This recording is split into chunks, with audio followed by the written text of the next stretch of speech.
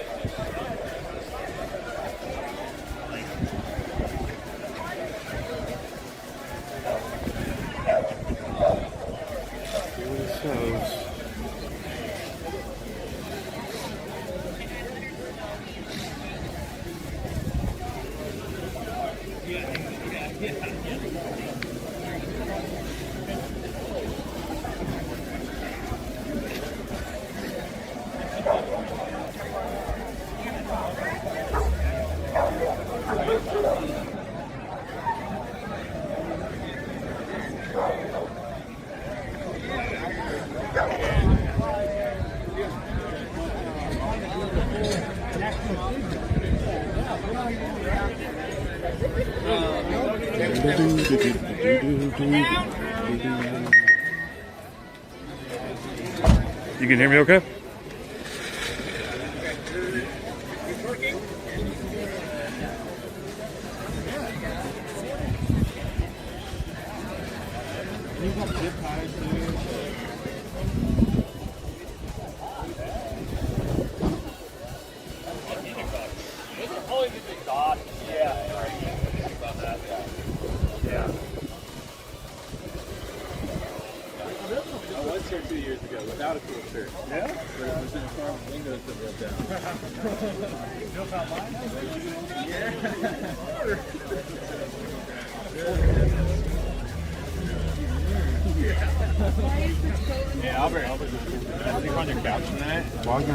I have a couch? I don't know. Right. You? No, we don't have a couch in our room. But you would be able to, yeah. Hey, you guys want to say hi? You guys are live. Rob doesn't have a They're all leaving tonight. Oh, they're all leaving. Do your thing. Yeah, and I'm out tomorrow morning, so I'm like, I gotta figure this out. I have a single bed. I got 2 chairs and a bigger chair. That's it. Yeah, nothing pulls out. Yeah, There's 3 of us in the room. I would say just go hang out with the You're welcome to sleep on the. If you got a sleeping bag or anything, you're welcome to sleep on the floor. So yeah. No worries.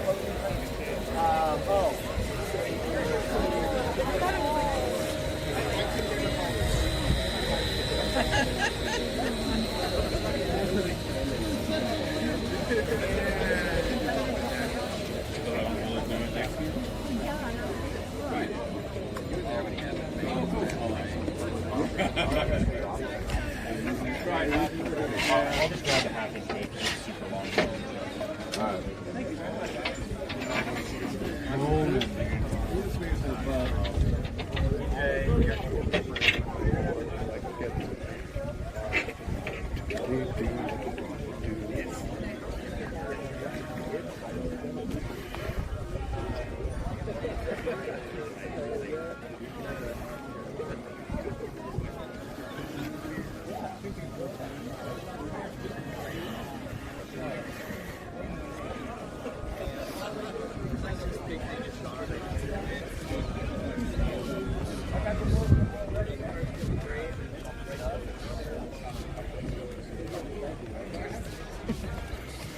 You guys are live.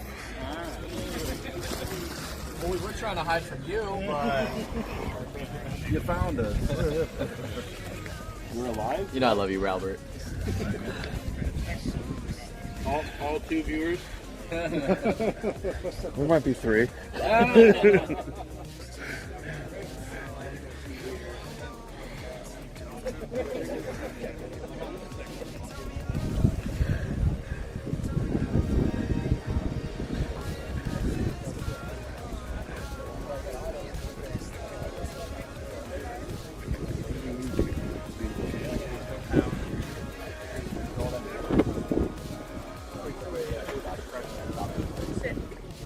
Wait, what'd you throw in it then? I saw you do the motor, but So I brought the stock for it.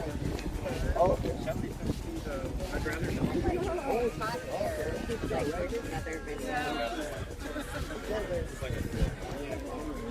Ooh.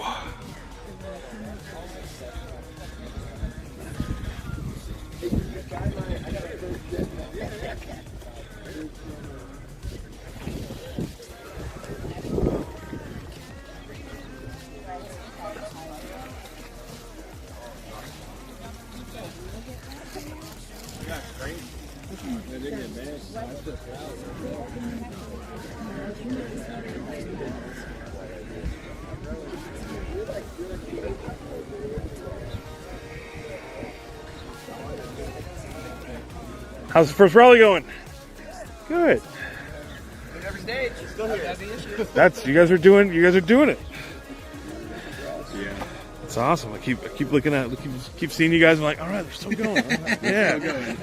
We can still go a couple more times today. Drive the car on the trailer. We'll be very happy to take it. It's a fun day today. Yeah, yeah. These they're good stages. Everything's like less abusive. Like, Yeah. less likely to happen right now. Big conscious consideration. Yeah.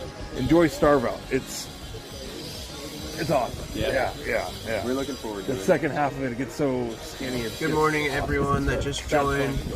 We're hanging out at Park Expo guys Zay have a right good now, time.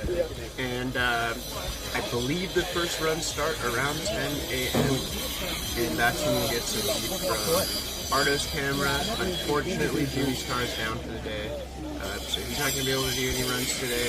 But we'll keep an eye on Arto, and we'll keep up with all the socials and walk around Park Expo Zay. It's going to be a good time.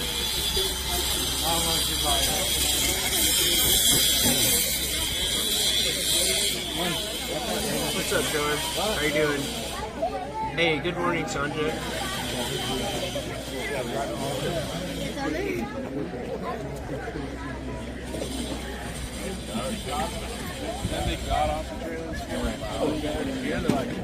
Something doesn't feel right.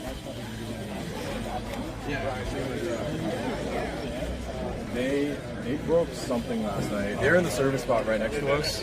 They didn't. Yes, all right. I'm in Idaho. I remember how these people.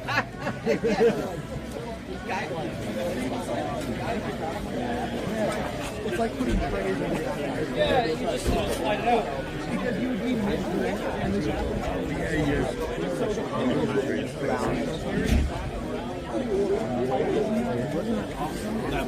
just like, and then you go over that.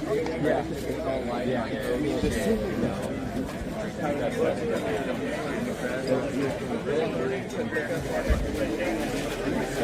Disappeared, reappeared. I see you on stage. Yeah. Didn't see that part. What's happening? Going good. Yeah, you're already looking at it. Working out. We had an alternator issue. Going into Saturday morning. All we're looking to do. The rest of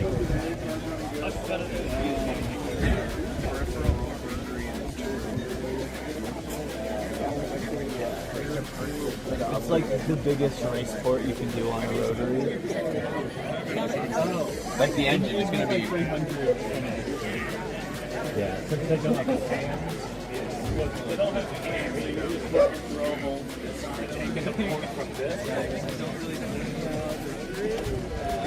burrito chip? Yeah. What do you think it would be competitive if it opened four-wheel drive?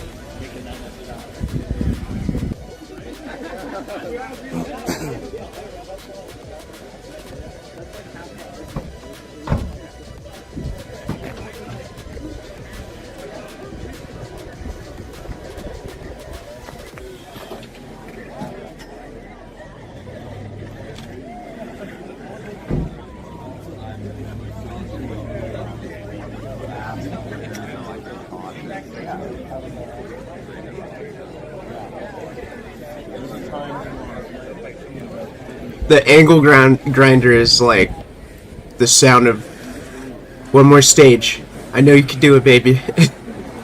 Just keep it together. I'll keep you together.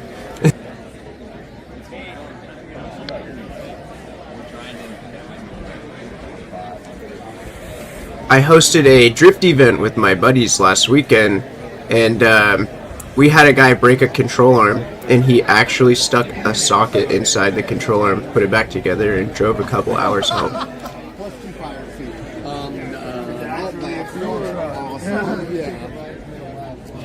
No, not Ryan. My name is Brendan. I'm newer to the LZ Rally Sport and Rodnoc families. I've been going to the local rally events, and I overheard that they were interested in live streaming rally cars, live streaming onboard footage, live streaming, like basically making a whole production out of this event, but with the main thing being the onboard footage.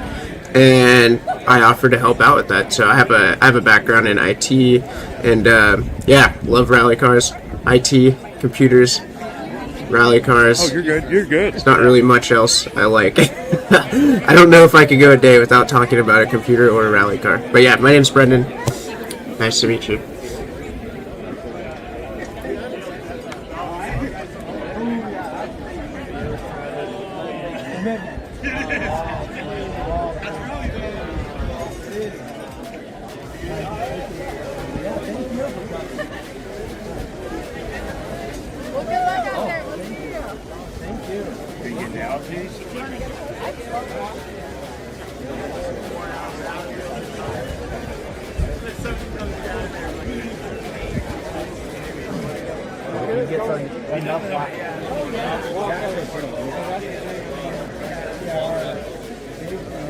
Yeah, from the Dallas, it's like an hour.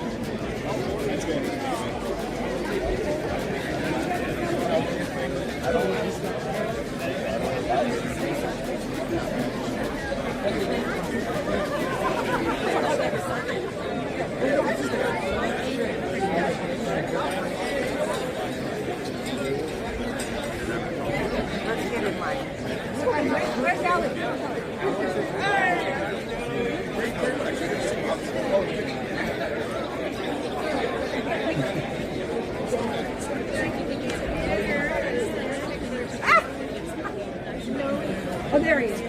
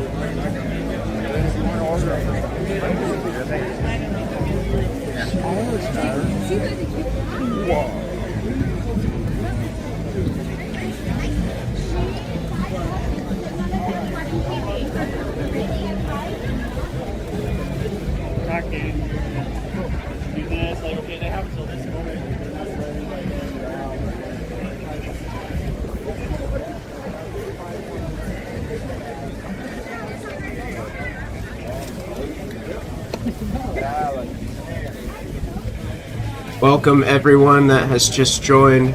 We're hanging out at Park Expose this morning. I think this footage is exclusive to us.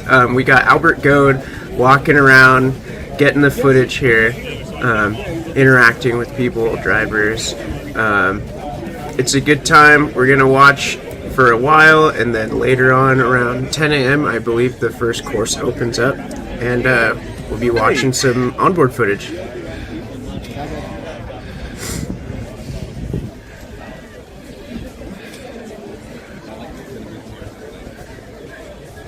Talking to my wife earlier, and I said Mary and Arto, but I accidentally said Marto, and she goes, Marto! I'm sure they've heard this before. It was almost our wedding hashtag. I'm curious to know, you get your phone on you? I do. I'm curious to know what this looks like. Where are you streaming on? We're live on YouTube. Oh, on YouTube.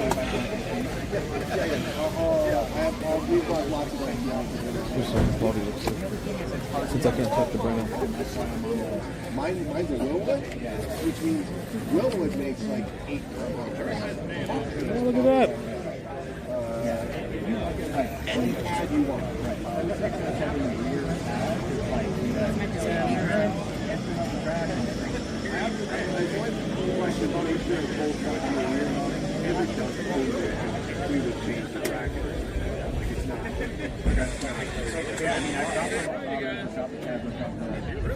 Alright, it's going through. Maybe people at home can see it, if there's anybody at home watching this.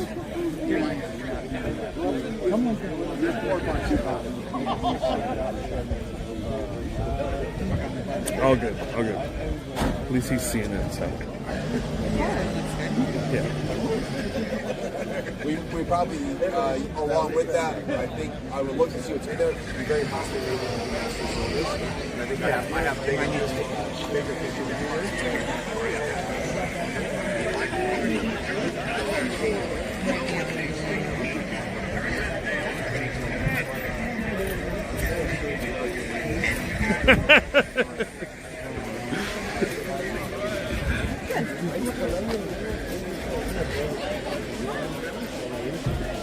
It's nice it's working in this town.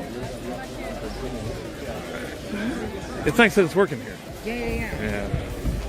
Alright, Brendan, if you can hear me, I'm going to kill this. I'll do it again once we get going. The rally starts.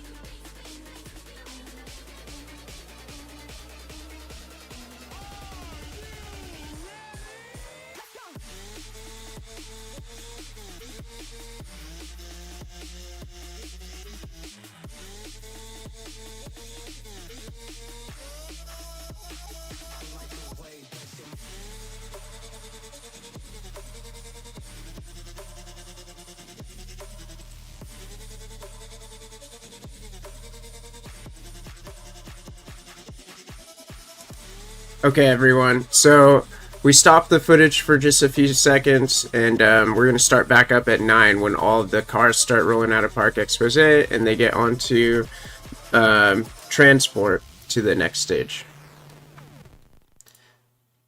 In the meantime, I'm gonna pull up some of the media coverage from this. We've been looking through this.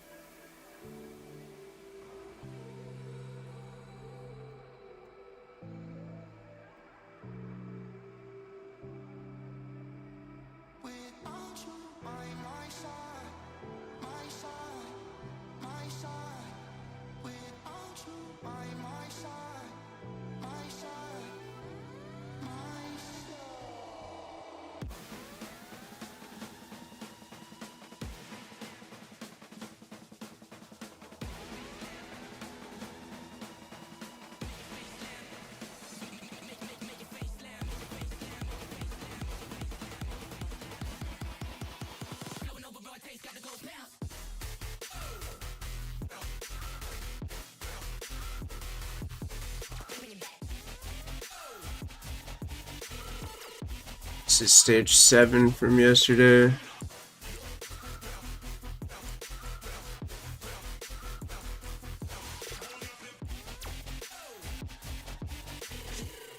want to see some stuff from stage 8 and stage 9, which was Dallas 2 and Maryhill 2. Or Oak Trail 2, possibly, and Maryhill 2.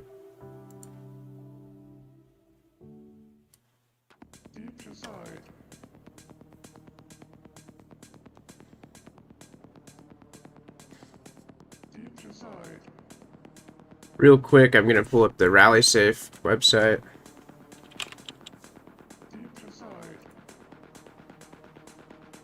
And we go to sneak attack.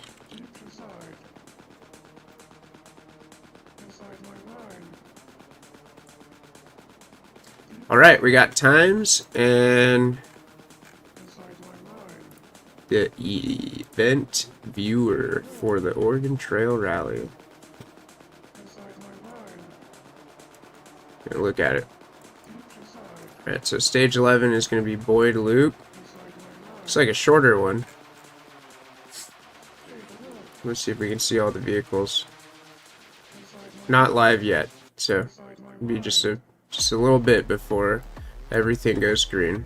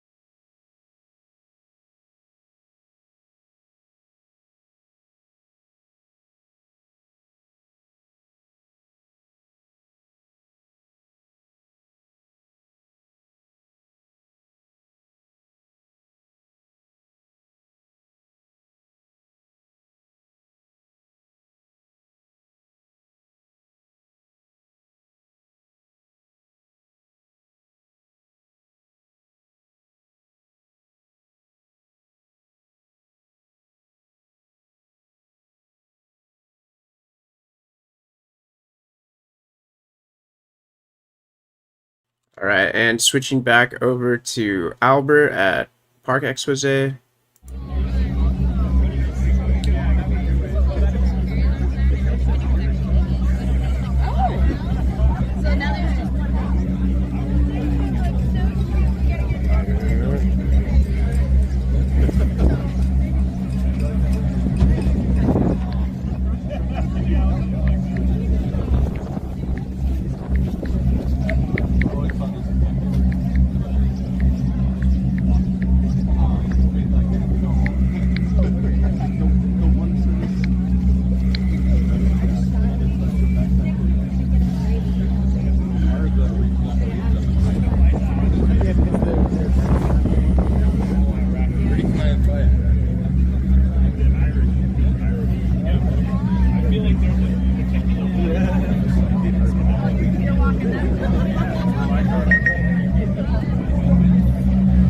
Excellent.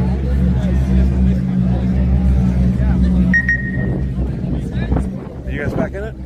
Yeah, we're back in it. Just trailing arm or something, or? The trailing arm bracket broke. And this is truck out. Wasn't too bad. That happens when you're leading. Yeah. Keep it up. Yeah. See you guys out there. Good luck today. Yep.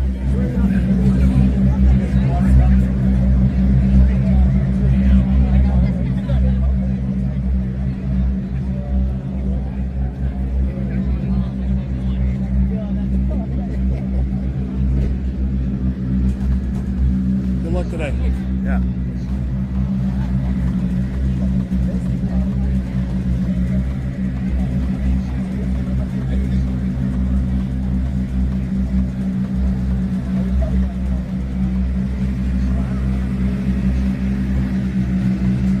Good luck today. Yeah, kill it. All three top three cars are all NAs. It's crazy. Yeah, you guys are killing it. Keep it up.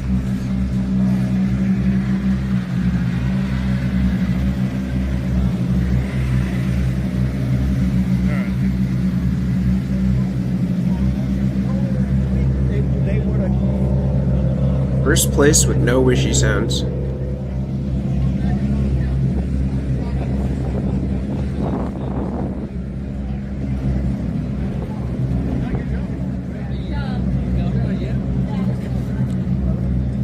Racky dog.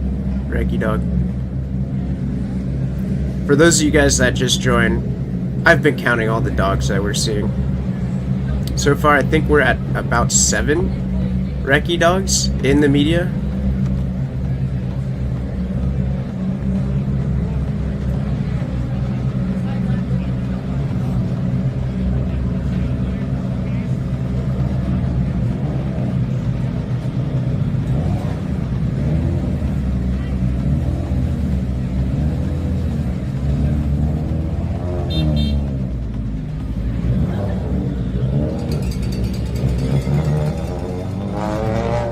Good morning, Travis. Thank you.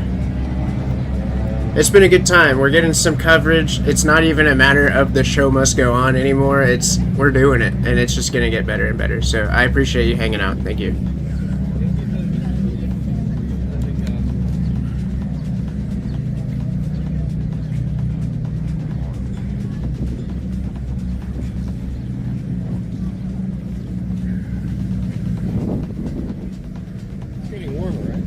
Yeah.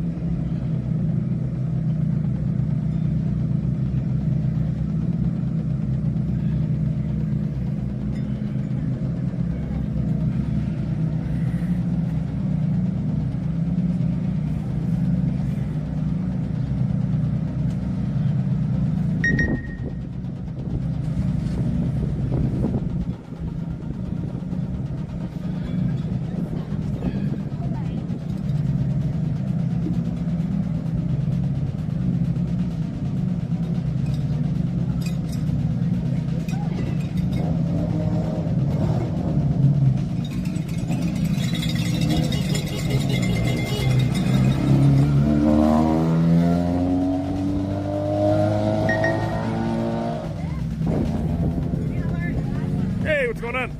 There's Connor Martell. Sick.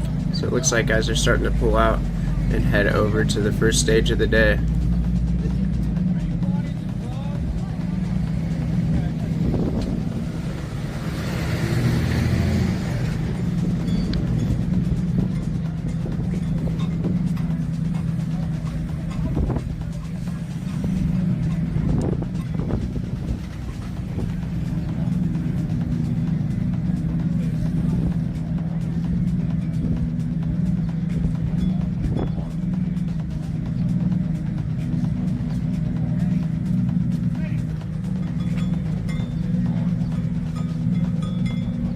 This looks like such a coffee and a casual stroll type of morning. Very nice day. The weather looks promising. Which means we'll probably get some pretty good onboard footage.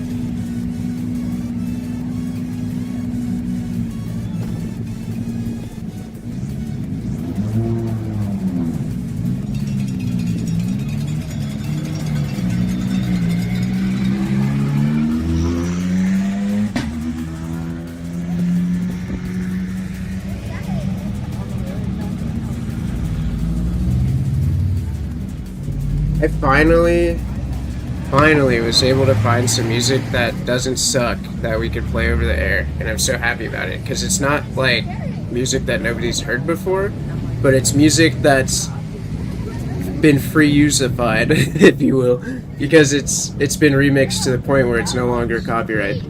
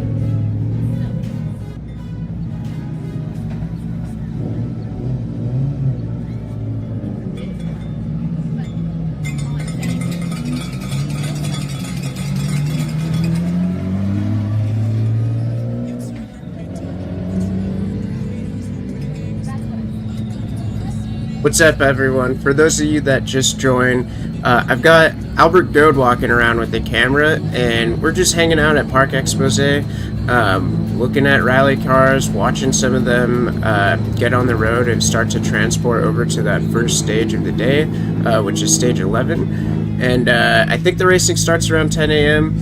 and it's a 2-minute interval today, so it's going to be a while before we see Arto and Mary go on their stage run, but we will get there. In the meantime, we're just going to hang out, listen to music. I'm going to have my morning coffee.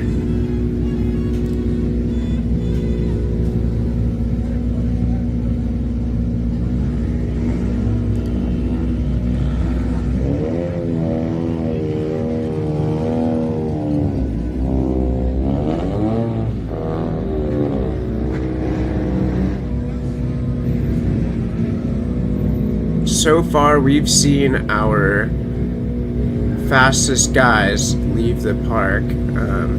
We saw Travis, we saw Semenuk, we saw Connor Martel, we saw Javier Olivares. I think that was Alistair Scully that just left.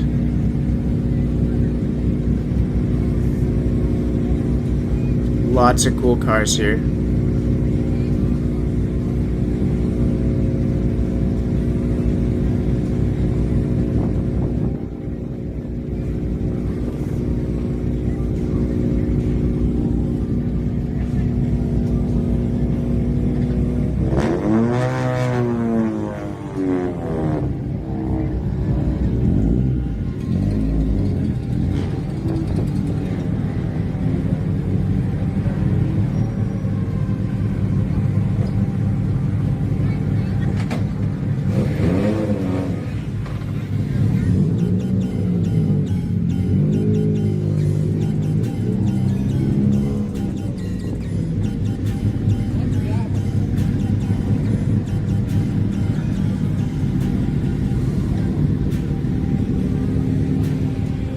You guys are killing it.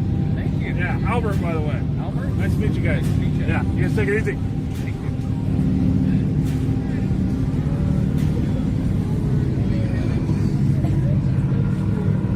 you. I love this community. It's so sick. Nothing but good vibes. Peace, love, and positivity. And whatever the heck that sound was.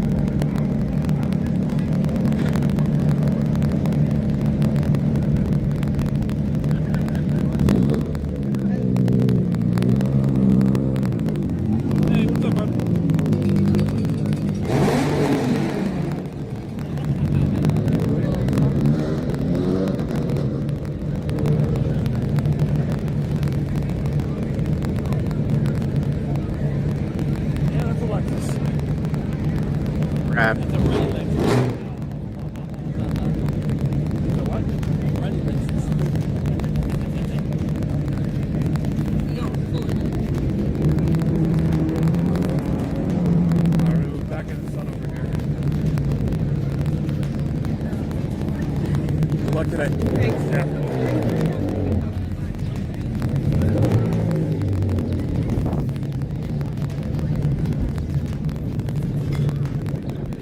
No way, Sanjay. I've heard that before. Nicole, who I think is Jimmy's mom, was in here. It was like, Ryan, you're doing such a good job. And I was like, what? That's crazy. Yeah. I haven't talked to Ryan too much yet, so...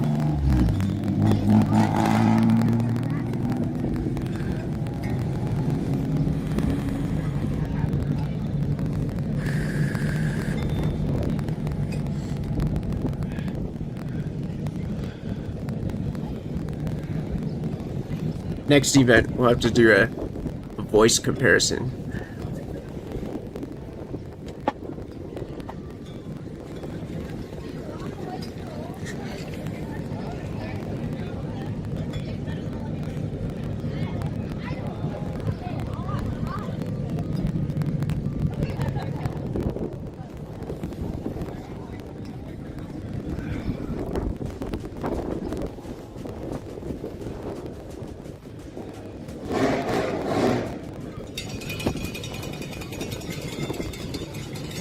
That Lexus sounds so nasty. Every time I see it or hear it, I love that car.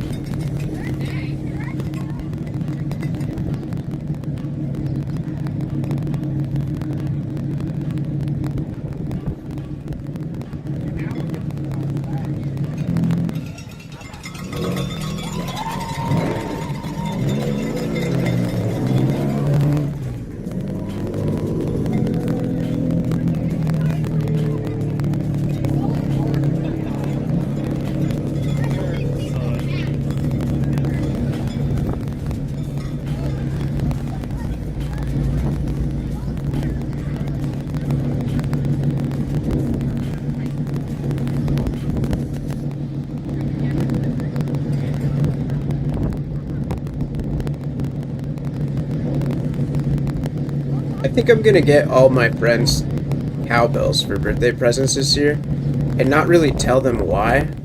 I'm just gonna do it and then make sure they bring it with them whenever they hang out with me, because we'll probably end up somewhere like this and then they'll get it.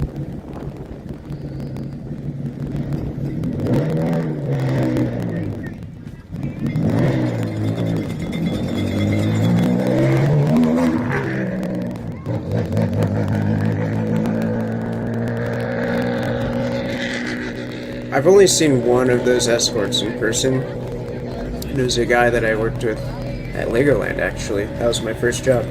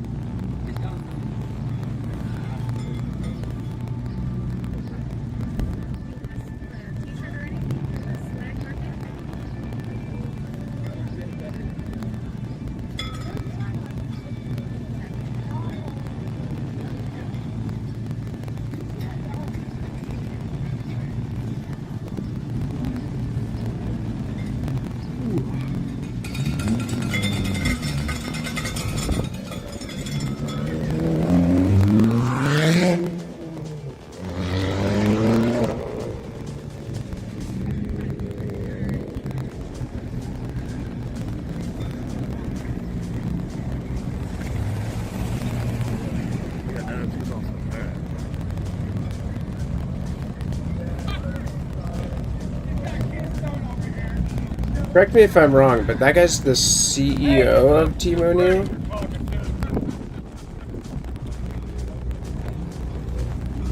Chris? He's a really chill guy. I love watching the Team O'Neill videos. And he's the owner, but it's very cool to see the guy at the highest level from a business perspective is actually, you know, somewhere mid-pack in terms of the actual rallying perspective. And he's out here driving a Fiesta ST. My car is sick.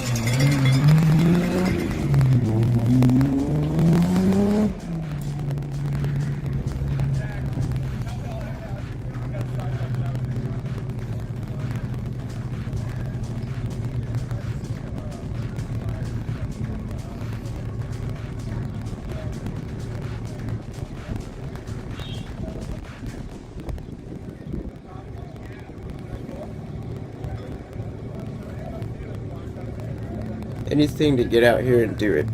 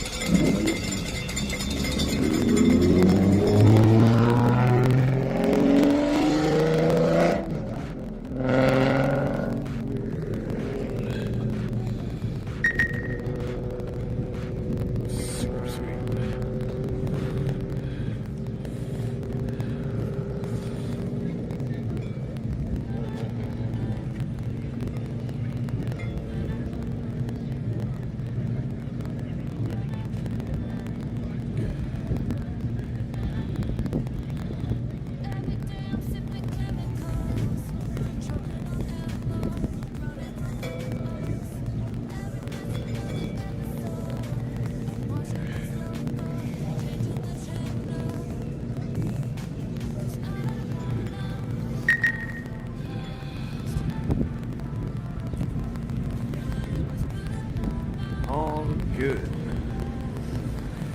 It is. We saw them leave service here a little bit ago. Or leave park or expose, rather.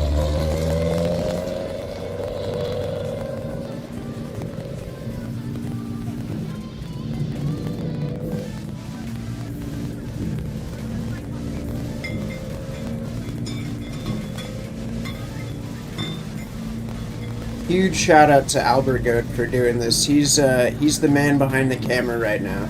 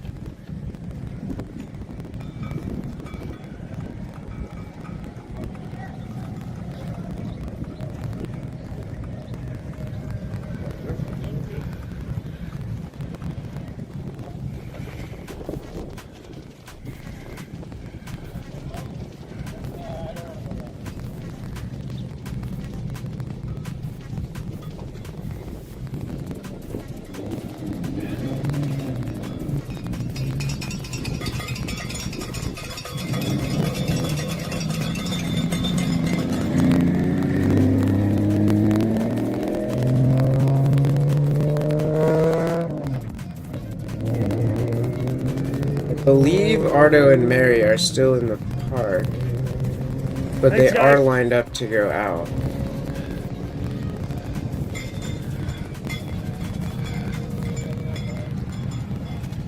According to RallySafe, as of a minute ago.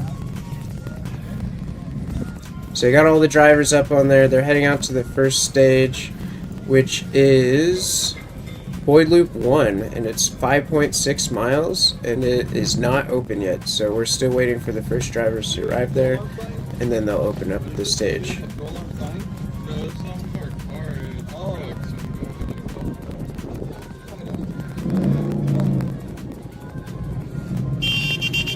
Actually, correction, Semina is already running it, so we do have a couple drivers on there.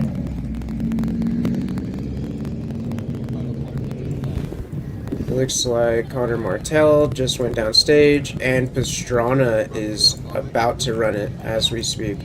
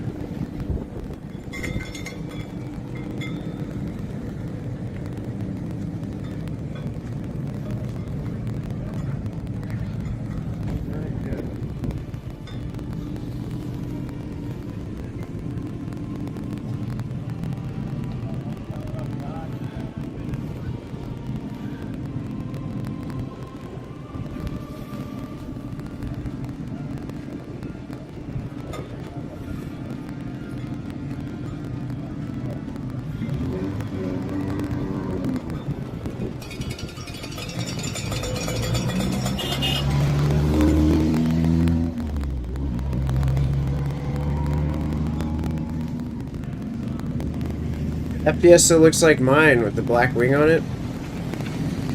I don't know if they had the same problem that I did, but mine decided to vibrate itself off the car. It unalived itself. And so I had to find one online. And the one I found online did not fit. So I put holes in it and I riveted it to the car and it's on there and it kind of looks cool. I'm pretty happy with it. I wish I could get the M Sport wing on my Fiesta ST. That is the dream spoiler for my rally car. But I'm pretty sure the wing alone is like $5,000. And I'm pretty sure my car is worth $6,000, $7,000. Maybe $8,000. So, I'm gonna have to hold off on that one for now.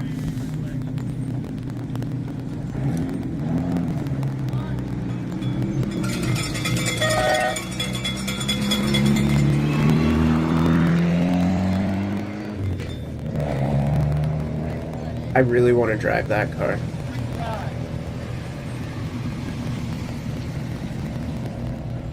Not a race car.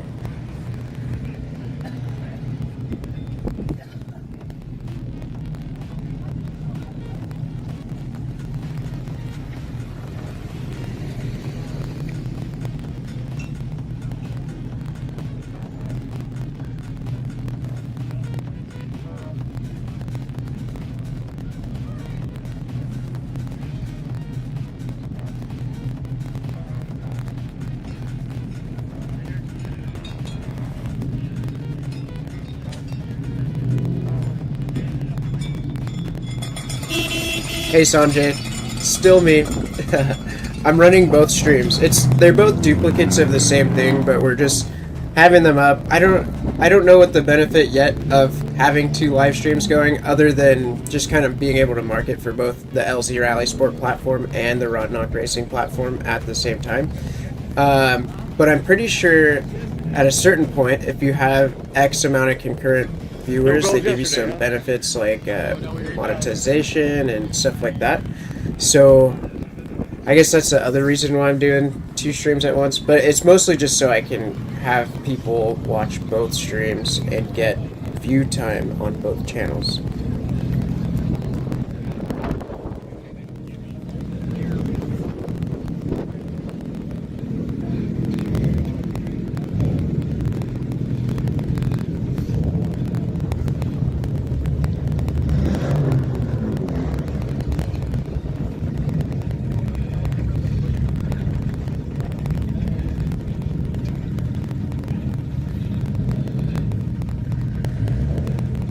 Oh, okay.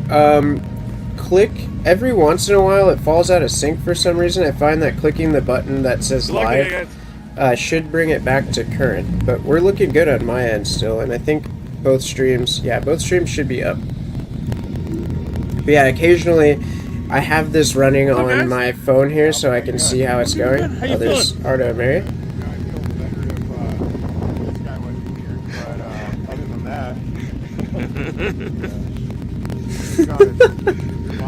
Yeah.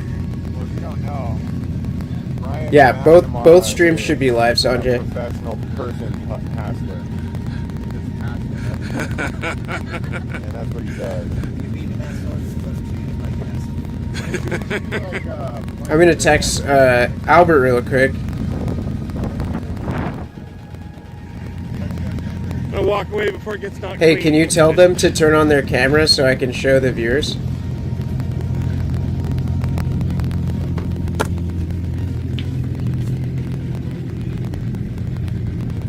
Good luck, guys.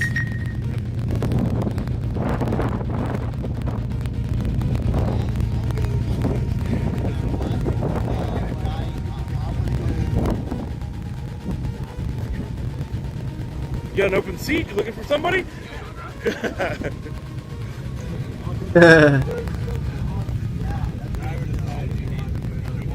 He wasn't up for it, huh? There we go.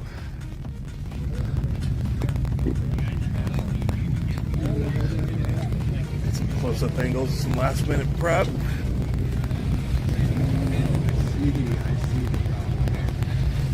Very, very, very cool.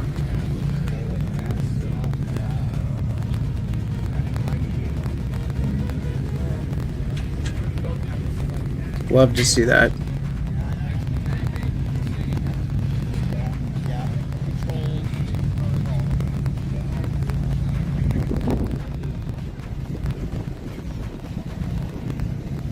I'm gonna text Mary,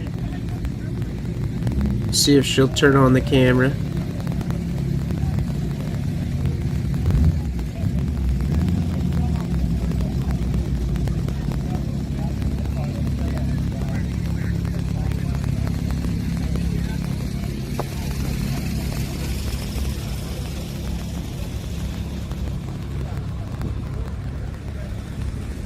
How's the windshield holding up? Good. Good. Don't you see the thing? I see that. Good luck today, guys.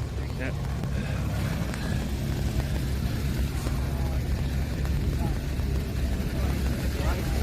Getting in the zone? Yeah. Getting in the zone.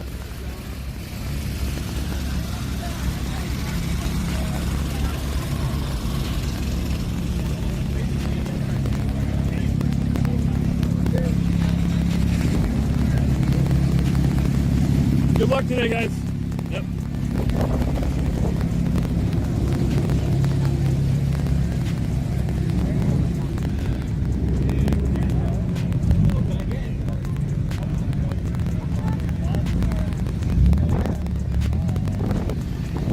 Whatever he says, don't listen to him. All right. Good luck.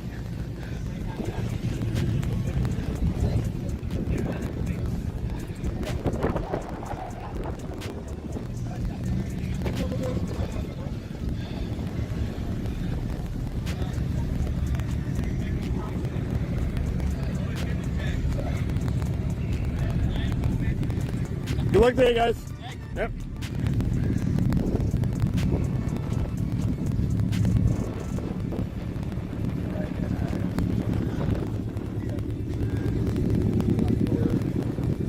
Roger that. Okay. So Mary and Arto are going to turn on their camera when they get closer to the start of their transport, which is in just a few minutes.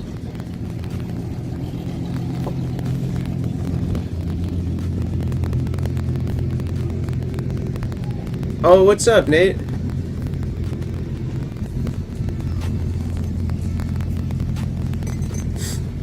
I really wanted to go to that event, and I just couldn't, just due to budget issues. Yeah, I really wish I could have been there, but I'll definitely be at the next Fresno event. Yeah, you guys, that community up there is a lot of fun. So cool. So helpful, like always good camaraderie up there, and it's a blast. Like I like driving on that surface because I feel like I can hold cheeks in my car, and it's very different than the texture of the surface at the Lancaster Fairgrounds, which I have to get better at driving. A lot grippier. So yeah, I enjoy driving up there a lot, and yeah, I'll definitely come hang out with you guys at the next event.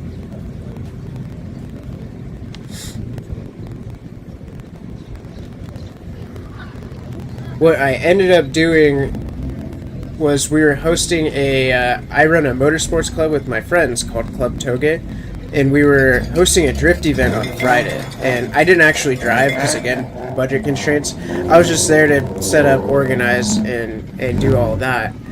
And so the event went pretty good, but I would have had to drive from Apple Valley. So I live in Escondido, so it would have been Escondido to Apple Valley to Fresno and back. So it also would have just been a gnarly weekend, which I'm down to do that. I just want to be a little bit more prepared in the future if I try to take something on like that.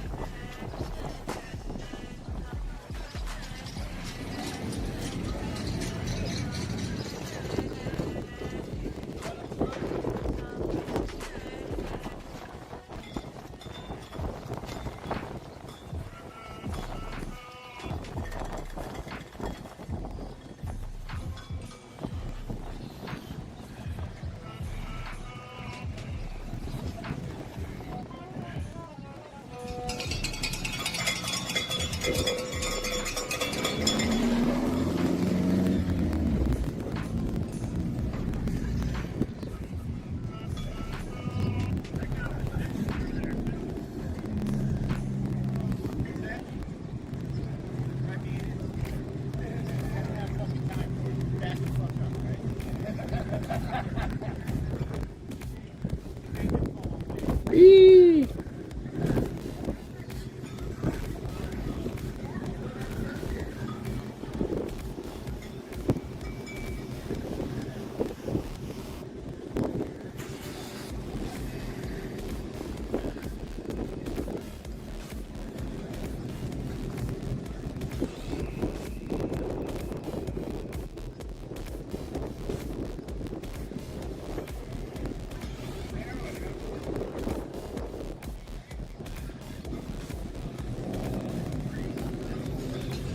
Bit left onto First Street. There they are.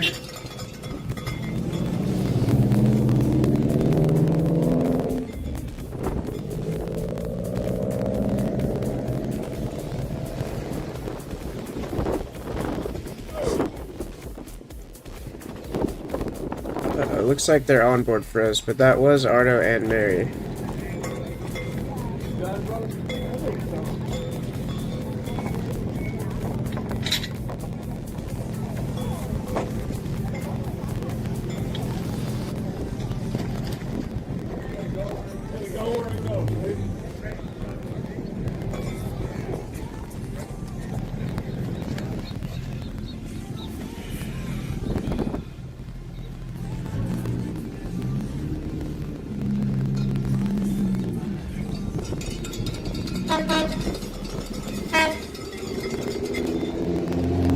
Yeah, check them out. It's a lot of fun. We're really trying to strive to make an effort to make it attainable, affordable, and just keep it grassroots always. Even if the club ends up growing into something bigger and better, we always want to support the grassroots scene. So yeah, if you ever want to come check out a ClubTouge drift event, if you're following me on Instagram already, you should see ClubTouge in my bio. If not, just search ClubTouge, Touge, on Instagram, and that's where we market our events from.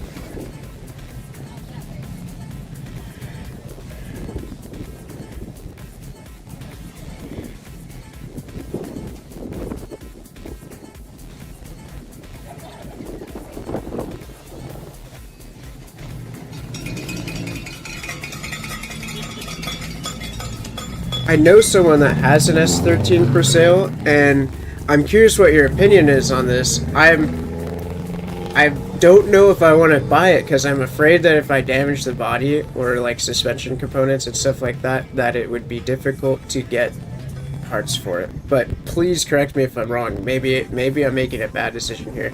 But my thought was to get like an E36, an E46, or a newer 350Z, or even like a G35 or something where there's no shortage of that vehicle, so that when I need parts I can just go to the nearest AutoZone and get parts there off the shelf.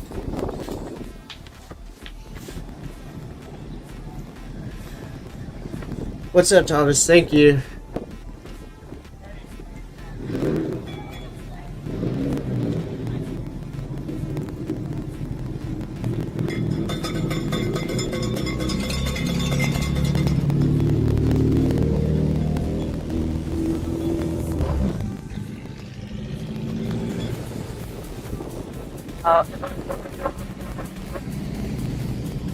I'm reconnecting. It's not that easy. You're trying to do. Arto's camera is still on, so I'm gonna keep pressing for it. Let me know if I'm clipping in the chat. I was quiet yesterday, so I turned up my voice, but I feel like it might be on the loud end today, so I'm trying to find the happy medium for how loud my voice should be on here. But their camera's gonna cut in and out. They are moving with the satellite in the back of their car, and a car stopped on. essentially in the middle of nowhere. So, yeah, we're doing our best to keep the footage of the onboard rolling inside their car. Yeah. Right now, it's looking pretty good, so I'm happy with this. Actually, something Thanks else everybody over for watching. Looks like we got some more people in here. So, my name's Brendan. If you don't know me, I'm a local competitor at the Rallycross events, and last time I was there, Arto and Jimmy and Benji and Baby and everyone, they were talking about potentially live streaming the event. and I offered to help with that, and now here I am. We're producing this thing. And yeah, I really love Microsoft driving at the local screensaver. scene. I hope to maybe one day compete. And Alright, go left. but for now, let's watch Arto and Mary kill it. And Left. and yeah, Yes, we're also you're good. watching Go. the cars head out of Park Expose off to And stage in point 9, 11. you're going to turn right on Atkinson.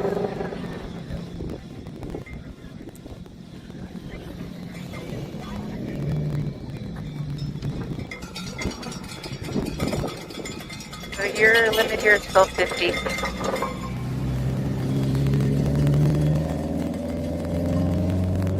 I really hope the feed stays on You're up. for this next stage. It's really fun. It's really fast. There's a He's all the jump. way in the back. He's all the way in the back. Yeah, yeah. There's a jump. That's gonna be sick. He's back there. Yeah.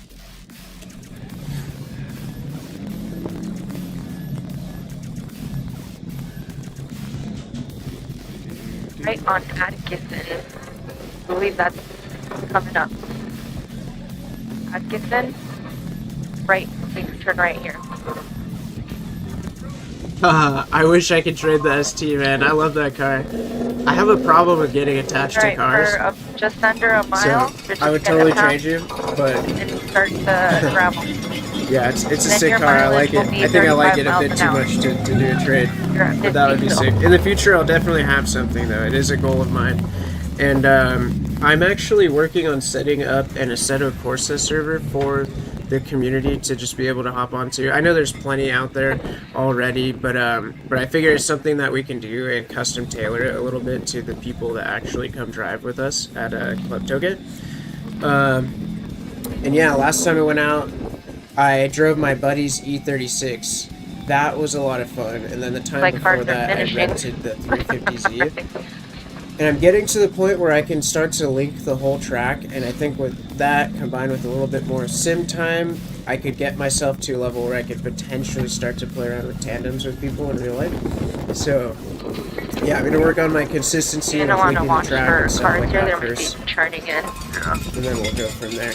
But yeah, I appreciate the offer. That would be Alright, so there's the sick. gravel. If anything, I might buy my buddy's S13 that he's 35 selling. for gravel. Um, You don't have to make too I much just gotta stuff. come up with a budget first. So.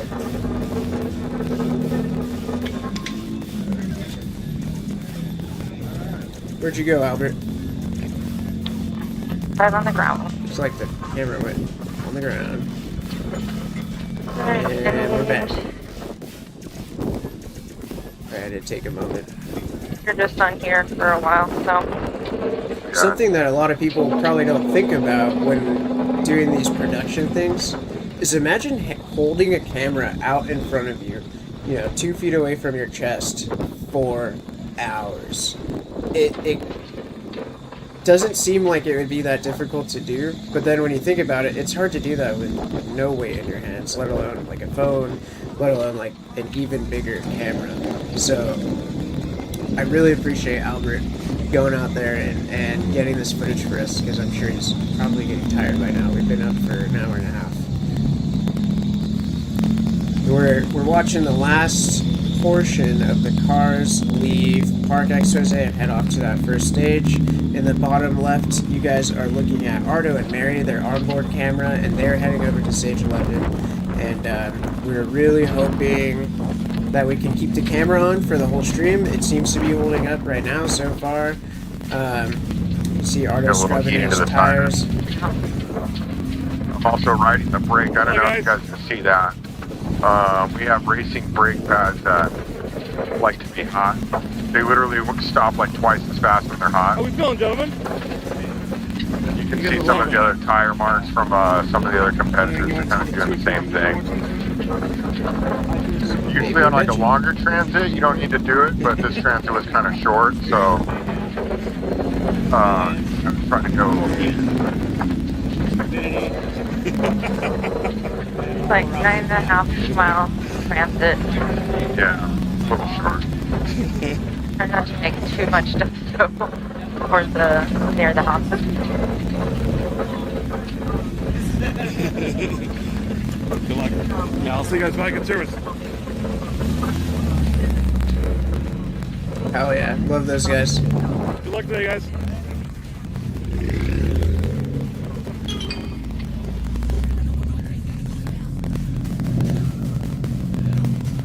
Good luck today. Sorry, I keep shuffling it around on you guys. I'm trying to find the best spot. Let me know if it's better one way or the other. I'll go back. I'll go forward. I'll try something new. Excuse me.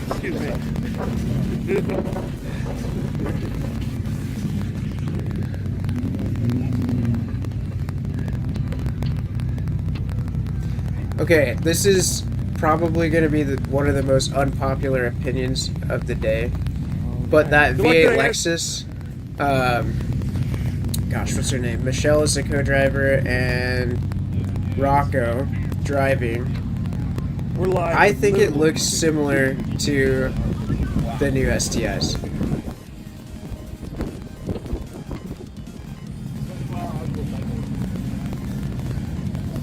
When it's moving and you just glance over it, it fits in with the rest of the rally cars.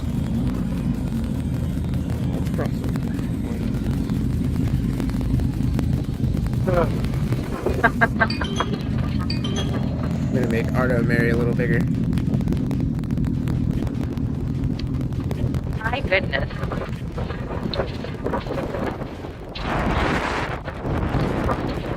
Yeah.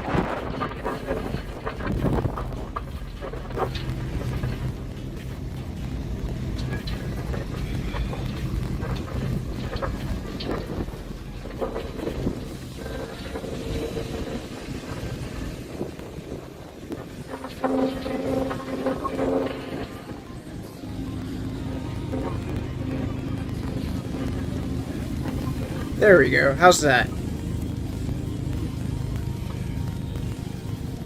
And this is fun. Oh, thank you. Don't get your co-driver sick. Just want to spice up a straight dirt road. I would recommend it.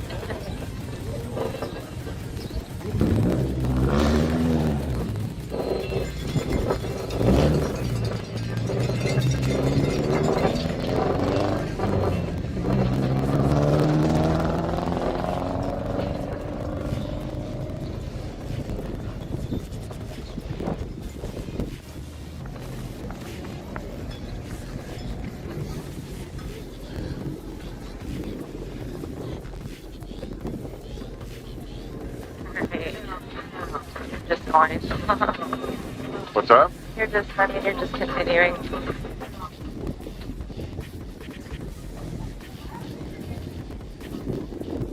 Stream health, not that great.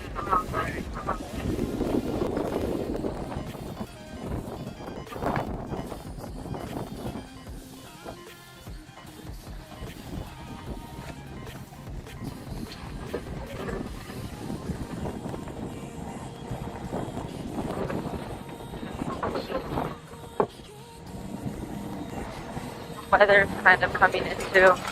This is sick.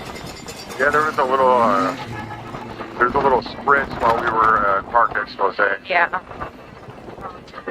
I think the forecast is it's pretty clear. Mostly clear. There's definitely clouds, but the wind is also kind of pushing it away.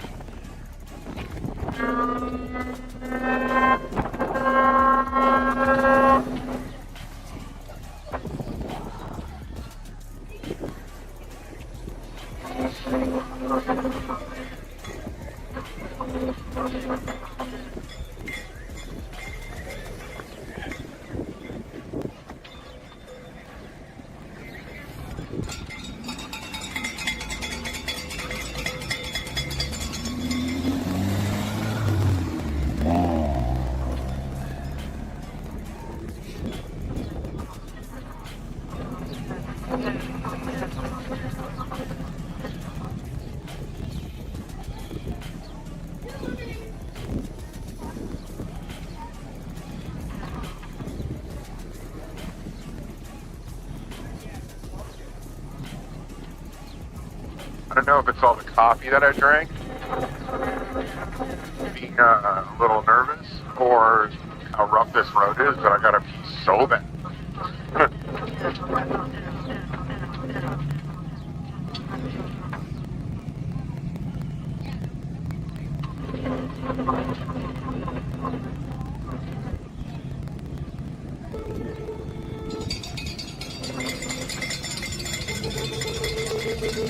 Good to see that you have a full bladder. Yeah. I'm gonna go do a weight reduction when we get to the time control. Yeah, you're an idiot. Hey, it's Baby and Benji. I don't know, but maybe needing to go to the bathroom makes you faster. Because there's like urgency. Urgency? Well, maybe. You got the whole squad in that truck.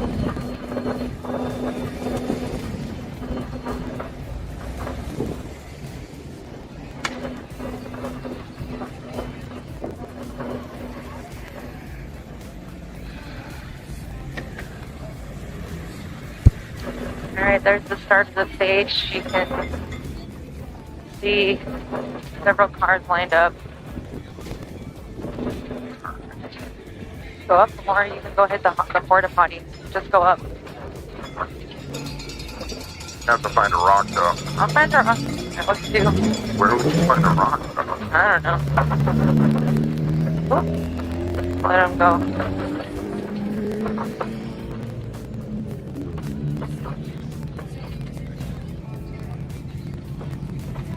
Maybe just find something that looks a little on the flat side. No, no flat side. Just let them stop here and then just walk up. Okay. Gonna go? No, I'm fine. Look, there's a nice rock right there. Okay, our end time is 16, so we got 12 minutes. We're fine. Okay. All right, is that... I'm gonna leave it on.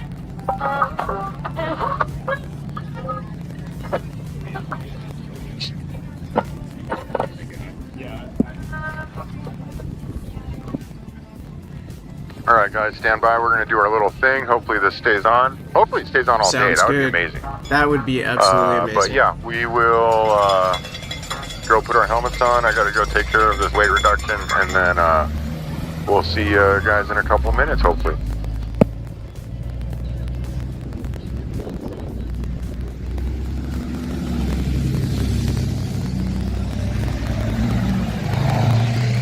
Yeah, one of the limitations to satellite technology is inclement weather. So on a nice, partly cloudy day like this, we're gonna get a much better result than heavy cloud cover.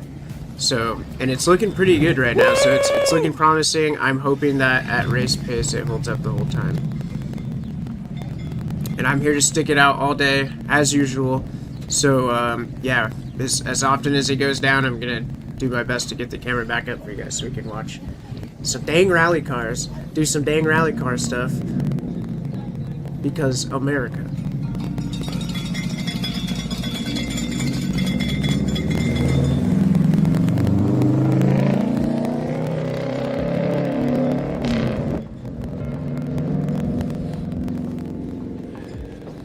So sick.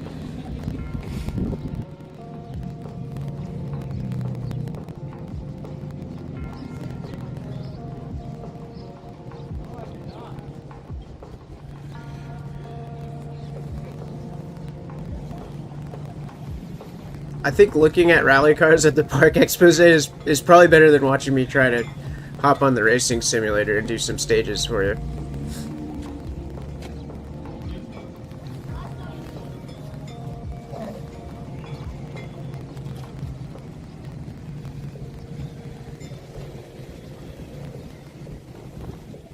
I have the triple monitor set up now in the racing sim, and let me tell you, I 10 out of 10 recommend. That said, I had to make my own mount because I refused to spend $700 on one. I think I spent like $160 on making my own, all in, just on the materials. And the field of view looks similar to what we're looking at on Arto's car, so that is, I mean, obviously the most inexpensive way to get into the racing simulator stuff if you want to try driving a rally car or drifting or whatever discipline of motorsport you like. to do a single monitor. But things have gotten cheap and affordable and attainable, so I would start with secondhand stuff. You could get a whole setup for the price of just buying the steering wheel or the pedals today, and then maybe start with a single monitor. If you want to do triples like I did, it's just a pain in the ass to set up every time you want to hop on, but other than that, it's I do recommend. I think it's all worth it for me. I wear glasses and I can't do the VR stuff, so I find that having the triple screens is the most optimal way to do it for me.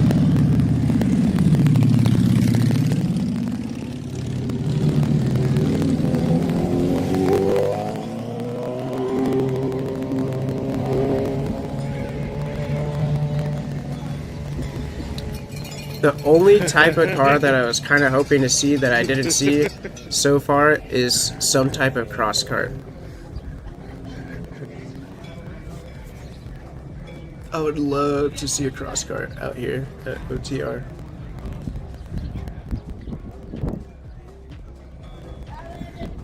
I have a Ninja 650 motor in my backyard waiting to go into a cross kart frame. Flip screens or bring in the center one. Yeah, I could do that. Let's go with looking is probably a better idea.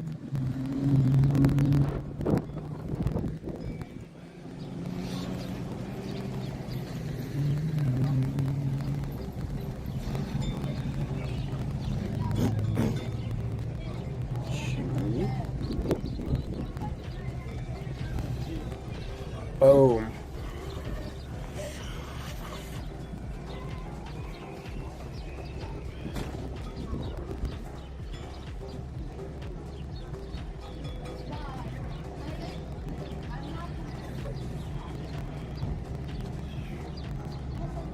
Oh, what's that racing? Yeah, I should actually make a scene for that. I think this is a better way. I had a multicam, you know, I'm gonna make it right now. I had a multi-camera scene set up already, and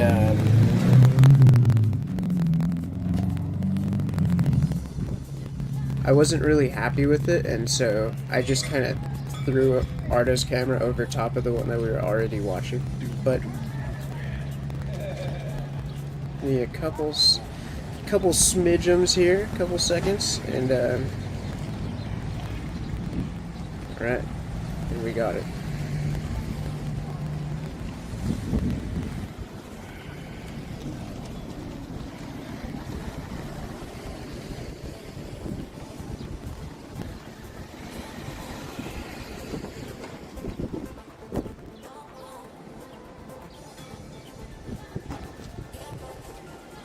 Okay, so here's one scene.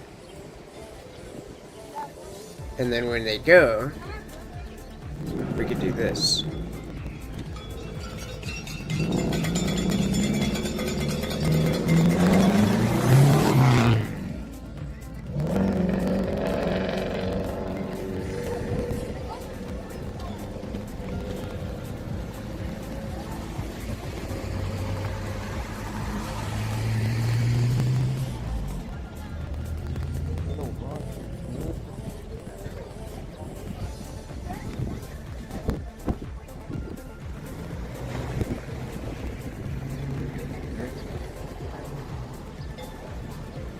Looks like they're strapping in. Oh,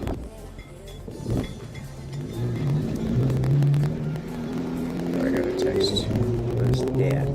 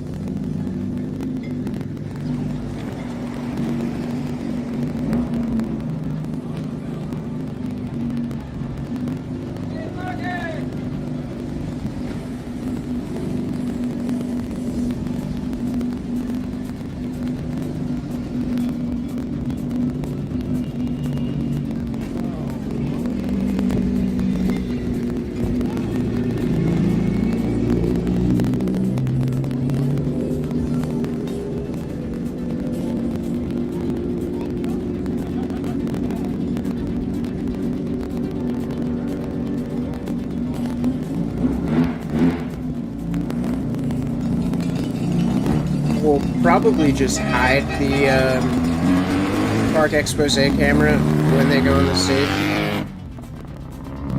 until the camera crashes, and we'll just transition back.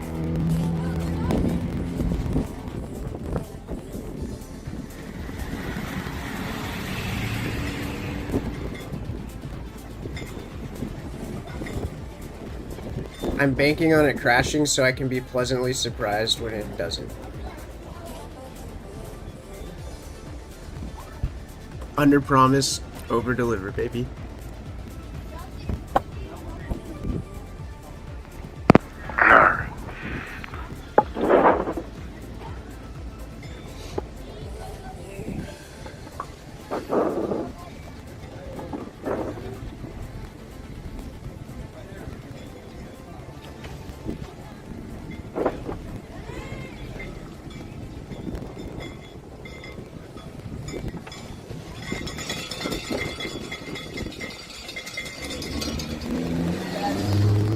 Love the Chevy Sonic. There's one for sale down the street from my house, but it's an automatic, so I don't want to buy it and go through all the trouble of doing all the stuff to it because I already got my Fiesta. But Are they the if I last didn't one? have a rally car, They're the last one. They got the sweep. Okay. all right. Looks like Park Expose is just about wrapped up for the day.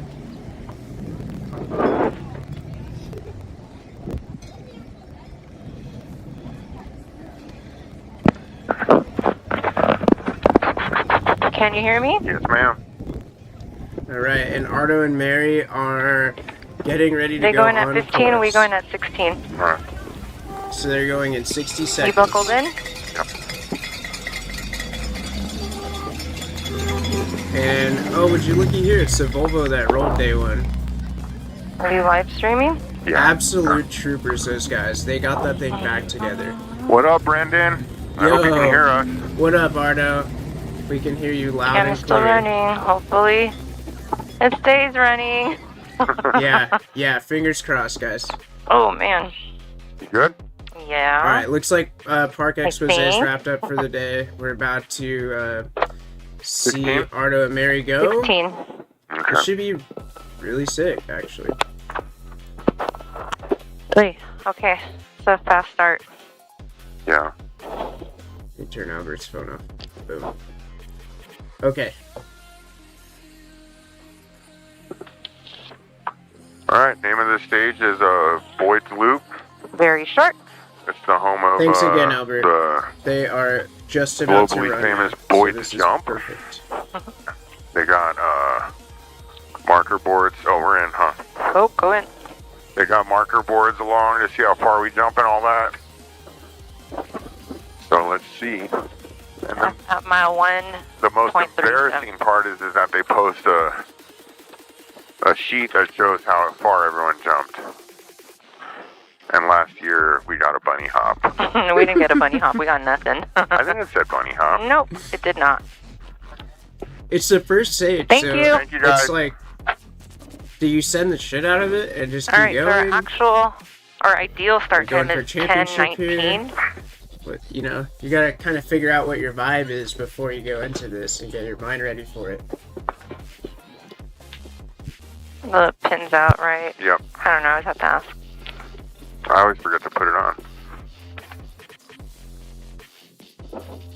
Be tighter. All right, I'm in. Alright. And you have a plan, right? Yeah, I For think so. Boyd's jump. I think I do. You think you do?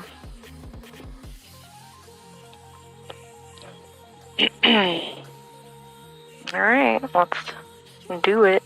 To it.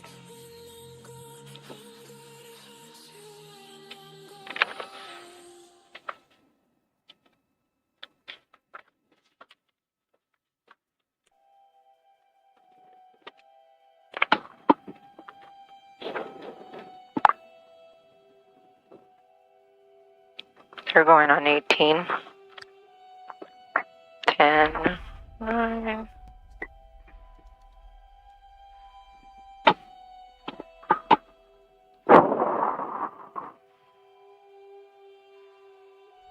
Okay, are we forgetting anything? Nope. But Alright, I'm gonna turn off the music. do you remember how to drive? I don't know. Okay, I will shut up. Hi.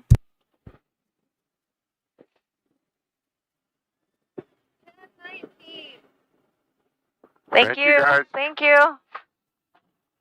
10:19. All right. Their first line is start 300, crest, right 6, 20. Okay. All right, here we go. Start of day 3.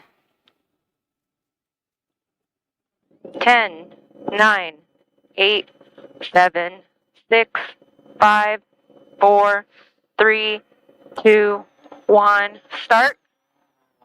300.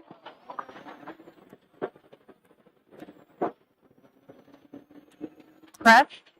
Right 6, 20. Right 4 over crest, tightens into a left 6, 300.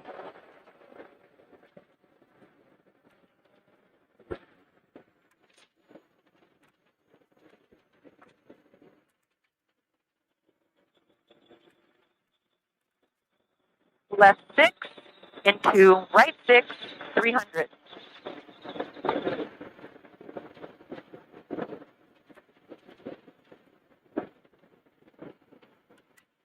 Crest, stay left, immediate, left 5, 100.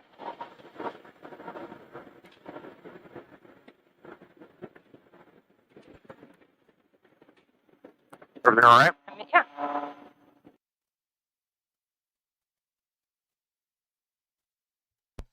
Alright, looks like they cut out, but I'm gonna keep trying to bring it back for the next few seconds here. This is typical of what we're trying to do here, but I would say that was sick in the meantime while it lasted.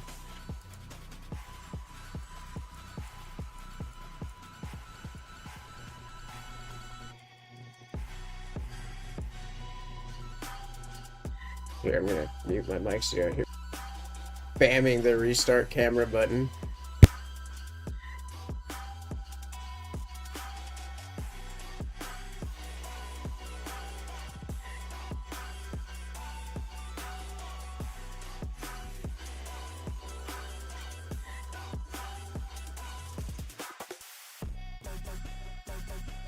You gotta come race with us. It'll be every bit worth your investment of time.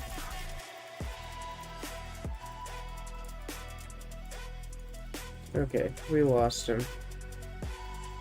So unfortunate. Alright, well, we're having to look at the schedules then while I try to keep working on getting their feedback up. So, currently, Arto and Mary are on stage 11, which is Boyd Loop. It's 5.6 miles. I actually have times, and we can see where they're at. So Arto and Mary here, they are at the 2.8 mile mark. Let me refresh this. This is supposed to be real time. It is for the most part, but sometimes it falls out of sync. Yeah, Arto, Mary, boom, 2.7 miles. So currently they're at a 3:21, pressing through that stage. The quickest time of the day so far is Seminuk with a 4:13. And it seems like the average is going to be a low 5. So a low 5 minute.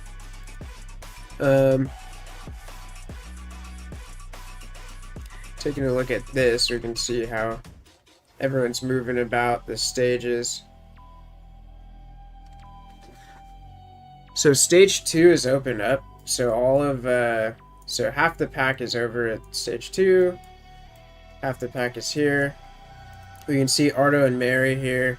They're still pushing through the stage. Looks like at the end they just have a dead straight sprint. Correct me if I'm wrong, but that is a very straight road into a very square right. So even without the footage, at least we could chase them in real time with Rally Safe. It's a very, very cool application.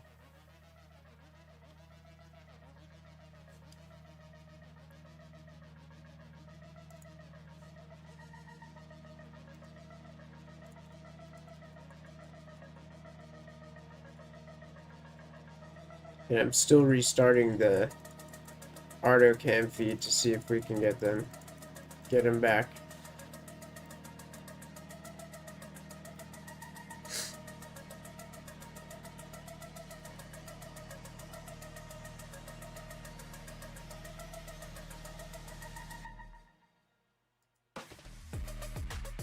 This is just a wild thought I had, but far, far future, one of the solutions for this. Imagine flying a drone with some type of router or Wi-Fi antenna on it over top of the stage, and then the satellite in the car hits the drone instead of trying to hit the satellite in outer space, and then the drone relays that to outer space, keeping the stream alive. Get some more posts from Oregon Trail. I'm gonna skip ahead till today. We watched a lot of these yesterday. Yeah, so beginning of day 3. Here's Connor Martell. Absolutely. That car looks so sick. Absolutely tearing it up.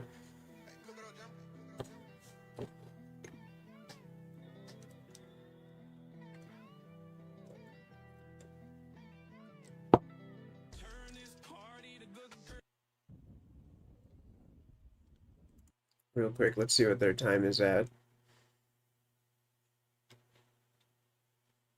Arto and Mary finished with a 540.8, so that means they're safe. They are headed to the next one.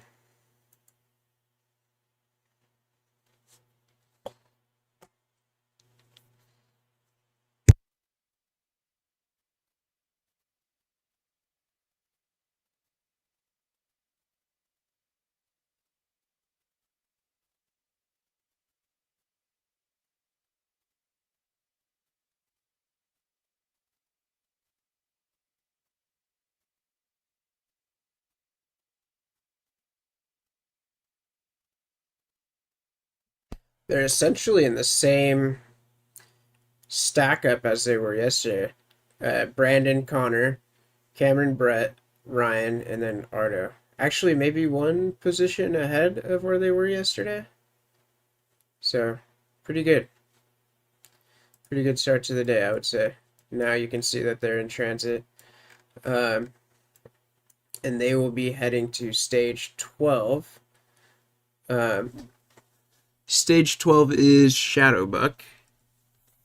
And I believe that's a 4 point something mile stage. I want to say like 4.6. Wake up, fishy. Come on.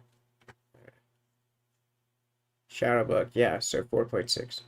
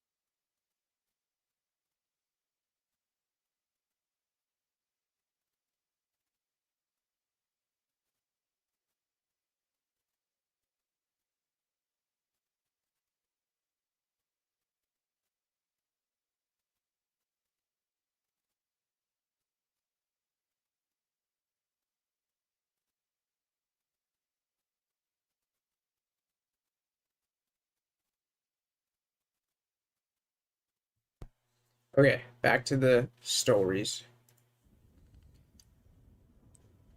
In addition to the stories, Oregon Trail Rally actually was streaming on Facebook yesterday. They were going out to the stage and standing on one of the corners and recording everyone going through the stage. So I'm going to see if I can pull that up as well. Grab a tab.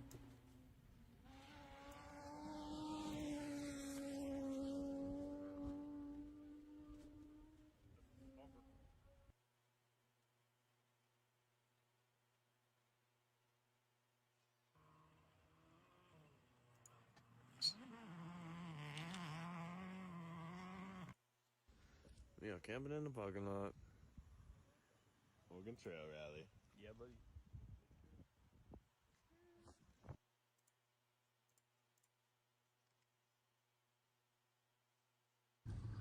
Sick. Oregon Trail is also live, so we're gonna piggyback off of that. It's a very cool car, and a good friend of mine. Trying to keep the feed going as best as possible for you guys.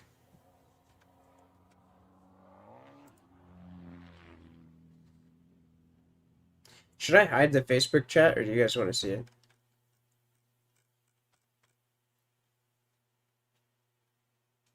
Oh, they're losing signal too today. Okay.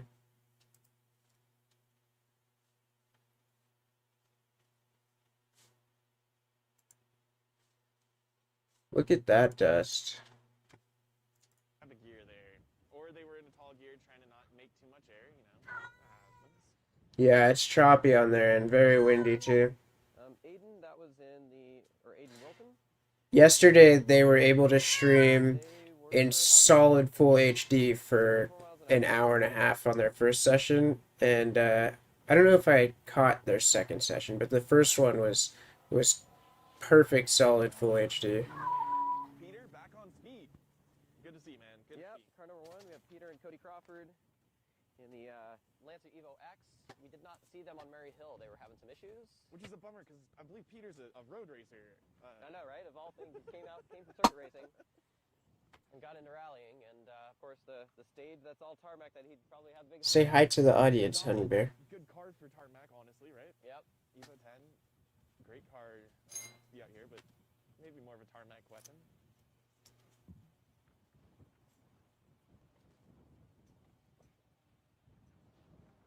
God, those flags really are blowing all the way. They need like a tie-down rope going the opposite way. Yeah, something like that to help kind of hold it up. 12 points if you clip a flag. And points don't count, though. They don't really count for anything.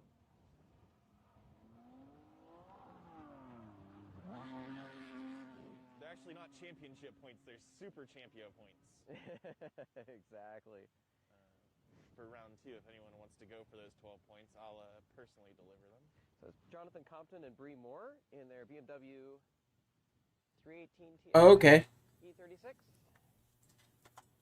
I am relatively new to the community here, so still getting to know everyone. But yeah, nice to meet you. I don't want to mess up your name, but Sagashioshis? Sagashioshis? Sagashish? Okay, I'm gonna stop. Stop right there. Instead of having all the weight of the lead acids. Yep. Make some pretty wicked options between 7 and... If that was your gamer tag, I would just give you a nickname. I wouldn't even try. But maybe I'm making it too complicated. But yeah, nice to meet you. My name's Brendan. If you're ever out at a local rallycross event, I drive a silver Ford Fiesta ST. And we have a lot of fun in there, and if it's practice day, I will let you drive it. So stop by, say hi. It's a lot of fun. Love going out to those events. Considering the history, that might be a plan. But as mentioned yesterday, that car has spent its entire life as a rally car. You'll be ready by October, okay? So we'll give you a couple of months extra on top of that, Matt, and so we'll just plan for you for next season. How about that? I mean, I'd love for you to come up for the Mike Nagel Regional Rally, though. That'll be the next event. Well, it'll be too late then for Tour de Forest. So you come up for Mike Nagel. Or do one of the Canadian events. Do Big White. That's in November. I think we got Arto and Mary back. Still looks frozen. There we go. Are we gonna join your? Here's a 35. Look, that mileage 348, and it says 35. We're fine. 72 miles an hour, though. Yeah, I think that hit the Richter scale. If I had a month every time, then it'd be ready in 2035. Okay, you're gonna test The feed from Arto and Mary is just a little choppy, but it's on. Are we gonna hit the 197? I don't know. From this here? This is cool. I don't know.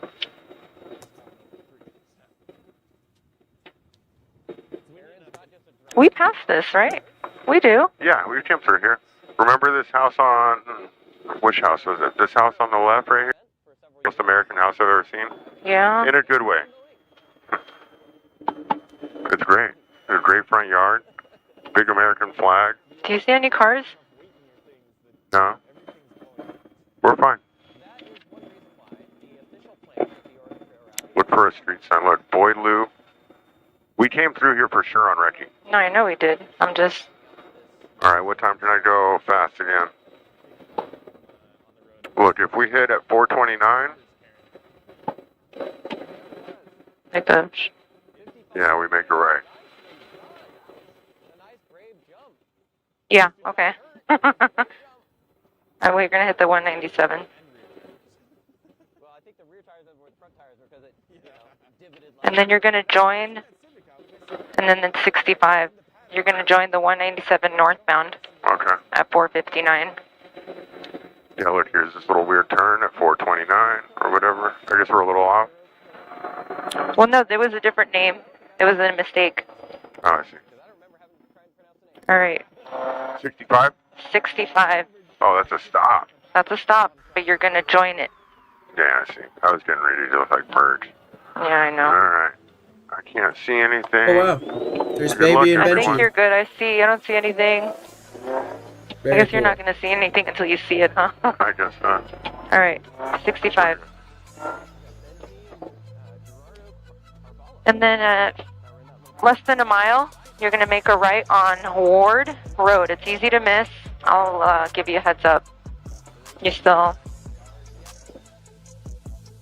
Stop.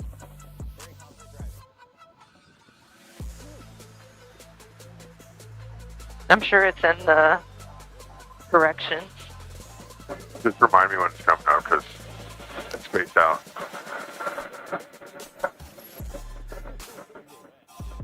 Okay, in quarter mile it should be you turn right. Okay. You see it? Yeah. Yeah. Yeah, it's familiar.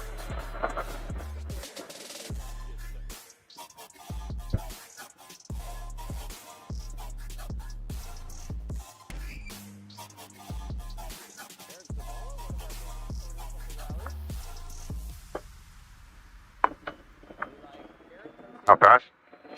50. Just trying to get the camera a little bit out of the way here so we can see We're okay on time. those rally cars pass through. Oh, you know what I could do? Then you're going to make an better. acute right on Fax Road We ditch in about 2.5 Facebook. miles. live chat. Bada bing, bada boom.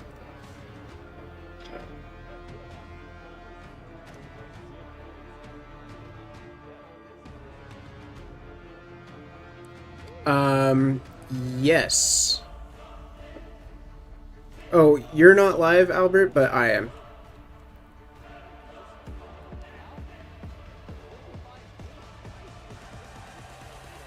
Getting some spots, some water spots on the windshield.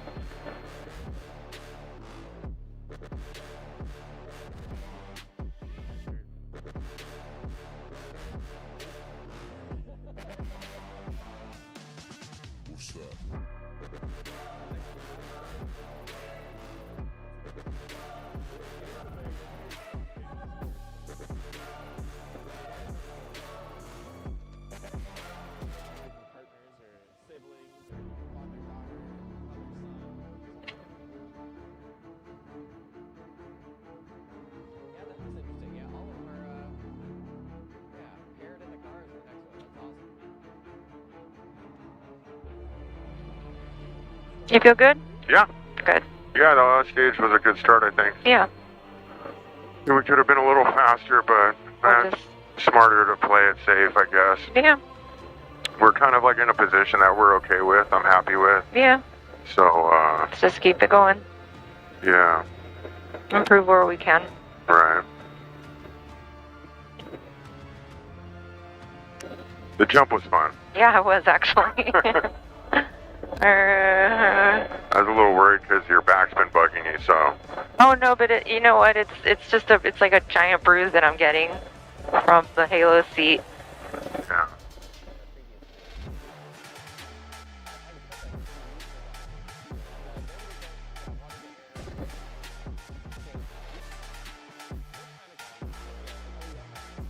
All right, the turn's coming up. Not quite yet. Good job on the last one too. Yeah, that was fun. I think I was having too much fun. I should have been paying more attention. Yeah.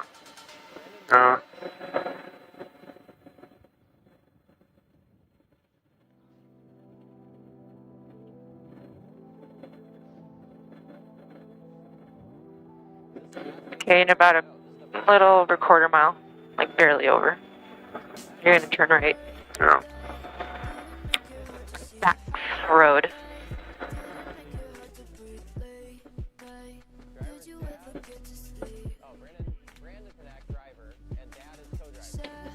It's coming up.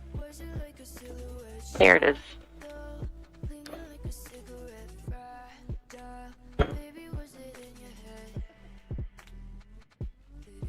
Oh, what's going on?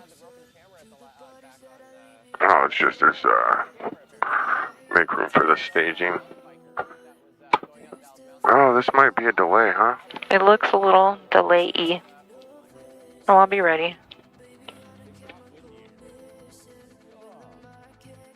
Yeah, I'm gonna get out more around a little bit. It looks like people are just chatting about. Yeah. It might be a delay. Okay. Well, I'm gonna leave the live stream on, so you guys will be able to see. You guys might be able to see people just walking around. Brandon might cut in and out. I know you guys are doing like some of the dirt fish coverage and stuff, so we're gonna stretch out a little bit. Maybe do another weight reduction.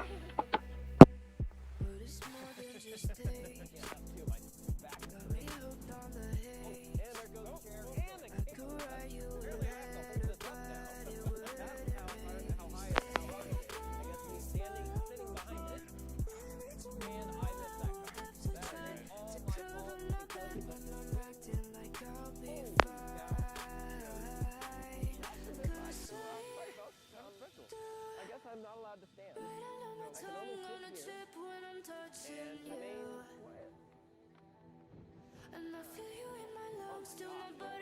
I obviously didn't think it could get much stronger. Now that maybe I did. I'm sorry to the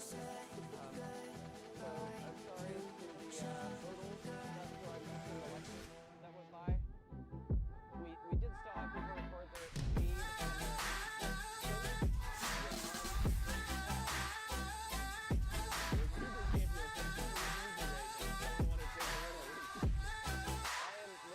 It looks intensely windy out there. And it sounds like everybody needs to go to the bathroom.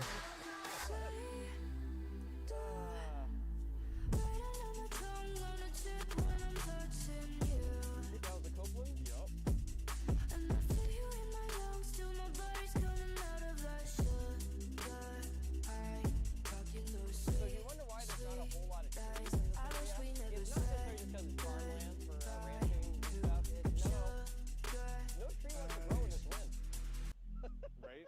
They have to be able to survive.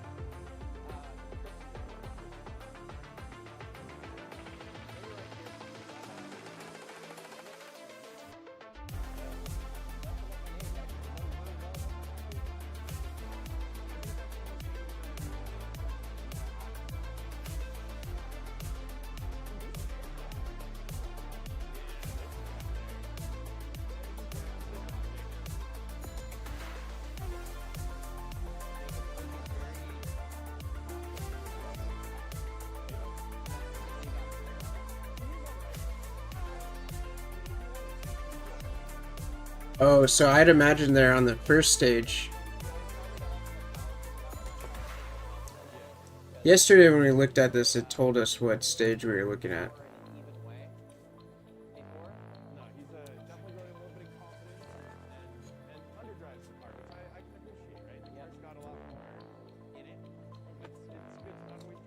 Oh yeah, so Arto and Mary are at the second stage, but these guys, the Oregon Trail guys, I think this is the jump on Boyd. Okay, sick.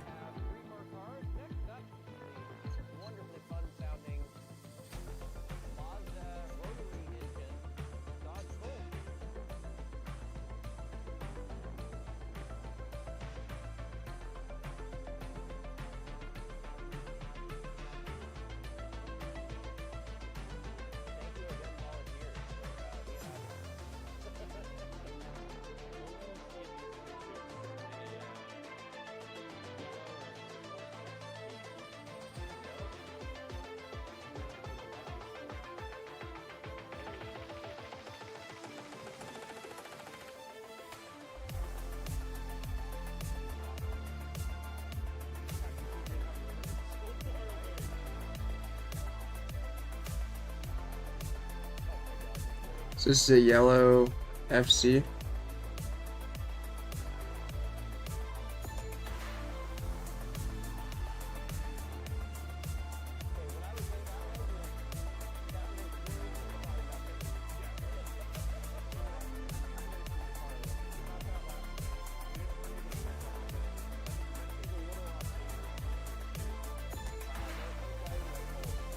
Is that yellow car in RX-7? I may be completely wrong.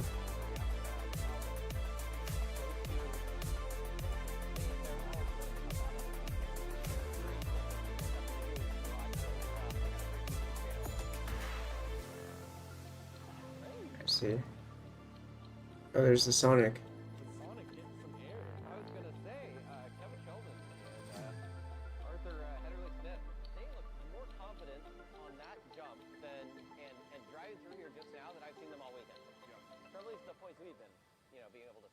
If you're gonna be confident somewhere, be confident at the jump, right?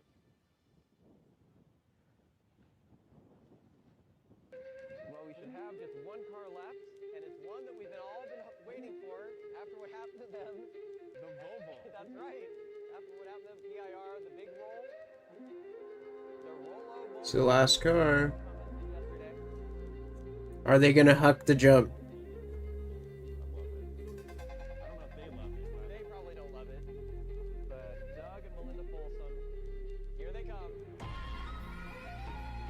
Oh my god. Wow.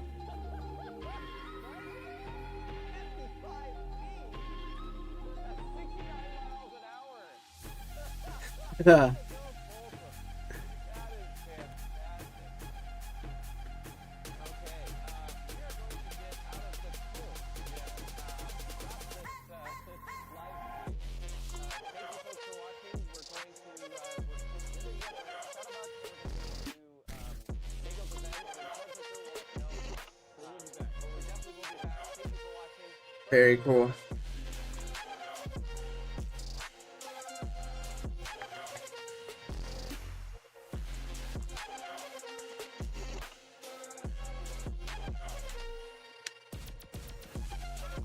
Yeah, I heavily appreciate them doing that. Gonna put up Arto and Mary's camera for now. While I find something else to put up for us.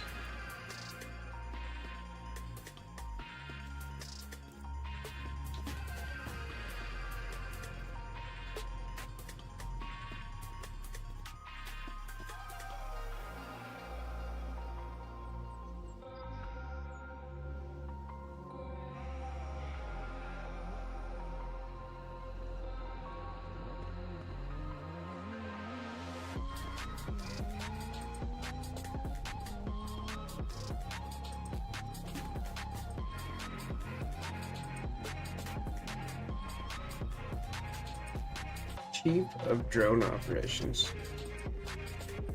That sounds like a badass job role.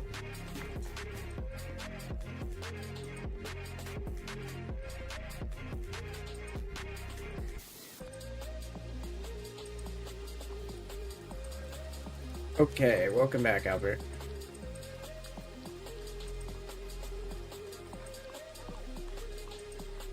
Oh, okay.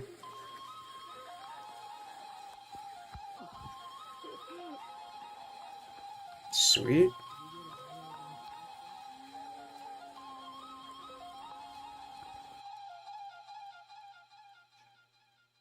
Yeah, Shadowbug. I believe their camera's still rolling. There's just not much activity.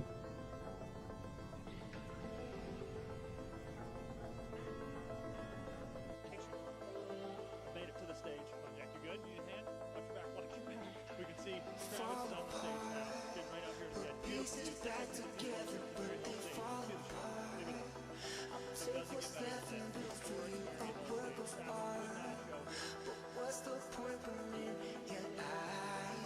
Good, good. Here, you want me to pop you on? Sure, why not? Okay. Welcome, Albert. Yeah, I'm doing great. We've just been hanging out, watching this coverage here.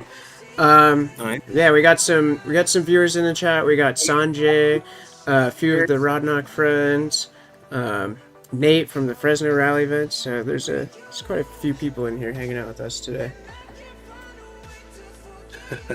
Right on.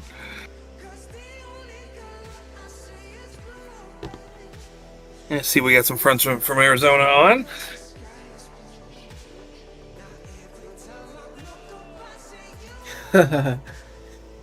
That sucked. Somebody rolled on that corner too. I think it was a Fiesta.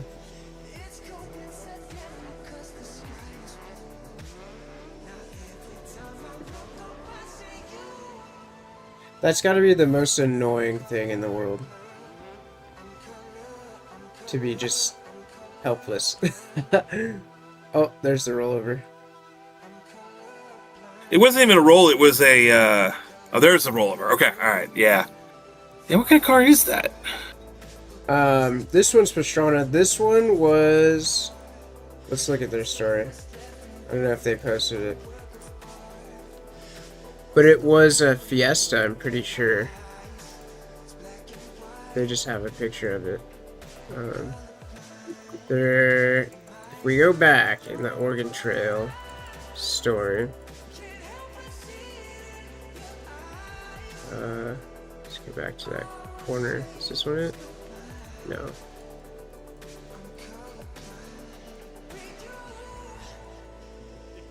Somewhere around here. Top left there.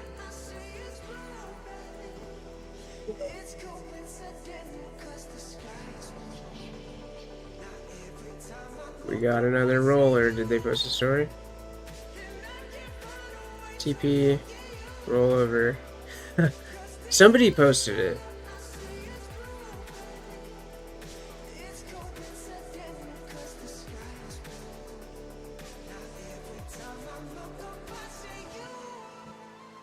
Okay, maybe not on this one. It's weird, I lost the chat.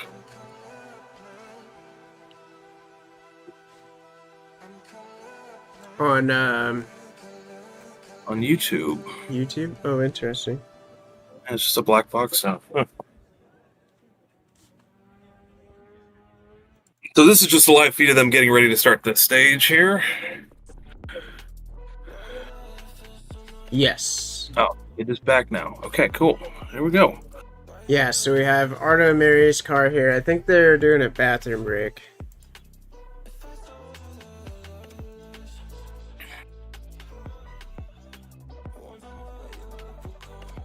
This is an interesting stage because it starts right off the road, like it's not a very long distance. So when you're pulling up to this stage, if it's backed up at all, there's like nowhere to park. So that's why you kind of see all the cars kind of all over the place. Gotcha. Their camera appears to be frozen. Let me check the map really quick to see if they ran it already. Here's the start.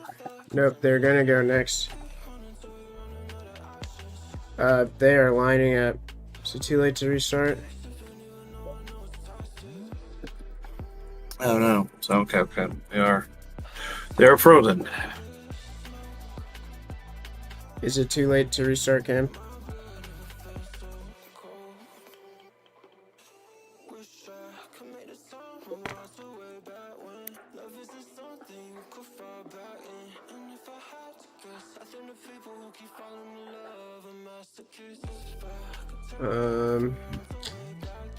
Shadowbuck is here.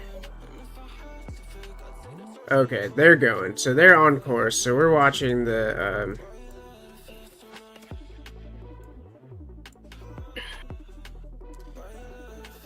rally safe, and we could see their times here.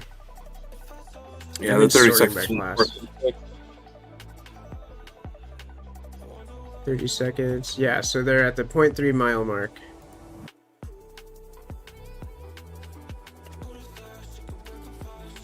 And these guys just ended their stream, so I doubt they're going to Shadowbuck, because by the time the OTR guys get there, I'd imagine they would be done. So real quick, let me minimize this. We can look at the schedule. So there are, what is that, 4 stages, 8 stages today.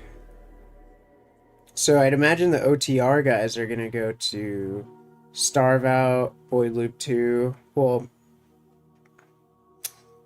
maybe not Boyd Loop 2, because they already did Boyd Loop earlier. So maybe they'll go to like Shadowbuck or Naggle's Revenge later on in the afternoon. So in the meantime, yeah, we can just keep watching the media coverage that we can find. There you go. What's that? Oh, this is yesterday at Dallas Mountain.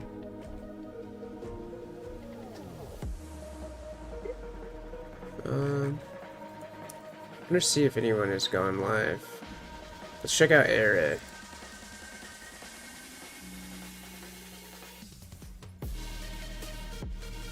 Someone lost a bumper. It's Alistair. I wonder if this is the same car that Alistair rolled in the Hoonigan video. I believe it is. They did a good job getting that thing back together, if that's the case. Yeah. Yeah, because I believe when the Hoonigan video happened, they did Olympus like 2 weeks later. Oh, right. Yeah.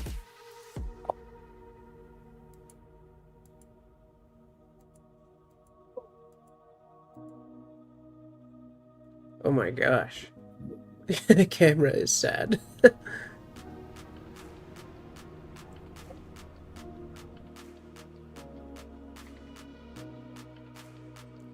We got TP.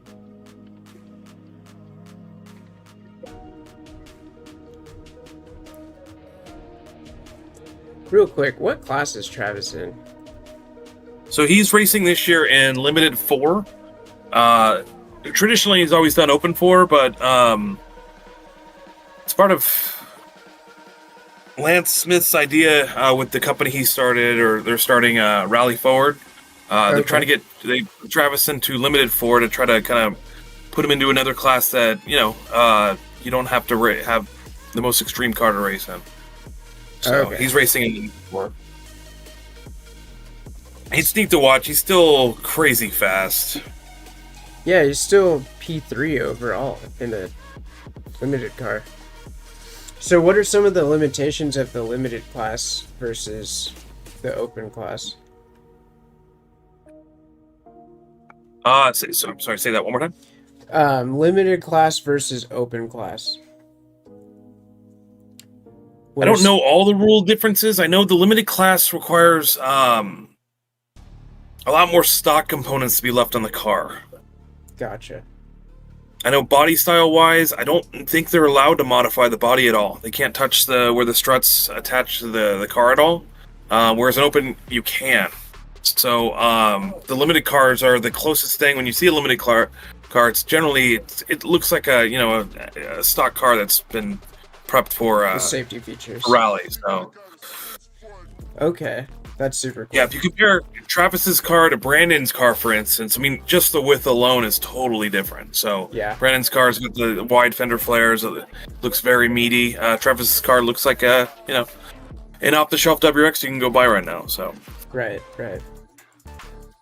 So they already hit that square turn. This stuff is happening so fast. So Mary, Arto, they are in transport to stage 3. So the third day seems to be a much faster pace day. It's like all the short stages.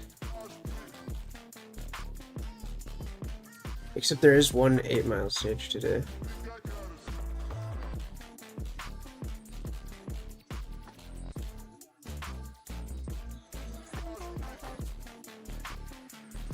It's cool to see how the classes stack up though, because it doesn't seem to make a huge difference in terms of the overall, whether you're in limited or open.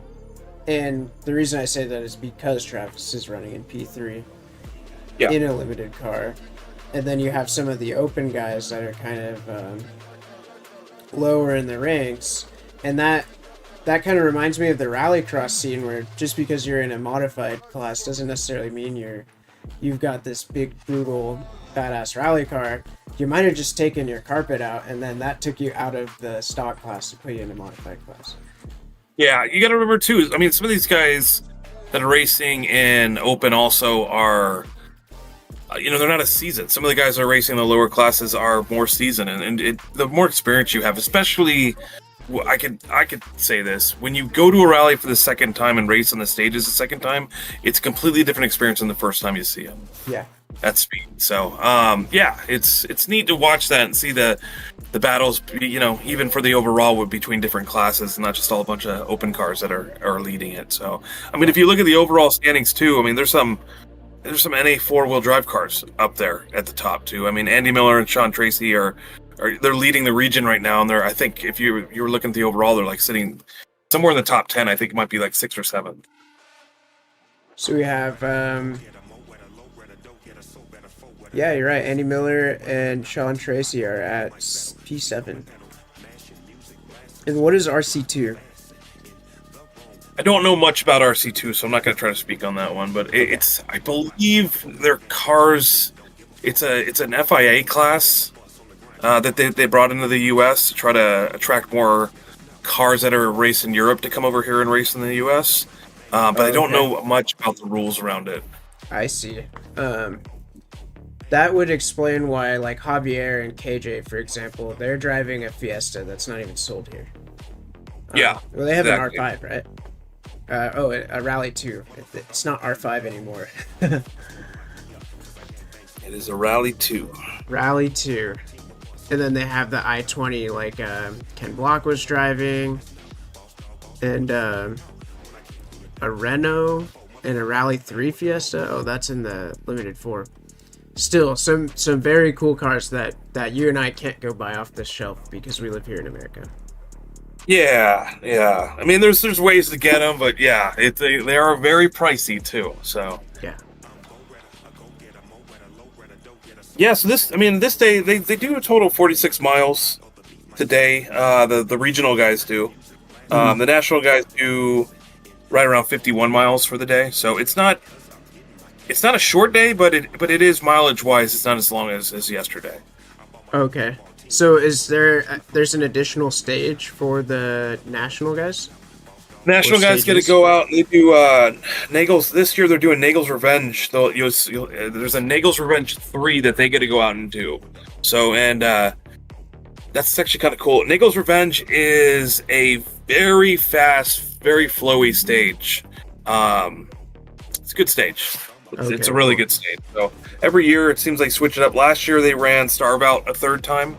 So all the national guys go back out there and do it. So while the regional rally's finishing around like 4 o'clock, 4:30, the national guys are coming in for one last service. They do a service and they go back out there and race that one stage one more time. Then they come back in and their rally's over with. So it kind of makes it easy. So ARA can also have the regional podium while the national guys are kind of wrapping up the race. And then right after the regional podium goes in the national podium like an hour later. Okay, sick. Yeah.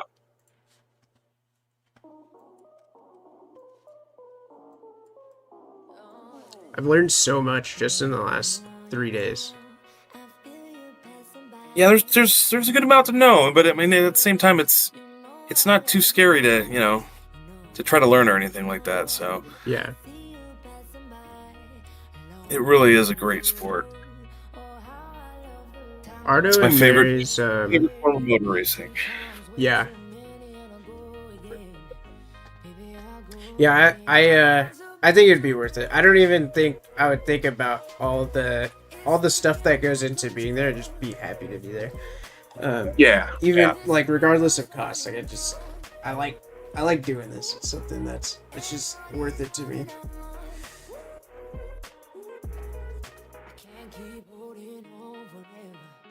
Okay, so they're headed up to Nagel's Revenge. I noticed on the rally save sometimes the arrows don't face the correct direction. But for the most I don't part, think it's super real time. It's delayed by 30 seconds or so. I'm not really sure what the arrows are supposed to. I would imagine it's supposed to show what direction the car's moving. Yeah. Yeah. Yeah, so if we look here, Arto and Mary are down here. They're going to wrap around the highway here. And the cars that are on the stage are pointed in the direction of the stage. Mm-hmm. This one looks fun. I am having difficulty determining whether these are uphills or downhills. Because I know north to south, but I don't know if the general elevation change is up or down. Just if I remember right, this stage doesn't have a ton of elevation change. I feel like you're going mostly downhill the whole time. Okay. Yeah, with that in mind, a lot of sweeping. This one's a fun one. There's a lot of sweeping corners in this one where it's just like a right 3 into a long left 3. And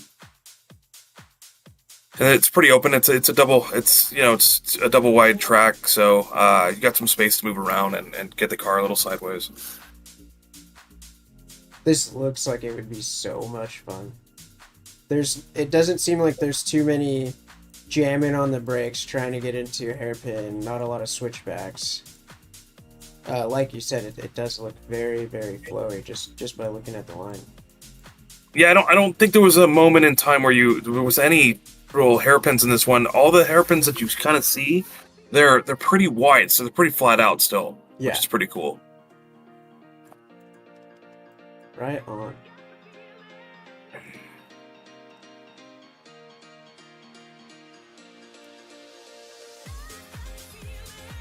So Arto and Mary haven't run 13 yet. I want to see what time they got on the last one. They have not run 13, but on stage 12 they did a 4:31.9.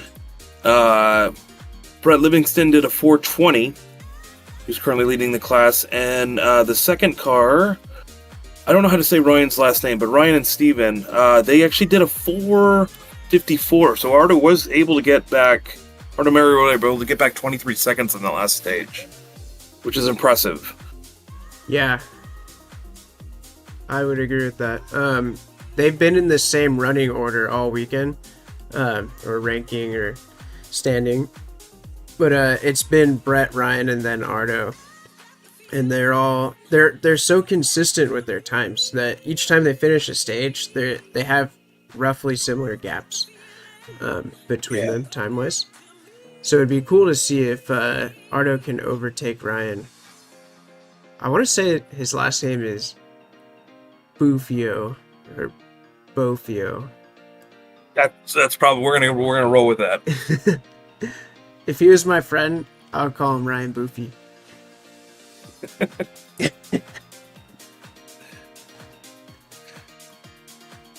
right, let's get back at these.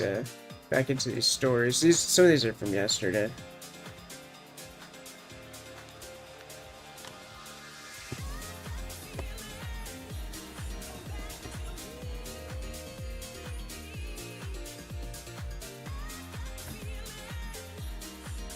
It was pretty cool yesterday to watch these stories because Oregon Trail would post. They post a bunch of stuff, go follow the stages, go to service, and in service they were just dumping a bunch of stuff, like reposting stuff to their social media channels. And then Nice, at okay. the end of service, ARA would post the standings for the top guys, and then the top 3 at least, and then they would post like the next stages. And then it just so happened to work out that Oregon Trail would dump a bunch of stuff onto their story from all the other submissions, and then they would put the times in, and then they would go look at the next stages. So it was very consistent with the story yesterday, where it's just like a bunch of footage and a bunch of media, then the times, and then a bunch of footage from the next part of the day, the next 2 stages, then the times, and it's pretty cool to watch that. Oh, these were funny. I looked at this post this morning when I woke up. Select a camera on Space Mountain or Splash Mountain.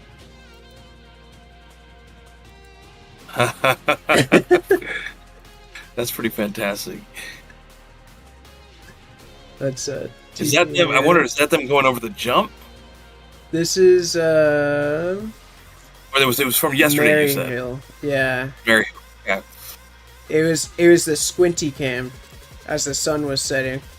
That's very funny. He brought sunglasses. That's the look up. I know what I'm doing.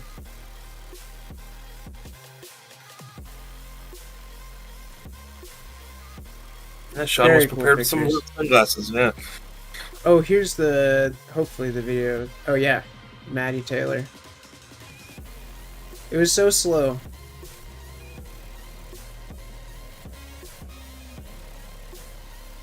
I would be so annoyed. Oh, what a bummer. Like, that has to be like a 20-mile-an-hour rollover. Yeah, that's a slow one.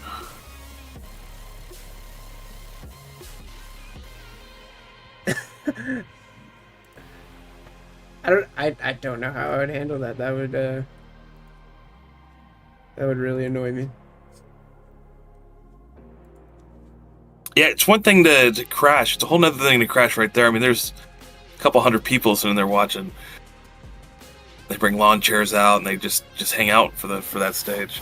Yeah. Oh, we haven't been to Green APU's stage. Have they posted anything? No. I've been going on through all of the Instagram pages. I'm trying to stay off the main feed because I just don't want the algorithm to end my career. Yeah. But yeah, I've been going to all of the main guys and looking at stuff.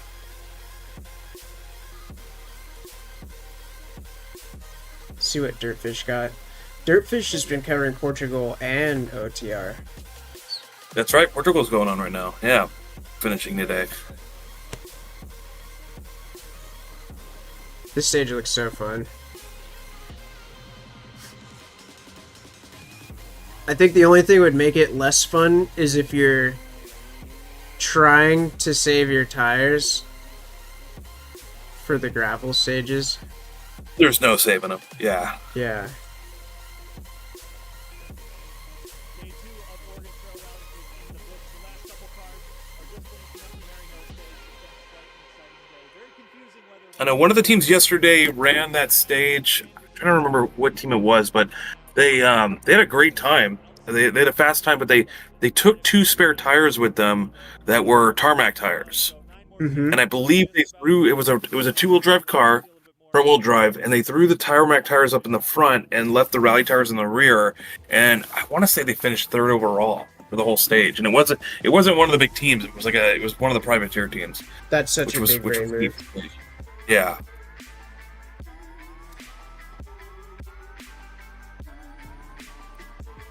That's such a big brain move. I would have done the same thing, because then you just have all that grip. On Mary Hill, too, it would be beneficial, especially if you're in a front-wheel drive, to have tires so you can actually put the power down. Yeah.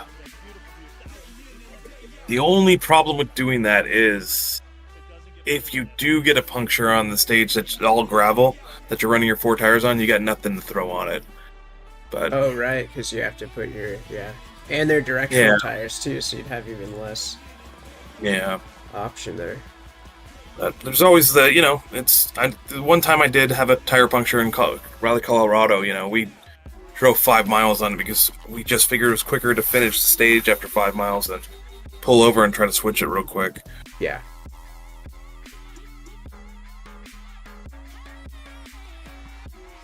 That Ford Puma looks so sick.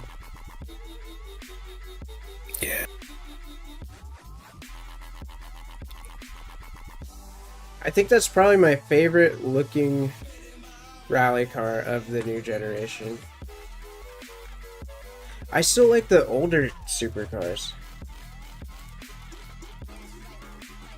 Like Ollie's drives.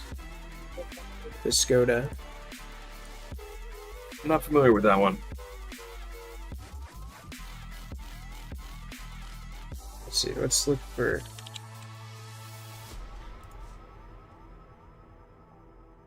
He drives this guy.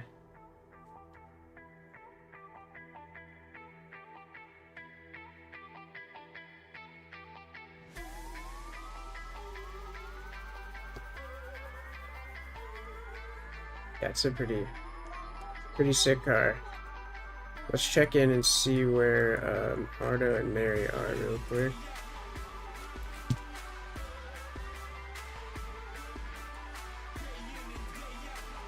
Okay, so they are at Nagel's Revenge, waiting to go.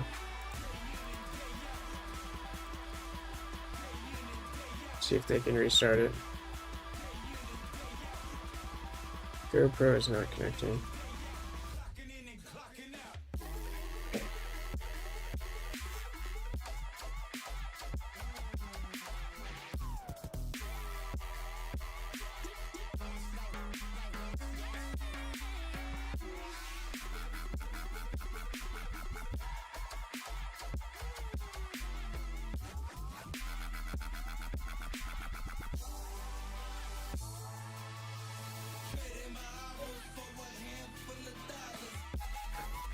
Okay, so they're gonna go down Nagel's Revenge soon. It looks like they're unable to get reception.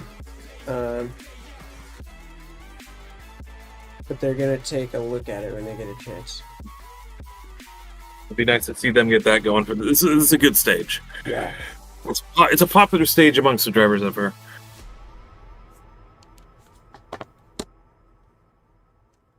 Yeah, it looks like they're, pretty much next in line. There's 3 cars ahead of them.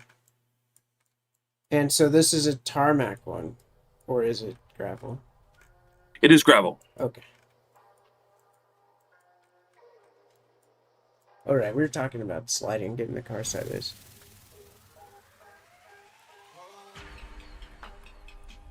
So the next rally after this, is that Rally Colorado? For us that are involved in the California Rally Series, that's the next one on the list. There's obviously other stuff before that around the country. There's quite a bit before that, actually. Oh, okay.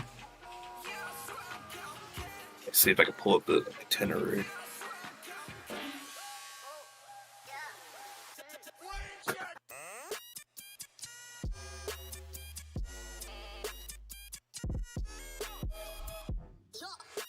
So, ARA, this is obviously a national event. So this is their 3rd national event for the, the 4th national event for the year.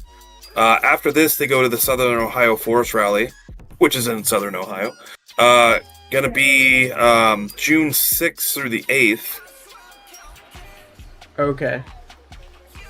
And then some of the other rallies that are going on around the country, I'm gonna butcher this. I always say this wrong, but Susquehannock,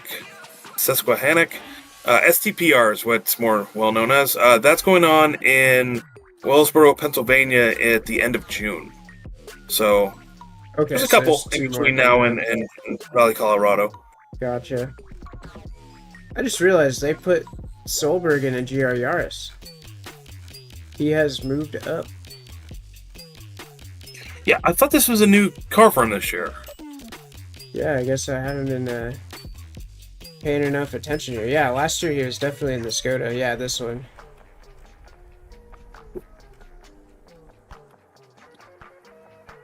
I still think it's wild that they made the cars even gnarlier, and so the old supercars are now a stepping stone to the current supercar.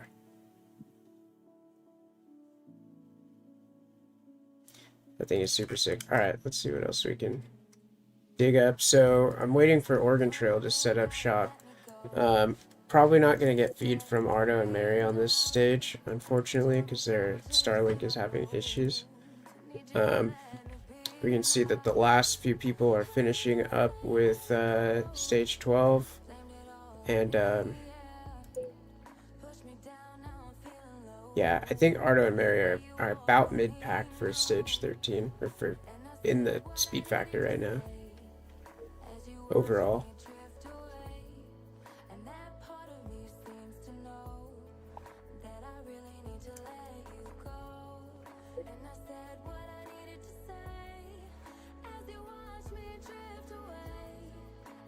Benji and Baby did a 454 on the last stage, so not too bad.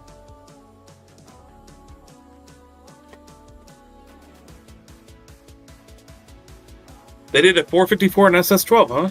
Yeah. That's not bad at all. See what they got. Yeah, on they this seem to side. be getting quicker. Do you know what they had to weld on their car? So I know they broke a subframe bolt, and I believe the subframe. I'm not a BMW guy at all, but from what I understood, the subframe on the front of the car was also what held in the motor. So, and there's only 4 bolts, so one of them was broken. So they did weld the subframe to the chassis to hold it in place, and I believe they've got a new strut configuration on the rear of the car for this event that Benji put on, and the rear mount for the strut that he added to the car snapped on the, I think it was the driver's side. So, and that happened on a stage, so they actually had to, they pulled off to the side of the road, removed the strut entirely, not to damage it, and then drove the rest of the stage, I believe, with just a spring on in the back left corner of the car. Then they came back to service and welded that back on last night, and it held on till the end of the night last night. So That's gnarly. What's up, Hez? Yeah, the paint job definitely adds like at least 15 horsepower. yeah, Baby and Benji are killing it though. Like, that's crazy that they're just getting it done. It's so cool to see that. It's fun to watch. Here's some more Mary Hill footage.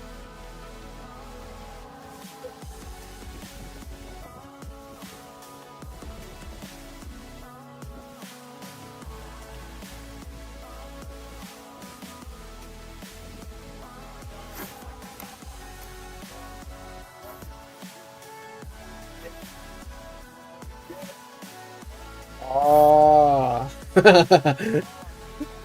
I love seeing this. Travis taking people's dollars. That's crazy.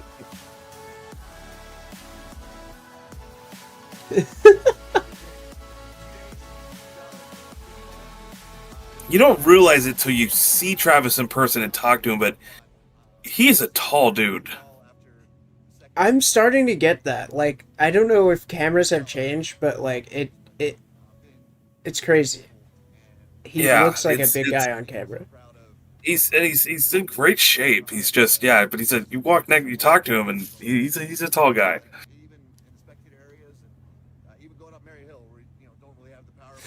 I saw that picture with I think it's Baby and Benji next to him. They looked like children.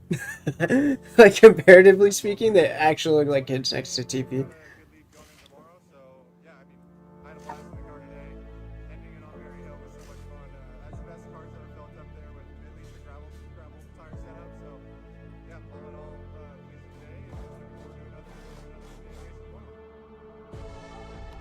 Seminuk and P1.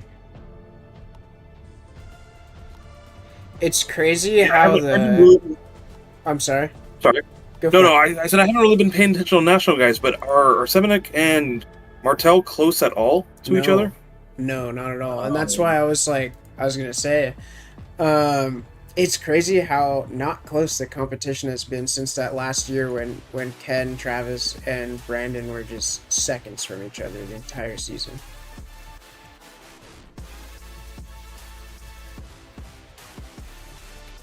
Connor's going fast, and he's P2 overall, but he's like a minute down from, minute and a half even down from Semenuk. Yeah, it looks like almost 2 minutes. Yeah, that's a lot of a big distance right there.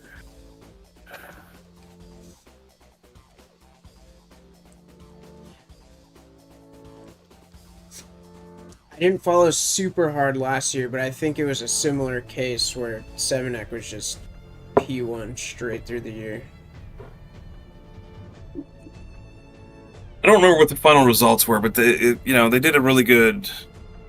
I think Dirtfish puts on the Vermont Sports Card stuff, and they had I forget the name of the episodes, but that Subaru puts on YouTube, but it showed the battle between them all year, and Launch control. Yeah, it was good. There were some close bits, and there were some bits that were not close, but yeah.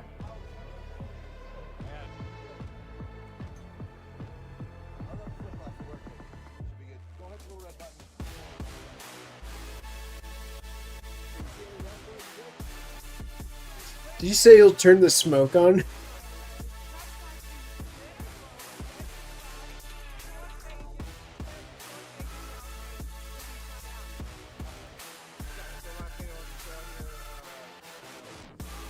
Rhiannon is so good at this. She's so energetic and awesome. Just she's a good ambassador for rally in the U.S.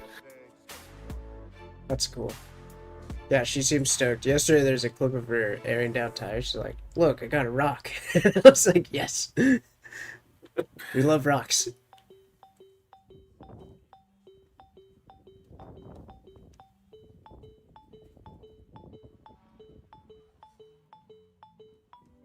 My God, that thing hauls ass. So whatever happened to the trend of the like rudder flaps in the wings? I do not know. You know what I'm talking about? Like back in the R5 Fiesta days, and even the like the late 10s Subarus, they had the vertical rudders, like 4 or 5 of them spaced apart in the middle of the wing. Just to kind of create more downforce when they were in braking zones? The story I heard was less of a downforce thing and more like it helps the car track in a straight line better. Huh, interesting. Okay. Stabilizer fins, yeah, it has. Stabilizer fins. I haven't seen that in probably the last 5 years on a rally car. Yeah. Oh, they were hitting this hairpin so fast. I will say this, as somebody who's driven this and hits hairpin with a car that does not have a lot of power, that is a tough hairpin when you don't have a lot of power behind you.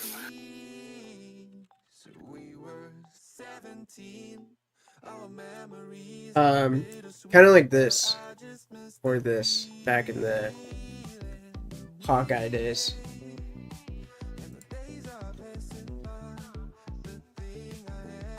Okay, alright. Yeah. Yeah, I don't see that too much anymore at the actual rally events. Yeah, I don't know the rules. I mean, there might be a rule that's not even allowed.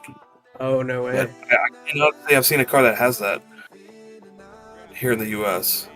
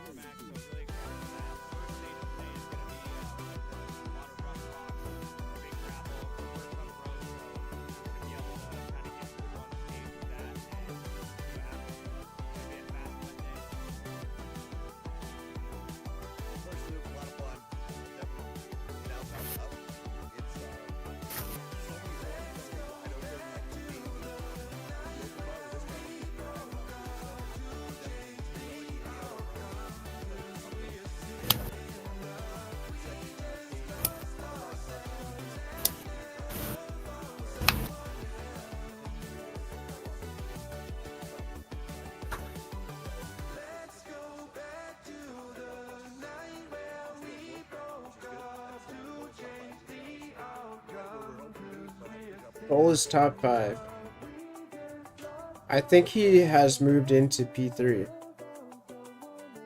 So we're, I think you're going to exceed your goal here, Travis. Why can I not scroll all the way to the... Oh, it is all the way scrolled. Yeah. Oh, they don't have numbers because it's not sorted out yet, but... Yeah, these are all yesterday. Do we have anything from today? This is Maryhill 2 from yesterday.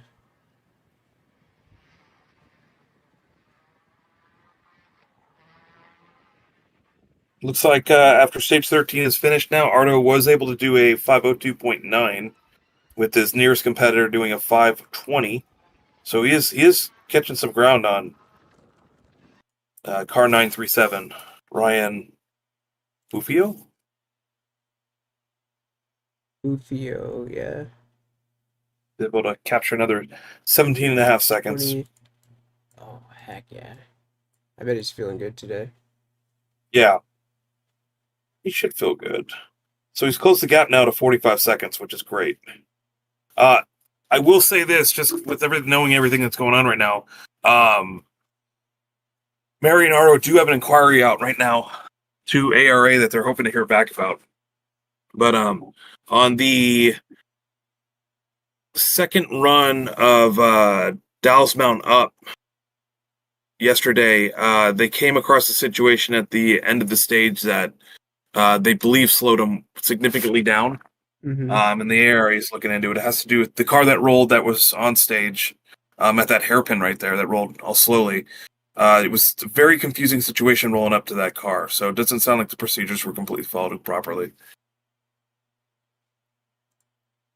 Gotcha. Yeah, that's I heard about that yesterday, and hopefully that goes through, because if they're only 40 seconds down from Ryan, that could actually really help them with their overall. It could play into this whole them fighting for second place. So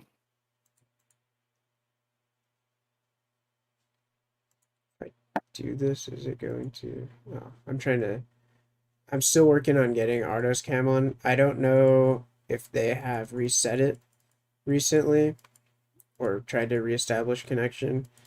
was it ever working today? I mean, was it working like during after they took off from Park Expose or anything? It's typically fine on yeah, so from Park Expose to the first stage today, it was perfectly fine, and then usually at race pace we lose it.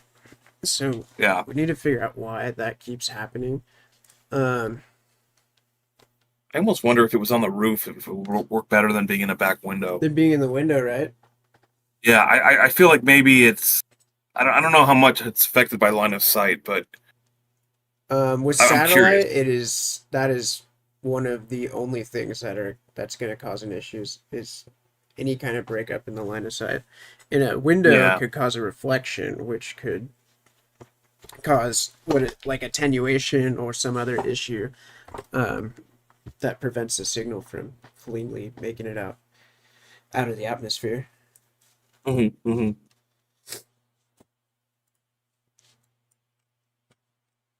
So actually, that is something we could try. That's a super good idea.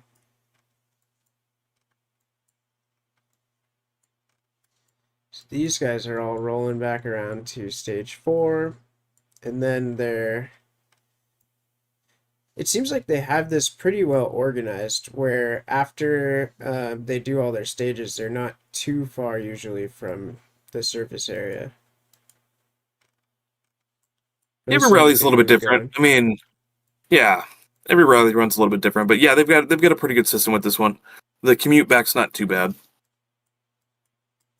Had a very interesting experience last year. We on the third day of this event, we forgot to fill up the car after we ended the second day. So we started the first leg of the third day, which is what they're in the middle of right now, and we only had 3/8 of a tank.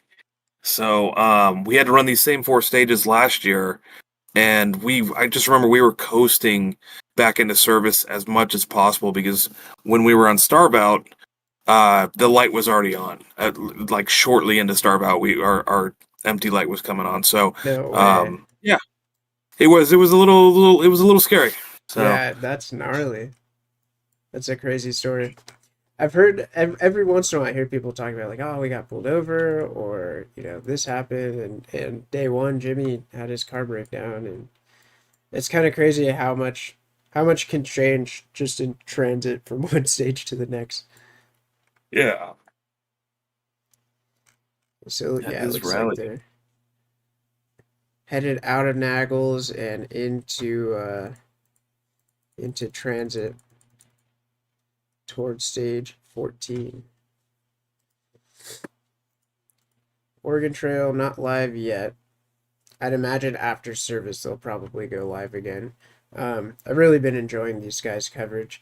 They were talking about live streaming and some of the complications to it, and I was like, I was sitting here like, I know a guy, because everything they were talking about was stuff that we're trying to do right now. Yeah, But I think they need to give themselves more credit because they're in the middle of nowhere, live streaming via satellite with battery powered satellites and camera equipment. And yesterday they ran a full 1080p HD stream for over an hour and a half. nice. So really cool. Been really enjoying the Oregon Trail footage. Yeah, from the little bits I saw, that it looked like they had a camera mounted on Andy's run. Yeah. Yeah. It was Dallas 2. Oh no, you're right. Okay, Andy's run. Yeah, this turn right here. just remember seeing it, and I didn't. It wasn't a familiar area for me. It's a very different stage with the amount of trees it looked like it had. Yeah. Let's see. I think Arto and Mary came through like around here. Imagine I just clicked on it perfectly. All right, our friends of Melee Media and Melee Design. Last.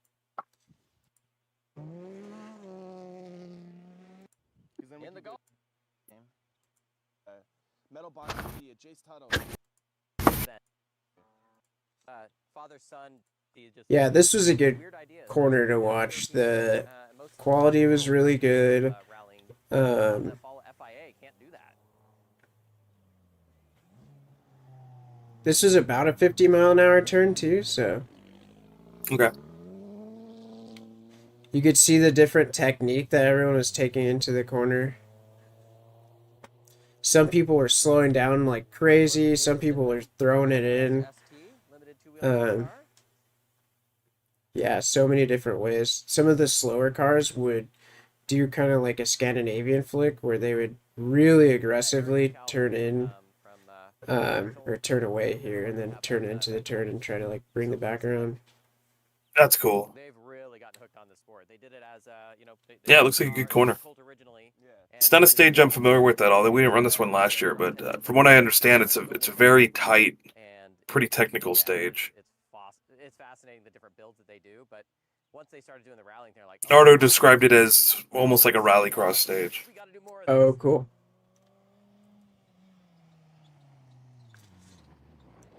Ooh, Honda Fit.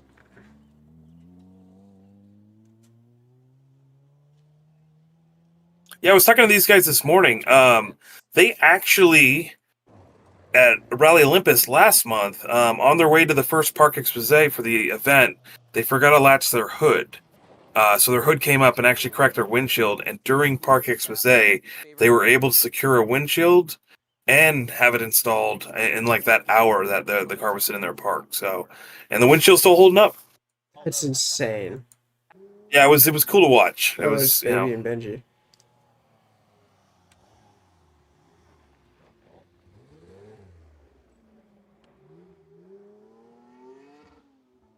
Not too bad. So Arto would have been like way back.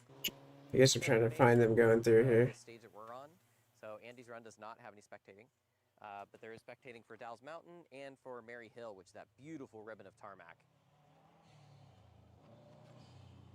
With gravel tires too, which is kind of fun to watch.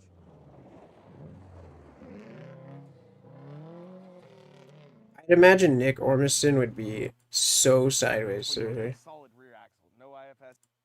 Yeah, I agree with that. There's a few of those. Yeah. Yeah. I'm waiting for a- So that's some good stuff. Yeah, there's a big open. Let's see where they're at. Yeah, I believe both those cars you just showed were behind them a little bit.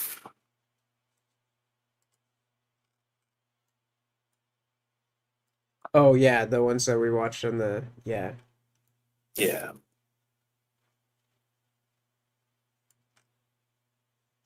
So we're going to Starvow. So that's Shadowbuck, Naggles. Starvow is Yeah, over there's already here. cars on Starvout. Starvout is the stage that has the downhill section that comes towards the audience or the fans. Oh, that's so And then cool. you make an immediate right turn through a cattle gate, I guess it is, or I don't know, it's just really just a gate to a ranch. Is that right here at the end? It's actually pretty early on in the stage, so let me see if I can see. Because I'm a little delayed on what you're pushing. Oh, I'm actually at the start. Never mind. So it's pretty early on. It's a square right turn. Right there. Yeah. And it's cool because the beginning of the stage, you're pretty much going uphill, and then you hit the top of the crest and you just start coming downhill, and it's fast. So right there where it shows car number 1, up at it's kind of the top of the hill, and you just kind of come straight down that hill. It looks really straight on the the Google image or what they're using here for the map, but you actually have to turn the car quite a bit. Oh, you're right. It looks like if you zoom out, it's a perfectly straight line, but if you zoom in, it kind of waves. Just those little bends are just enough, and so a couple hundred people at the bottom of the hill watching you and cheering you on. It's a cool spot. Are you sideways right here, or are you slowing down and just actually turning the car? Everybody hits it differently. I'm not one for getting sideways too early, but yeah, there was quite a few people last year that hit the gate. Ooh.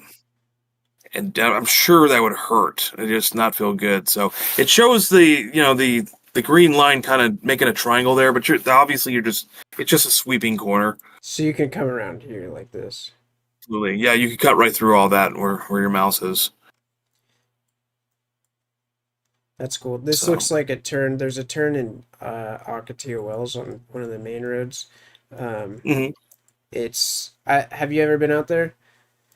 Once or twice. So there's a camping area called Holmes Camp, and the whole entire desert is patrolled by cops. So they have a whole trail system that's like smoothed out, paved or unpaved roads, but they're smooth enough for a cop car to get out there in an emergency situation. And there's a turn literally just like this where you kind of come around the corner, and it's a very smooth, like sweeping turn, and it's a sand pit right here. All the sand from the wash collects right there. So I took my Fiesta out there, and I was just kind of doing like a little bit of practice shakedowny type stuff. Also didn't think that I could actually bring my Fiesta out there, so I was scouting it out, and then I found that road, and I was like, all right, we're gonna send this, and it was a lot of fun.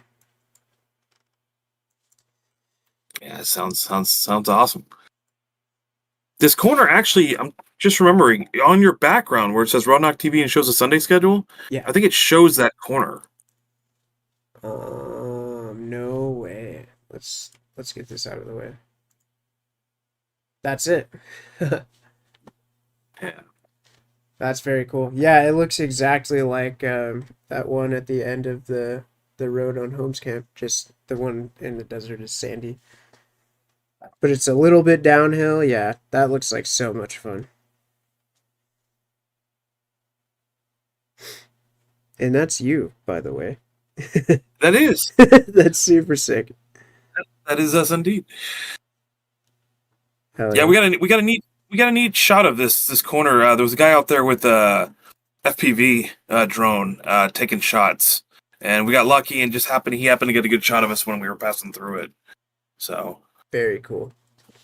Yeah, it's a neat spot. But now that once you go through that gate, though, Starve Out completely changes. It goes away from being like a double wide road to almost becoming a single track.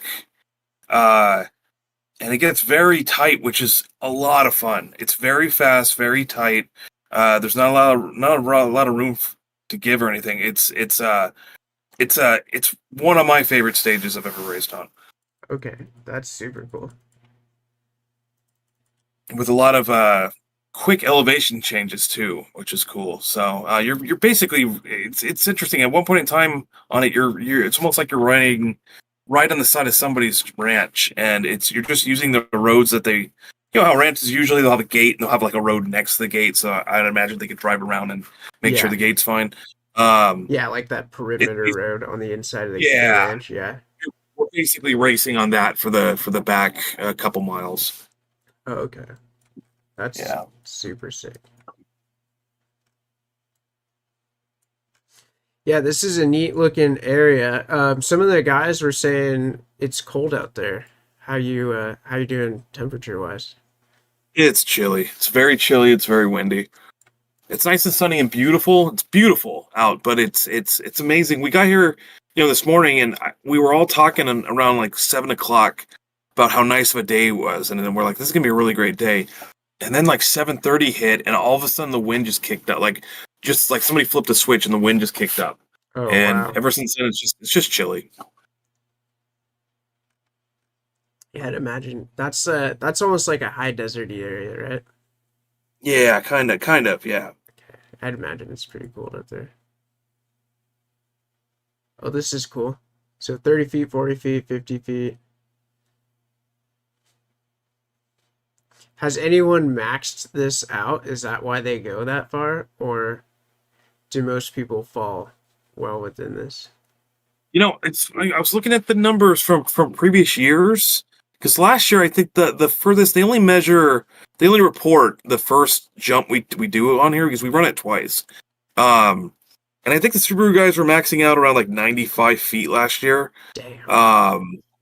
But the year before that, they were doing like 115. Oh my gosh. Yeah, so into that looks like probably a right 3, or that looks like a relatively tight turn to have to figure it's probably like a right 4. Honestly, it might be like a right 4 plus. It's not quite a right 3, but it's at that speed. It feels really tight, so you got to get set up for it. That's insane. 115-foot gap. Wow.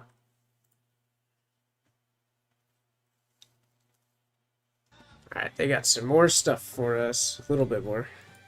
Oh, just this. Like, hey, we posted.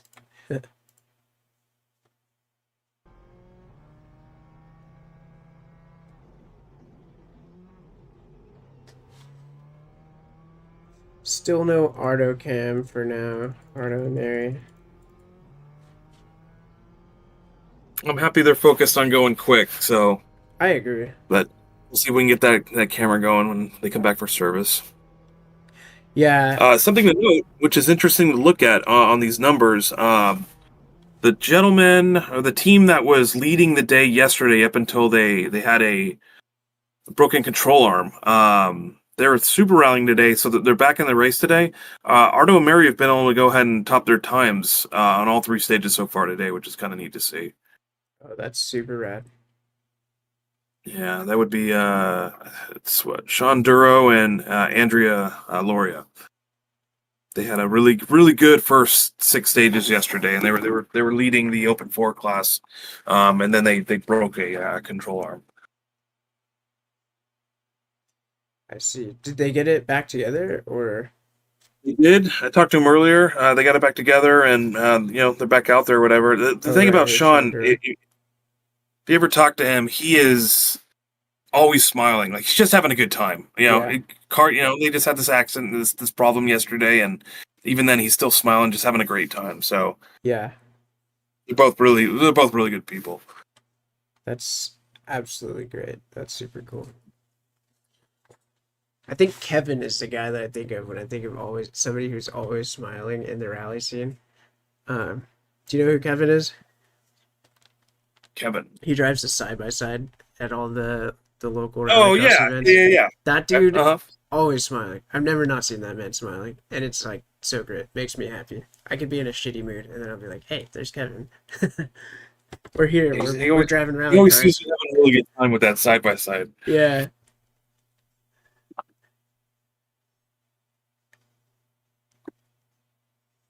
So Seminuk is done on stage 4, Starve Out, with a 6:12. So consistently getting 10 to 20 second faster times than Connor Martel. Today he is over 2 minutes faster. That's insane. Yeah, I don't recall how much older the car is, but Connor is technically running an older Vermont sports car, Subaru car. So it's an older iteration of that car. So he's, Simonuk's got a lot of stuff going on in that car, and Yeah. it's like the new model and that's the old model. But they, it's neat to see when they actually are close. But, everybody loves Subaru, but we all want to see like a good battle up at the front. Yeah. I love to see the battles for sure. Yeah. It's funny how that works because the mentality kind of like, for me at least, it changes. At the top, I want to see like neck and neck always. It's just so exciting. But then like mid pack towards like the end of the pack, I want to see you finish the race. Yeah, I'm just stoked that they're getting through all the stages.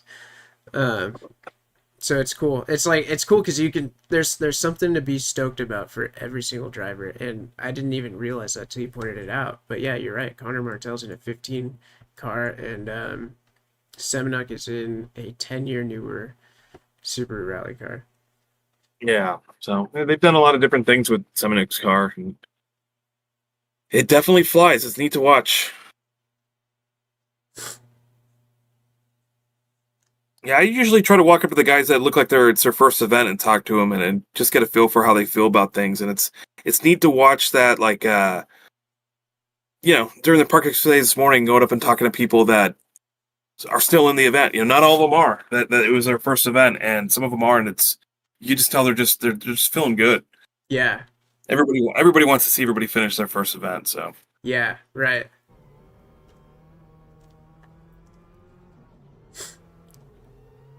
Yeah, I love to see it. I was hosting a drift event with my friends last weekend, and it's funny, I showed up and I expected to do a lot of organizing, but for whatever reason, I just saw that people were trying to fix things on their cars, and so I just started getting in there, and I like took shocks off my friend's cars, adjusted them for them, put them back on, and changing tires for other people. Like, it was a really good time, and it was cool to see everyone just like get out there, and it's those people that are like, I'm not sure if I can do this. I want to be like, yo, you're gonna do this. We're gonna make it happen. It's gonna happen. Oh, it's Madeline Tabor's car. Yeah. Oh, the one that rolled. Okay. Gotcha. They went. Yeah, I think I'm seeing everything like 4 seconds behind you. But yeah, it's a bummer.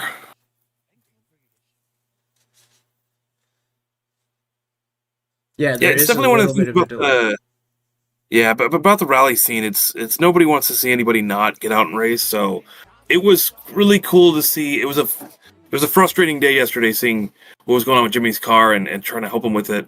How many guys got really involved in it? So there was a couple of guys that came out with the team that were just sweating over it. But then you saw guys just kind of rolling in and just want to take a look and see if they could do anything to help him. So it's a good scene like that. Like, everybody kind of wants to help each other out a little bit when they got the time for it. Yeah. Aw, so she's out. That sucks. That's unfortunate. Yeah. And then this is 7 minutes ago. So, not as much media today from Oregon Trail. They're probably busy with organizing and stuff like that, so. But yeah, this is interesting to look at. Seminuk with a 407.4 and Martel with a 410.1. So that was actually really close. And then Travis not too far off of that. And then that's the national guys. Regional. Another thing too here, when you look at the regional, And you're going to notice all three of those cars are NA four-wheel drive cars. Yeah. So the Pacific Northwest has got a really, really competitive group of NA four-wheel drive cars. I've yet to meet any of them that aren't cool. They all seem they're easy to talk to, and they're just out here to compete. But a lot of them are friends. But it's a very competitive NA four-wheel drive area, which is neat to watch. I get a kick out of it, but it's neat to watch.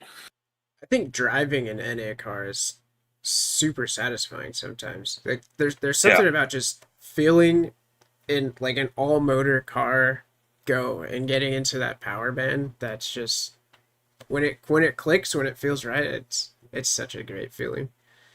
It's cool to see them competing. I've seen the name Andy Miller a lot. I haven't met Andy Miller.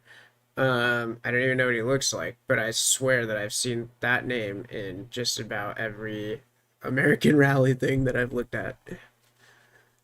He mostly just competes up here in the Pacific Northwest. Yeah, he's a good guy. Cool. Super, super easy to talk to. Good competitor. Yeah, nice guy. His co-driver Sean is also very cool. They're always out at the Park Exposés talking to people, and they got a nice car. I think their main sponsor is Rally Tech. Okay. So they got a neat new livery this at this event. Where it's a white livery with a bunch of like a map. It has like a map look to it. Gotcha. That's it's almost cool. like a topography map. Yeah. Oh, okay, like the outlines. Yeah, the black and white That's super outlines. sick.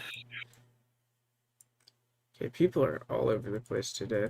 Let's see. I'm gonna see if we can find Arto and Mary again, just to check in on them. 9:02 in transport, 27 minutes ago. This has not refreshed. If I recall, this is the longest transit of this leg. Going from the third stage to the fourth stage is you end up going to a totally different side of the city that kind of we're surrounded by. They have just about made it to start out. Yeah, some of these look like long drives. Yesterday we got the transit cam to work pretty well, and it was cool. We were listening to like drum and bass, and it was raining, and then we're just riding along with Arto and Mary in the rain on the highway. It's kind of a good vibe. Yeah, that does look like quite the distance. This is in kilometers. Can I switch this to like miles? I'm American. I guess I do understand kilometers. But sometimes I look at that and I'm just like, I don't know.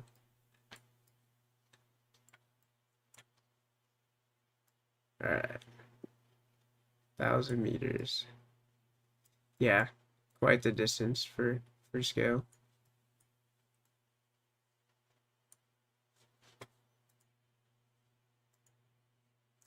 See what Travis has got on here. Just a couple things. Something we could do with this media thing in the future is those drones have video transmitters in them, and we could totally get real-time drone footage and swap into those drone cameras. Yeah. Yeah, I have a bunch of ideas for this. It's going to be a matter of doing a lot of plotting and planning and really like development work, but because my goal is to make this not expensive. I don't want to be like cheap either necessarily. Like the goal is to make it as efficient, like maximize the value in this setup here, because there's some things you can't do without, but then at the same time, it's easy to spend a lot of money on equipment for this. But there's like some of the things you could do is a lot of people have mesh networks in their house. Are you familiar with the mesh network? Oh. Yeah, so I mean, you could set up a mesh network on a stage. There's a lot of prep involved in that. You'd have to go out to the stage and actually set it up. But when you have your drivers pull up, they could join the network, and as they drive along the stage, you could set it up so that mesh nodes are just far enough apart that as it gets far away from one, it can switch to a different channel. So it's the same network but different channel. And all the way through the stage, your camera can keep switching over channels, and what you end up with is an incredibly reliable stream because the feed in the car is able to leverage all these different access points along the stage to maintain a reliable stream. So that's something we can look at. But then that's like on the cheap end, that's maybe a couple $100 per router, and then that's where this gets into like super fancy broadcast equipment, and I don't want to do that. Yeah. Versus having like a Starlink in the car. So yeah, there's options. I'm gonna experiment with this, play with it, see what we can come up with. I mean, honestly, if the GoPro would just rejoin the stream, it's losing it is inevitable, but if we could get it back, like that's a significant step in the right direction. Yeah, indeed. Yeah, I believe the RallySafe units themselves use I don't know all the details of it, but they use because we have a Wi-Fi antenna in the cars and we have a satellite antenna, and I believe they use a mesh network as like a backup. That makes a lot of sense. Yeah. So these guys would have to come out, like the organizers would have to come out and set up those networks, basically. Whether they're using routers and stuff like I that. think it's essentially going from car to car. Oh, that makes sense. Yep. That's like almost like a Cardo in like a motorcycle helmet. So, yeah, that's one way to do it is put a router in the car, mesh capable router, and then you end up creating a small network of these mesh systems. So as long as the RallySafe system in the car is powered on, then it's theoretically infinite. You know, it's as many. You could go as far as you have rally cars. Yeah, I think it's part of why we're not allowed to turn them off. So the RallySafe units themselves are actually wired directly to the battery, whereas the rest of the cars is through a kill switch or whatever. Yeah, that's also a safety thing. I mean, if you were to have an accident, your kills you killed your kill switch obviously, or pulled your kill switch or turned it. The RallySafe will still stay on, so you can still request for help and whatnot. That makes a lot of sense. That's very cool. So is it still switched and you turn it on at the beginning of the day, or is it just like always? No, it's pretty much once we hook it into the car. They put it in the car during scrutineering. Yeah. Whether it's the day the rally starts, the day before the rally starts, usually the day before the rally starts. They put it in the car, and it's pretty much on the entire time throughout the entire event. Wow. That's very cool. And that makes a lot of sense. So even when you park your car at nighttime, it's still on, and it's probably drawing such a small amount of power. It's not going to have an effect on your ability to start. Yeah, I've had my cable. You can unplug it from the battery if you want to, but ideally they like to have you keep that on there. But it does pull a little bit of power, but it's never been an issue really to kill the battery. Yeah, I think if you were to park it and leave it sitting for a month, you'd probably come back to a pretty dead battery. That's such a cool thing. Yeah, I'd like to learn more about that. That's kind of like my knowledge peaks off at a certain point, and I think that getting into the mesh architectures and stuff like that requires knowing about newer protocols, stuff that they don't really teach you in the more entry level parts of the IT education. Okay. But my point being is, like, if we could do something like that for the broadcast, then that has huge implications, because then you can set up mesh network, and then all the drivers that want to have cameras on their cars can tap into that. Red Bull is not posting rally stuff. I went to their page just to see if we could see some rally cars, but looks like we're drifting at Red Bull today.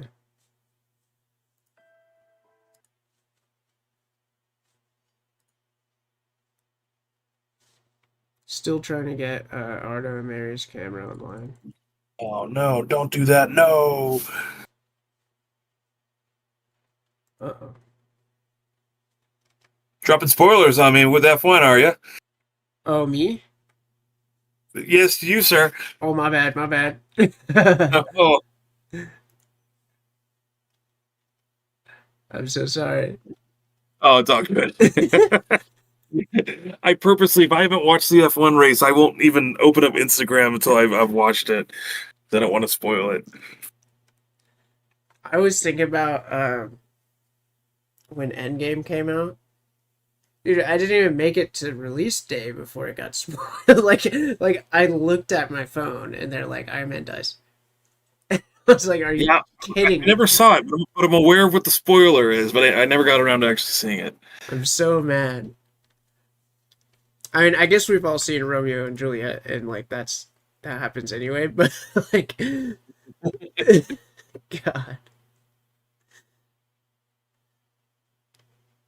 yeah. Doesn't look like there's any more stories to watch right now.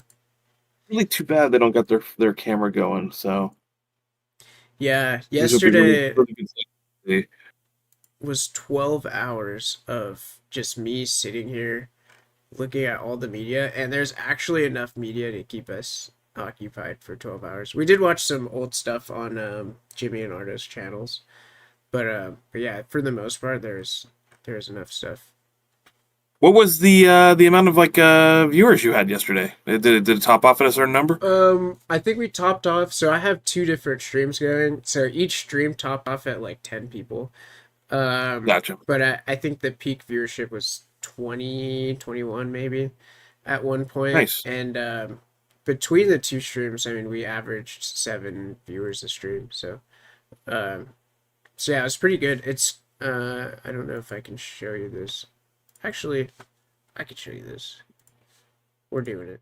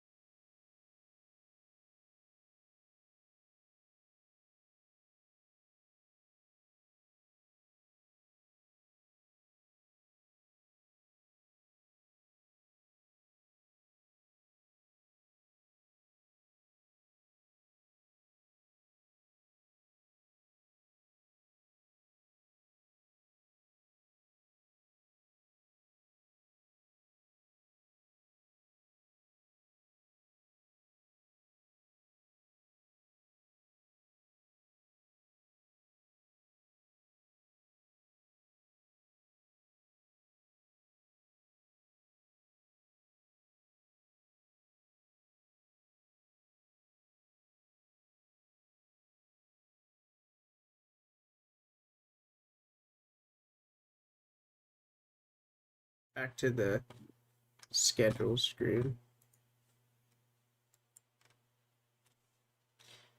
Yeah, I was kind of like debating on whether or not to do a live stream today, but I'm like I don't like making promises and not delivering, and we definitely said we're gonna stream all 3 days. So that's one thing. The other thing is they said that the weather is better, so I was like, I'm definitely gonna stream because that means we're gonna get better footage. Yeah, I really think with the way the cloud coverage right now and just how sunny it is, not only that, the stages they're racing on today too are very it's a very flat. It's not flat area run because it's called kind of rolling hills, but it's very exposed. Like so for like satellite coverage, I would imagine it's pretty good out here. Yeah, Yeah, it's should be good.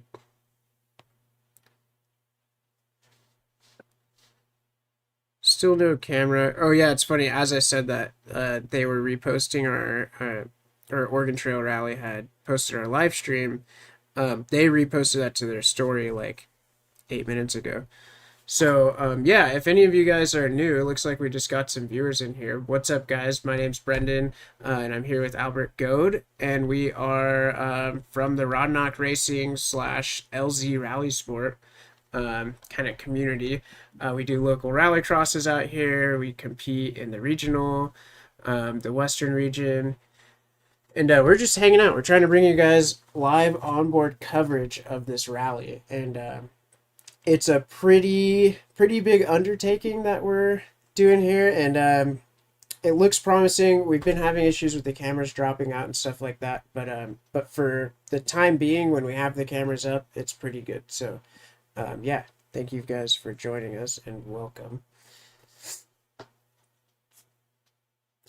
So yeah, it looks like we're up a few viewers in the Rodnoc and Oregon Trail, or not Oregon Trail, LZ side.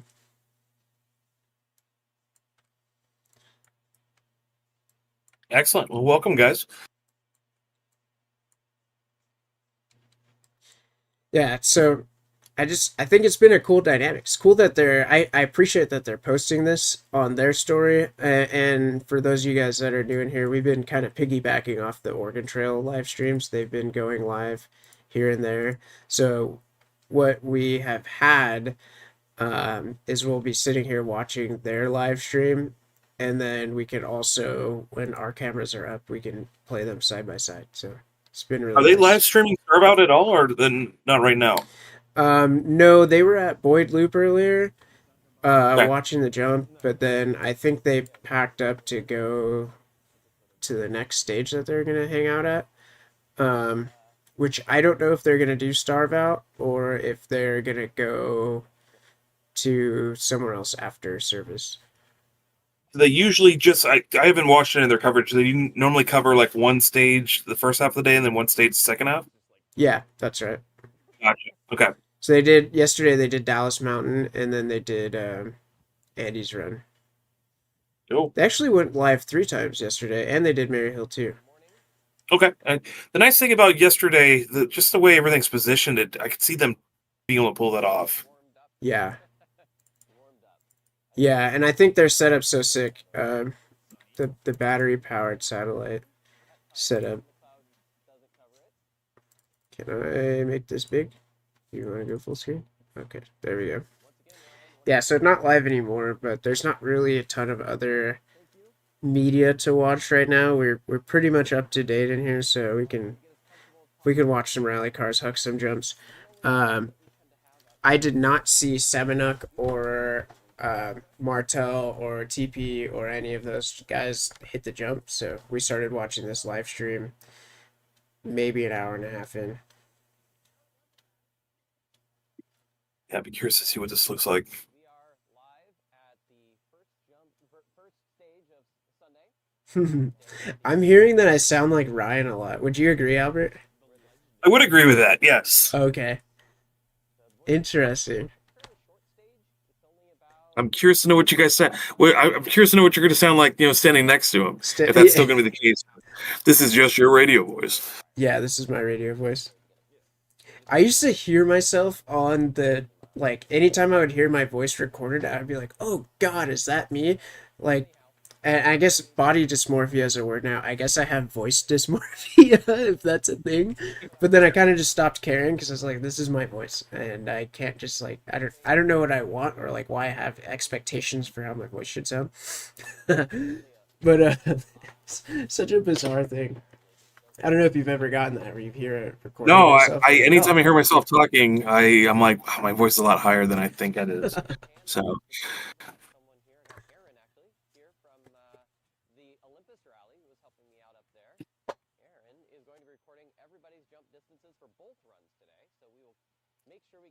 I'm gonna turn this up and I'll be right back. I'm gonna grab some coffee.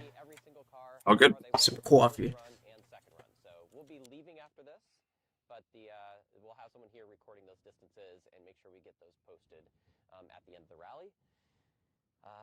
Yeah, it's the farthest distance we've ever had was Travis Pastrana in, gosh, it's got to be 2016 when I first started doing these jump markers. I numbered them out to 140 feet because I only made them 120 thinking nobody's going to go that far. And then Travis shows up. Yeah, so Mr. that Motocross. year, Travis was just flat out. I don't know if the winds were favorable or give him a little push, Cars something. extra spicy that year. Who knows? Well, and they didn't maybe have as much downforce on the cars, right? True. And so it just flew, and we just kind of ballpark measure. You know, we have the distance markers. We're going to go by like approximate 5 foot, you know, so 90, 95, whatever, based on where the rear tires land. And all I remember from that is we were looking at Travis go by. He cleared the 120 marker by a while. Yeah. A full car length, and not all I can think is it's got to be 135 feet. So that's our record, is 135 feet. Yeah, we don't have an actual marking of that, but best guess. So it was a hell of a jump. It's pretty Since insane then- considering this isn't a huge, this isn't a big jump. No, like I said, Little it is literally just a little hump. It's pretty. You have to really be flat out to fly off this one. But that's the thing, is the approach is just straight. Yep. For like, again, a mile, it's almost straight. There's a little twitch that you have to do, just a little bit of a jog. And then you got like a half to mile the of left. that Yeah, straight right, just flat out. And you'll hear it exactly. on their They'll be in live top stream. gear Yeah. the whole time. One thing you will also notice is some of the cars are built to fly better than others. The Fiestas are known to nosedive, so they may approach the jump a little different, like a little dab on the brakes, and then hit the throttle to kind of get more nose up. I hear a car coming too. I think we have first car on stage. That should be Connor Martell. No, it's Brandon Semenek. Apologies. It didn't sound like Connor. Nope, that.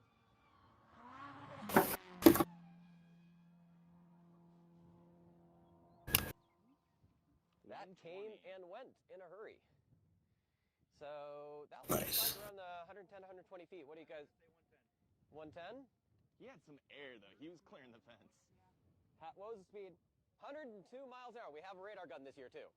So 102 miles an hour and 110 feet. Brandon Semenek. Now remember, a lot of aero on the Subarus now. Did you let Eugene know we were doing this? He's on.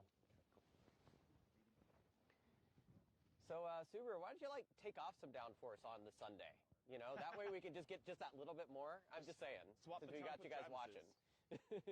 Just for this stage, maybe you can have like some sort of removable arrow. I don't know. But it's probably against the rules or something. But he pushes and the car just goes flat. Yeah, there we go. Can we have it like where you've got, you know, like the DRS? Yeah, no one would know. Like F1, Yeah. right? Approach the Jump mode. Just a big Exactly. red button that Keaton slams on the floor. So yes, we are back to the normal order of things, where the cars that were fastest are going first. So the C to draw does not apply for today. So that means Brandon Semenek, who has a seconds-ish ahead of Connor Martell, who's in second place. We used to have I think he is approaching. That would be Connor Martell on the approach. See some dust in the distance. There we go. Sorry about that.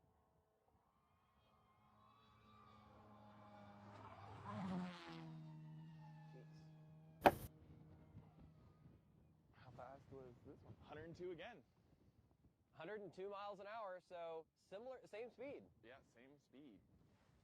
But the distance was? I'd say it's a little longer. I'd say it's 115 on it. 115. Now again, different generation of the Subaru. Air on that Way car. less aero.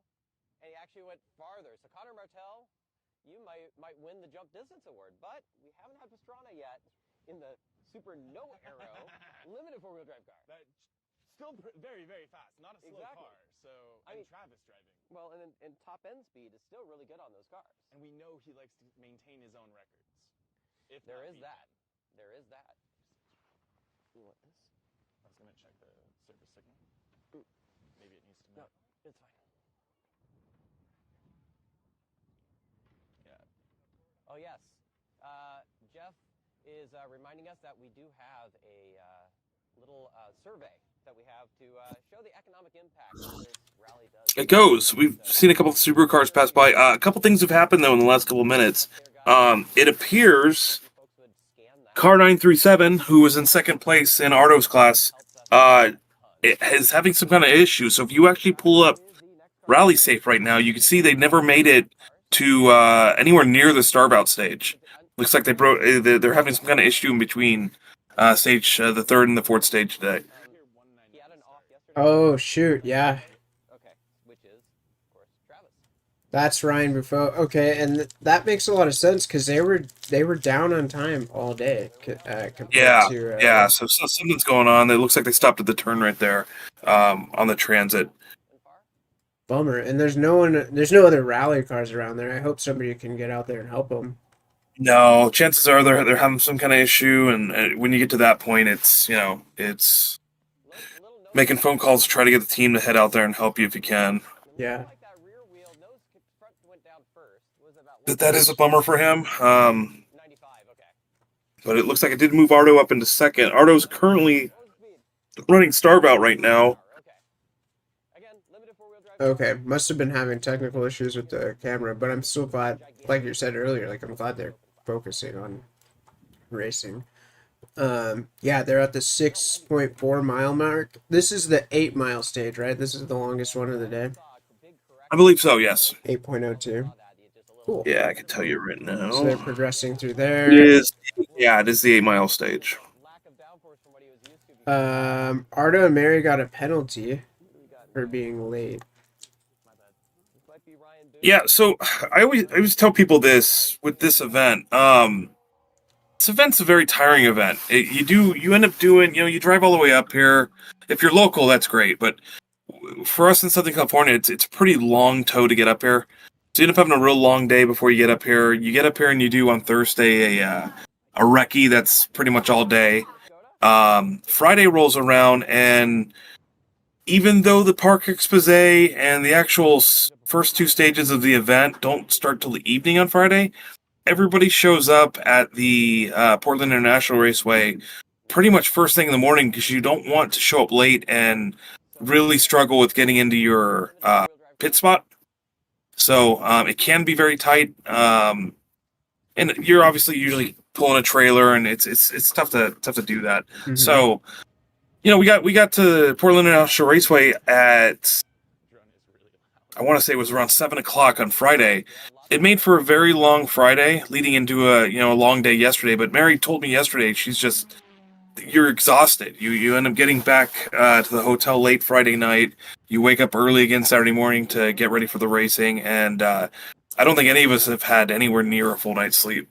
And when I say full night's sleep, I'd be happy if we got 6 hours. Most of us have been getting 4 or 5 hours each night. So I know yesterday she told me she was feeling really tired, and that's really what happened. She's like, I was delirious. I screwed up on she couldn't, it's basic math, and she just messed it up by one. So she felt embarrassed about that. That's unfortunate. That's okay too. It's only a 10-second penalty, and they've been doing they were just a minute late. Yeah, 10 seconds for that. So it looks like Arto did finish starbout 1, and he finished at an 8:14.5. So as of right now, Brett Livingston, whose trailer I'm currently sitting inside of, is sitting, looks like 2 minutes and 22 seconds in front of Arto. So he's got a pretty nice healthy lead, which is cool. 2 minutes and 20 seconds. Okay. That puts Arto in P4 for the class. So that's such a good result. That's really great. No, that puts Arto in P2. Oh, P2? Yeah. Oh, because he's regional. Yeah. Yes, that's national. correct. Yeah.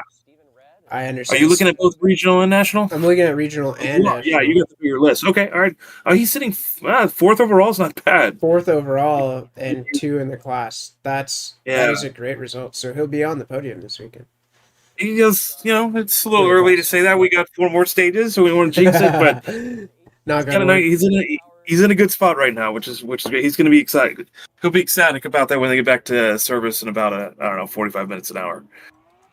Actually, it's Super 12:30. They might be back in a half an hour. So now I'm just curious to know what that's going to mean for who's in third place, which I think means Elijah Kleeman and Jeff Kleeman might be moving up to third place. So after they get their run on Starve Out. Jeff is Elijah's dad, right? Jeff is Elijah's dad. You've probably met Jeff before because I've he's met a very he's tough to miss. You know that beard is very noticeable. But Jeff is Elijah's dad. Elijah comes. Have you met Elijah before? He comes down to Southern California for rallycrosses occasionally. Briefly, I bumped shoulders with him at the banquet in January, Okay, and then all right. I think I saw him at one race. Every time I see that guy, I think he looks like Chelsea Denofa, and I have to do double take. But yes, I've met Chelsea Elijah. Denofa? Would you agree or? I don't know. I don't know who that is. Oh, okay, I'm putting a picture on screen. Elijah doesn't have an Instagram, which is kind of like crazy. You don't see that too often for a younger guy. He does look like him. Yeah, I do agree with that. Yeah, does he look like Denofa? That's crazy. I was showing Jeff. Denofa, is he one of the Formula D guys? Yes. Gotcha. Okay. All right. Yeah. Cool. Right on. Yeah. Yeah. They've got a very similar face. Denofa's got a little more wild hair. Mm-hmm. Yeah, for sure. So, and for Elijah and Jeff, this isn't their first event, but I believe it's their second event. Their first event was Ridge in December, and they DNF'd. So, I don't think they were up here for Olympus.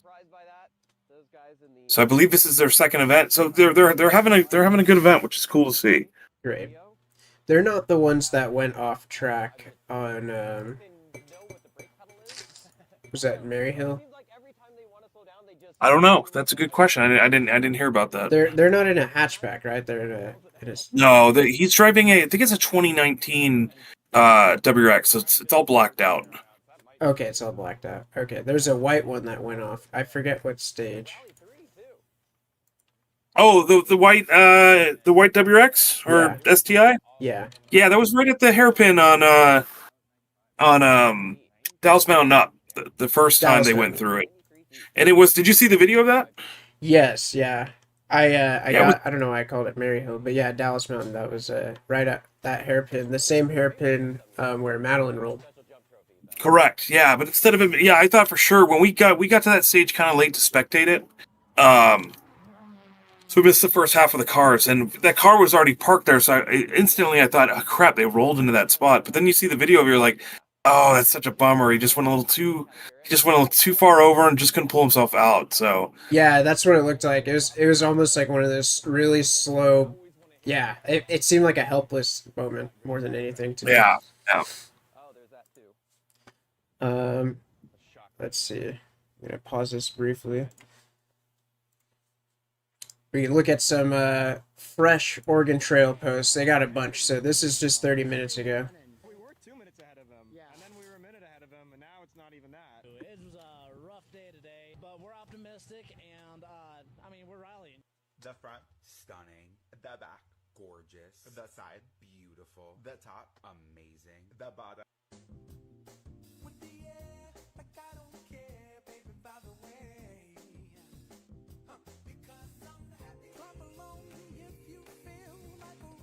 Some of these I just skip because they're like, you get the gist after a second or two. That is so sick.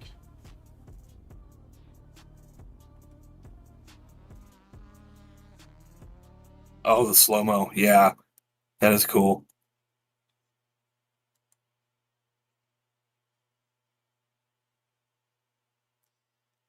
I think that's another challenge to live streaming is you really do need high FPS shots to get to kind of encapsulate the essence of the environment. And it's hard to get that when most streaming platforms don't even output more than 60 FPS. Gotcha. And trying to send more than 30 FPS over the air is a challenge to this, so.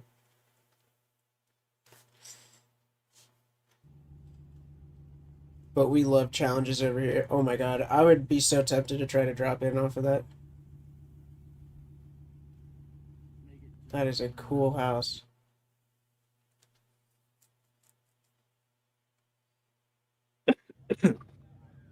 Hey, my friends. When I saw that they were painting it yellow, because they're the BMW bakery, I replied to the chat, I was like, but banana bread? Hell yeah. So fitting. Yeah, that paint came out way better than all of us expected it. There was Wasn't it literally raining? It was literally raining out. That's what made it crazy. We thought for sure it was going to be like all swirly, or we're like, yeah, that'll make a neat effect on the car, but it's not going to come out looking good at all.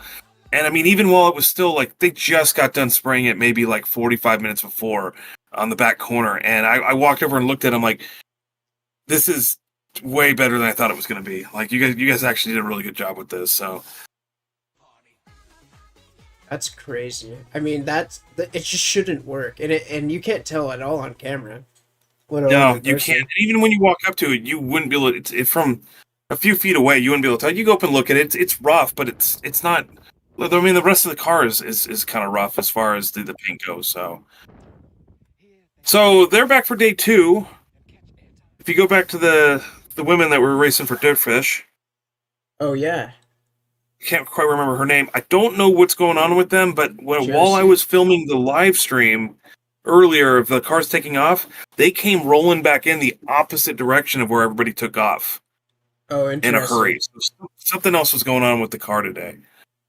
Unfortunately, car says no more for the weekend. We'll be back. Oh, bummer. So they're out.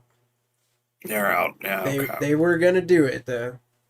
That's sick. Yeah, there must have been something must have not worked out, and they got to the stage and just decided to turn around and retire it.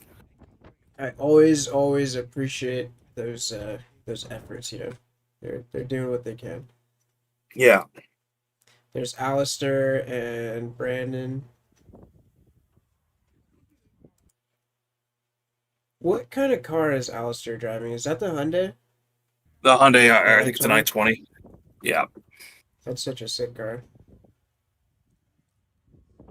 I'm a big hatchback fan. I wish the hot hatch phase never ended. Now they're... You're probably really loving WRC right now then. Oh my I feel like everything is just hatches. Yeah.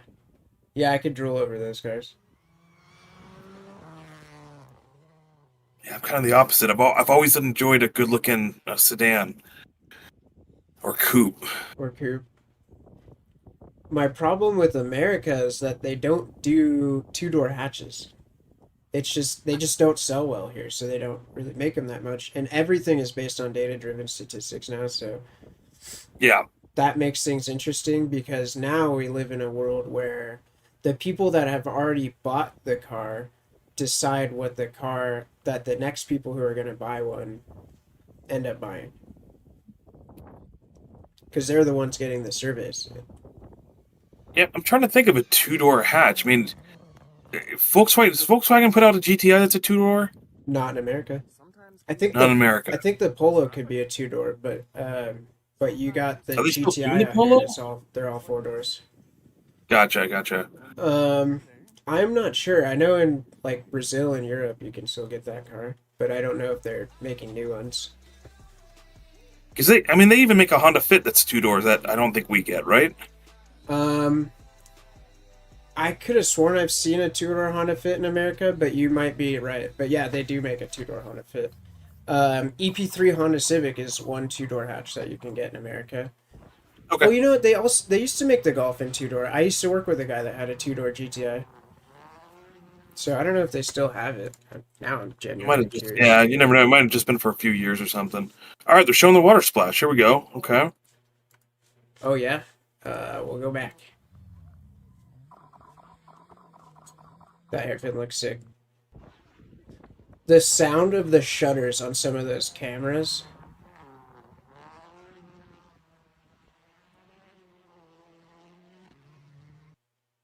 That was beautiful.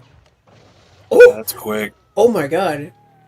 Yeah, you don't. I mean, you come out of that. It's not very long until you hit that turn, and it's about a right four going to it. That's just crazy fast.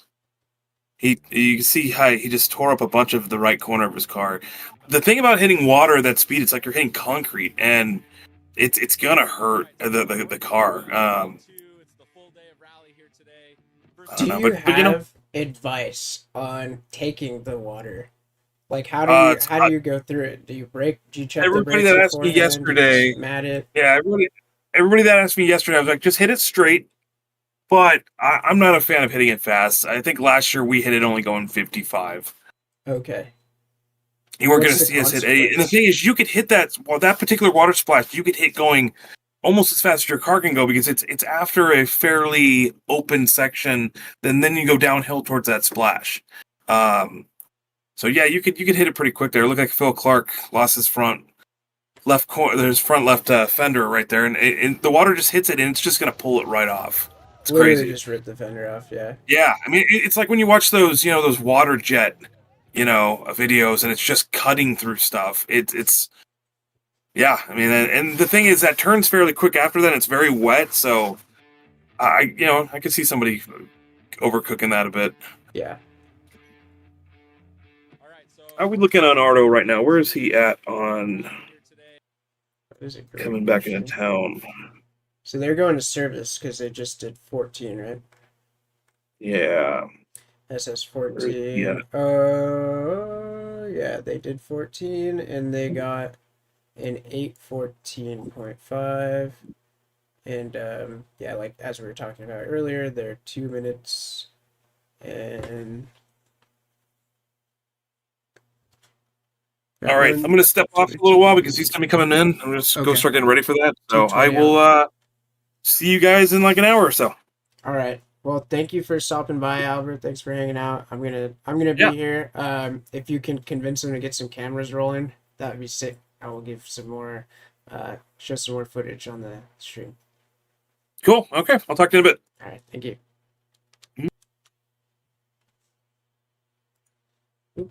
Opening up the webpage elements.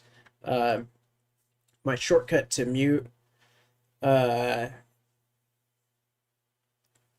Discord over the stream opens up the webpage element. I was not aware that was a thing. All right, back to Chris. First few stages, we were kind of warming up, I think. The plan for today is to... Let's just click on this.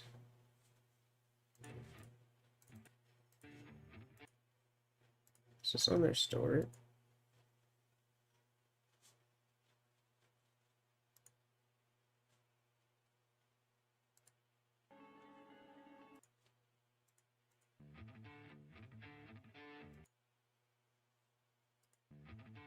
Trying to make it bigger.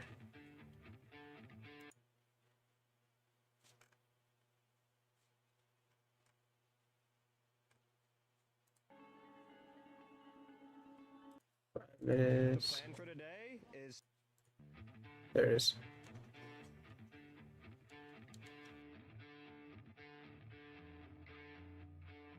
All right, so Oregon Trail, day 2. It's the full day of rally here today.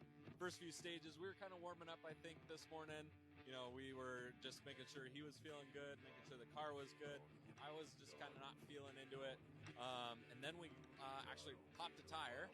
And I think that kind of from that point on, popping the tire, we ended up really finding our groove today. We ended up second running of Dalles Mountain Up was 25 seconds faster.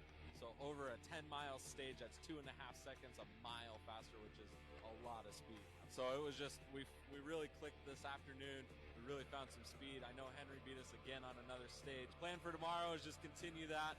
We've got some interesting stages, and we got the void jump. So we've got to decide how hard we're going to send it. But I guess we'll decide that tomorrow.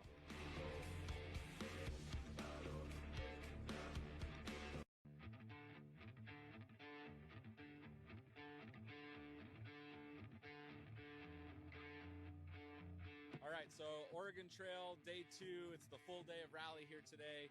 First few stages, we were kind of warming up, I think, this morning. You know, we were just making sure he was feeling good, making sure the car was good. I was just kind of not feeling into it. And then we actually popped a tire. And I think that kind of from that point on, popping the tire, we ended up really finding our groove today. We ended up second running of Dalles Mountain Up was 25 seconds faster. So over a 10-mile stage, that's 2.5 seconds, a mile faster, which is a lot of speed. So it was just, we really clicked this afternoon. We really found some speed. I know Henry beat us again on another stage. Plan for tomorrow is just continue that. We've got some interesting stages, and we got the void jump. So we've got to decide how hard we're going to send it. But I guess we'll decide that tomorrow.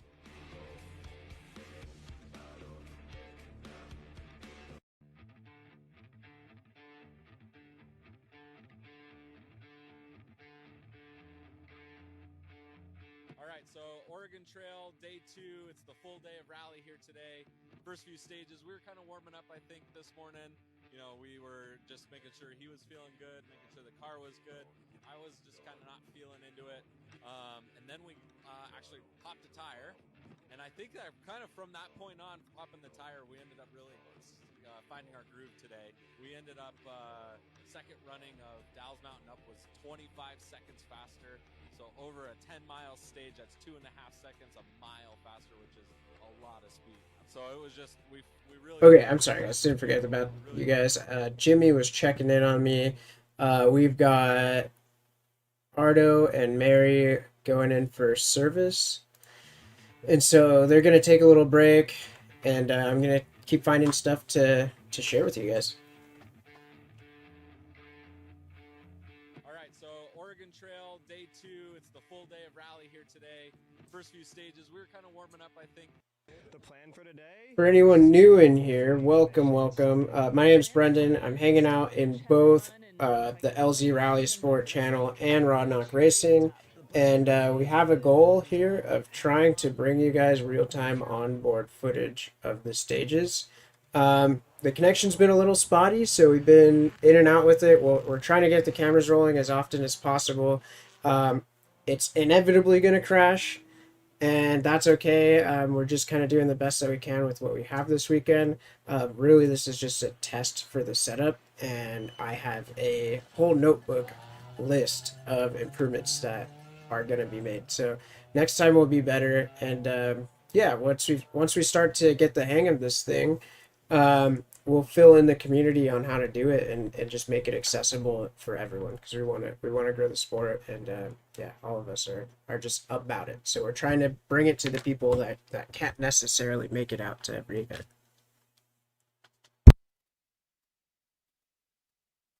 Recce dog number 8. I've been counting recce dogs also, by the way.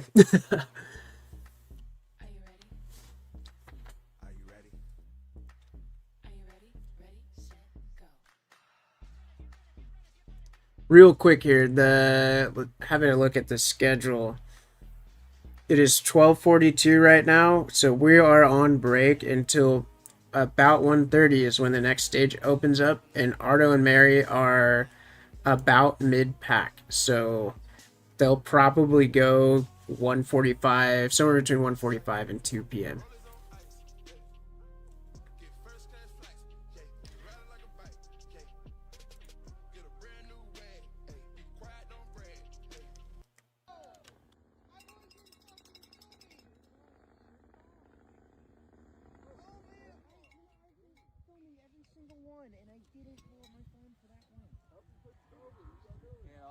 Not that rolling is ever funny, but I think seeing a car on its lid and not crushed in looks kind of funny, because it's not supposed to look like that.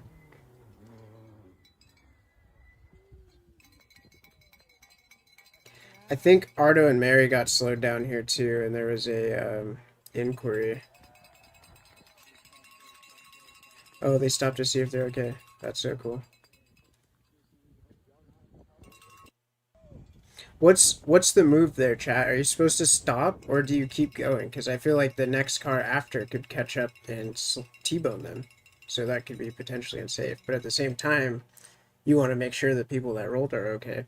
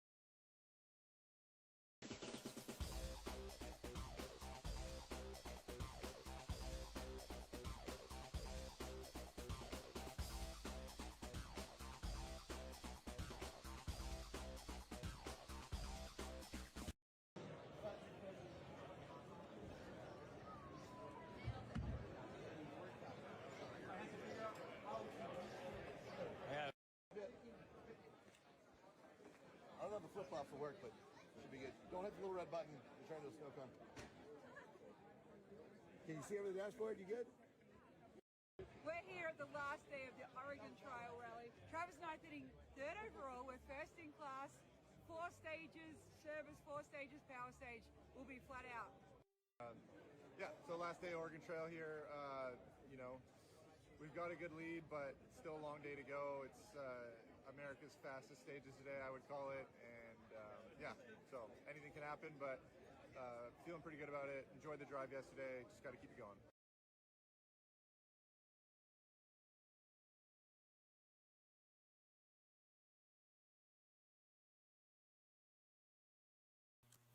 Don't tell me they ended it. No, you can't have ended it.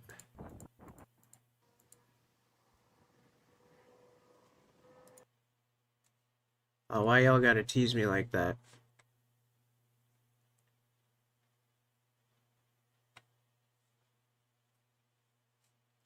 Oh, that makes sense. This is 11. So, and this was only posted 40 minutes ago, and stage 1 was well over by then.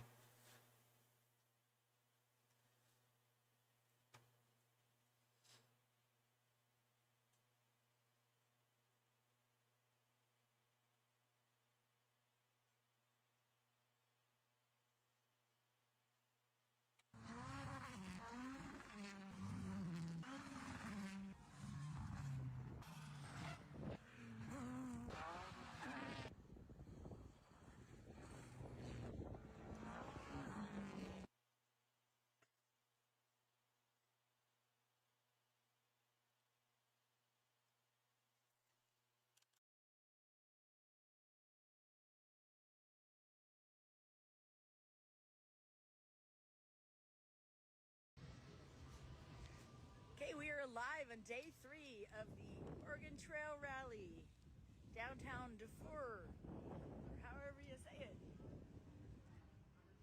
Cars are starting to line up.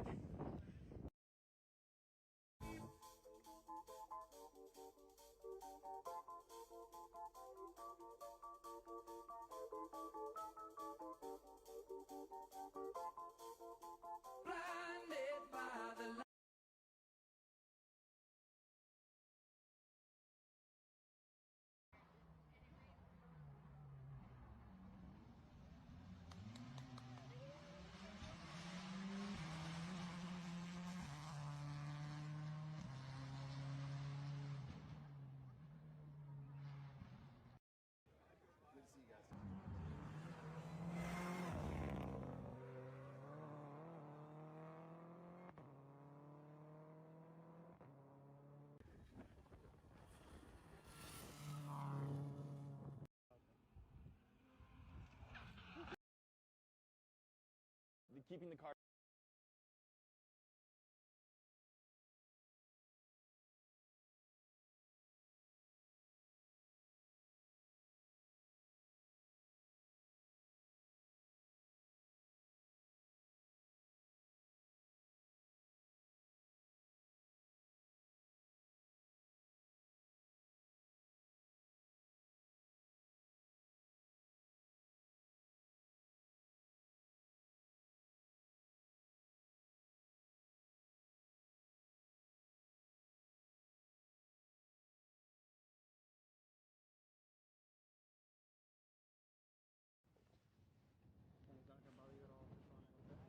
actually kind of nice to hear at times. Yep. Jumping.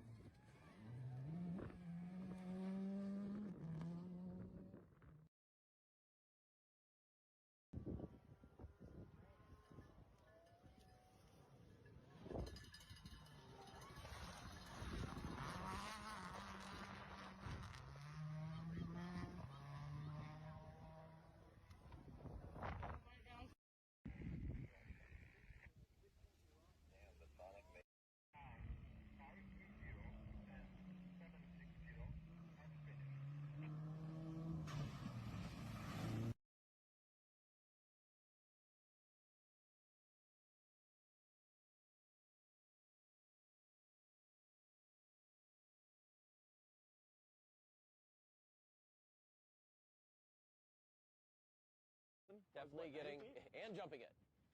90 feet at 82 miles an hour. 82 miles an hour? 80 feet. 80 feet and 82 miles an hour.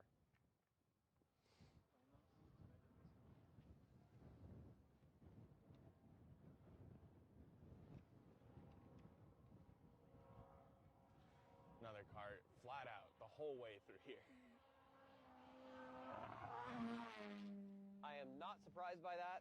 Those guys in the Donnelly and File in the Rally 3 Clio, they have been just on it. I mean, just I don't think they know That was what the nuts. brake pedal is.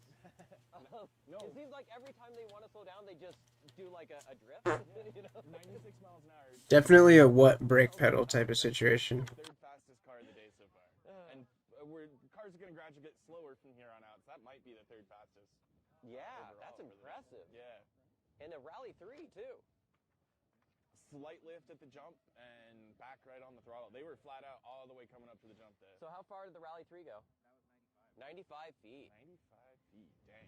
96 miles an hour and 93 feet. Or 95 feet. Dang. All for bragging rights. We don't have a special trophy for this. Maybe we should some year. Have a special jump trophy, but... A plaque at least. Maybe the plaque that the name changes on every year.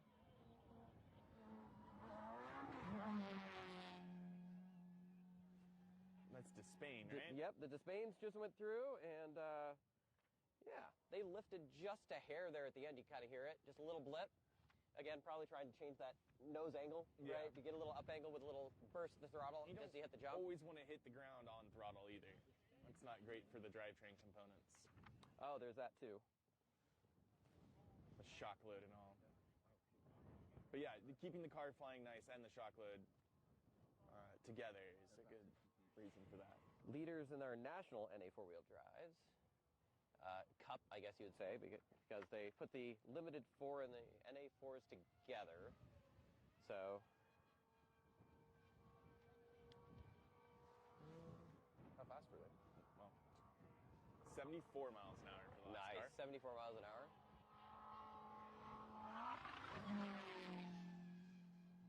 Was that Roberto? It was Roberto. So he actually wasn't, he had some sort of issue where he had to restart. Oh no. Yeah, I was looking at the notes and it looks like he had some sort of restart.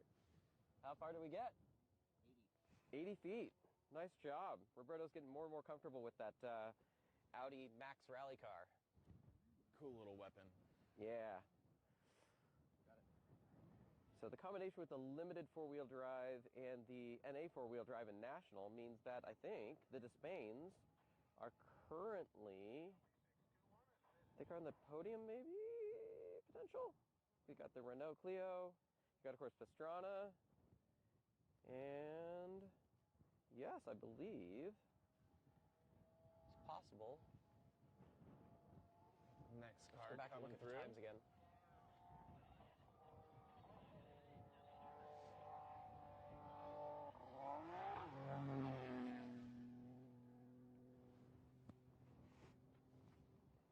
for Georgia McGinnis You know? and Michael Shevchik in their Fiesta Rally 3.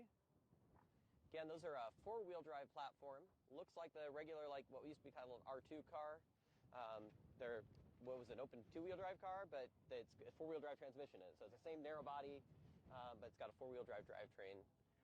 Similar in the sequential gearbox and all that stuff.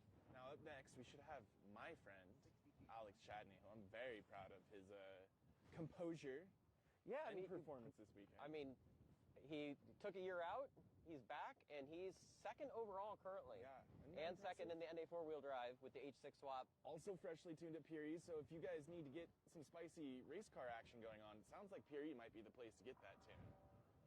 The regional leaders are both visiting that same shop.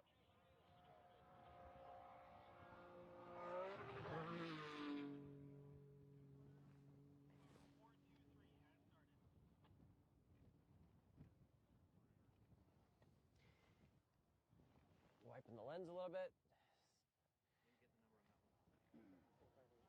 Ah, thanks, Mia. Or Maya, apologies. So let's see here. So next up, who are we looking at? So Chadney, then we should have Michael Hooper, who's, last I looked, was leading the Open Two-Wheel Drive National. Him and Seamus Burke love duking it out. 84 miles an hour for Chadney. Nice.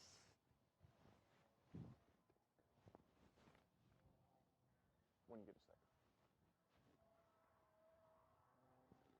What was Chadney's jump distance again?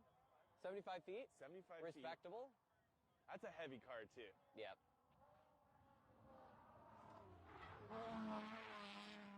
Hooper?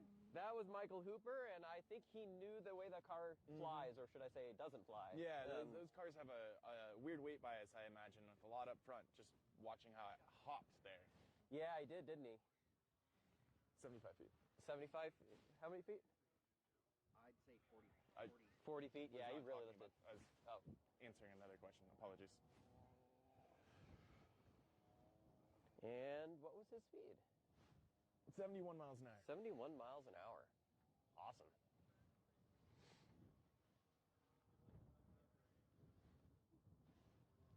I don't know if Michael's mentioned it this morning, but this is the Microsoft wallpaper that we're sitting in currently. If you look really closely and zoom in at your desktop, you will see us.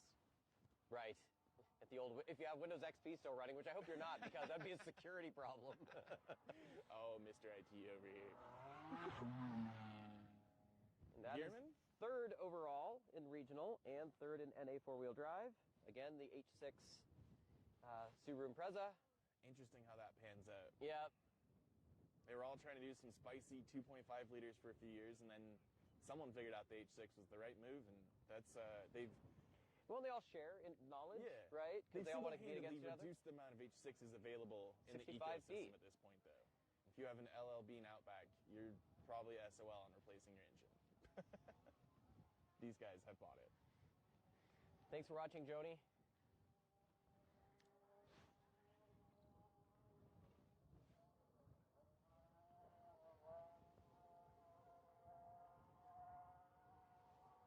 This car is very loud. Yes. Seamus? Sound and Fury. Quite. Yes, it is.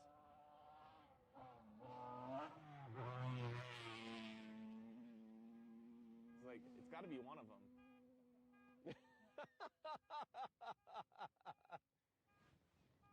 That would be the Seamus's loud exhaust setting off a car alarm. Seamus's car is loud enough to set off a car alarm. That's hilarious, and that is so fitting. So I think what we figured out from Seamus is that he knows the car is faster on the ground than in the air. Yeah. So it's like, why jump far? It doesn't make sense. I want to be on the accelerator. Yeah. He wants to make all the noise. There's no noise to be made in the air. I think Seamus would be proud that he set off that car alarm, too.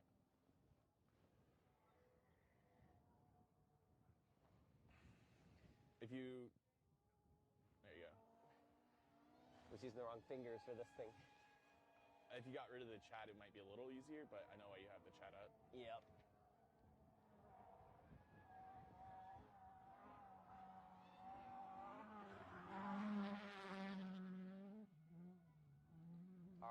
regional open two-wheel drive leader, John Hill, with Jake Blattner sitting next to him.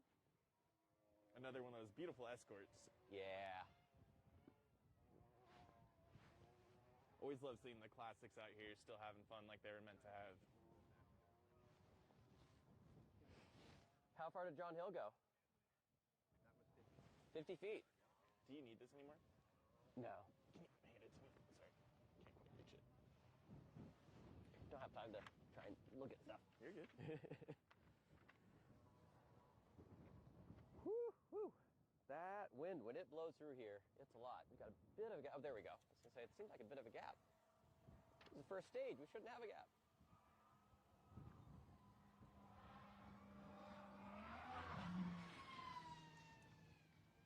They're like, more rally cars, more rally cars. Still out there ripping, Mike. Cam Steely.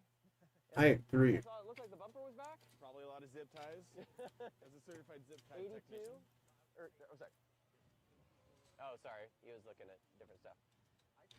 75 feet for the Focus RS. Nice. 86. Dang, he was flying. Thank Mike, you hear for that? watching in Mexico last year. We had Ricardo Cordera. 86 miles an hour. 86 miles an hour. Nice. Yeah, the first Mexican national to win a U.S. ARA rally event. Exactly. That was really cool. I have some really awesome photos of them getting their awards last year. It was unbelievable to see and see that performance. And that car was so sweet that they had. It was a Yes. Citroen, right? Yes. Yeah. Another one of these awesome Citroen cars Rally we 2. don't get here. And he's still rallying. He's a Pan American champion. He's a big name. Yeah, definitely. Not the opposite of slow. Yeah.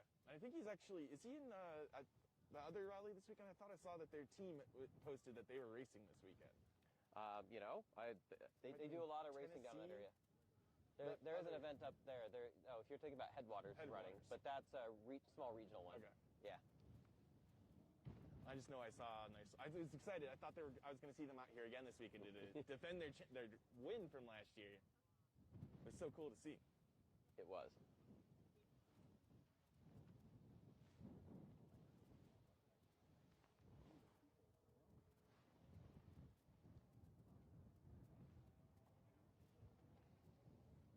A little bit of a gap again. Yeah. Should be Chabot. Hell yeah. Love that guy. Golly. Robert Chabot. Or Chabot. The little. I got to ride in that thing in the Lancaster Rallycross event. It's a blast. That dude is a fantastic driver. And I think that was the first logbooked rally car I ever sat in. So I was already stoked just to be in the car's presence. We heard has just started.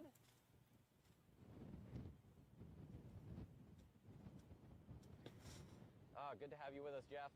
Thank you for all the work you do remotely to help us out and help show the economic impact that these events have in these small rural areas. You know, we come in for one weekend out of the year and, you know, just kind of invade these communities.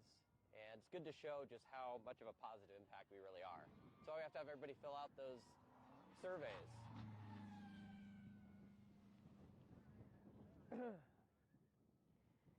Well, I believe Joni, who was watching, that was Kendra Tim in the co-driver's seat with Phil Clark. And she's actually from the Goldendale area. So there we go. One of your homies.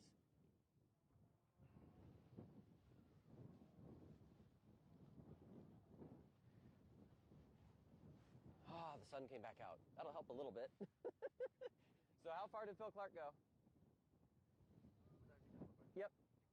65 feet. Nice. Speed? 78 miles an hour. There we go. They're nice and on it.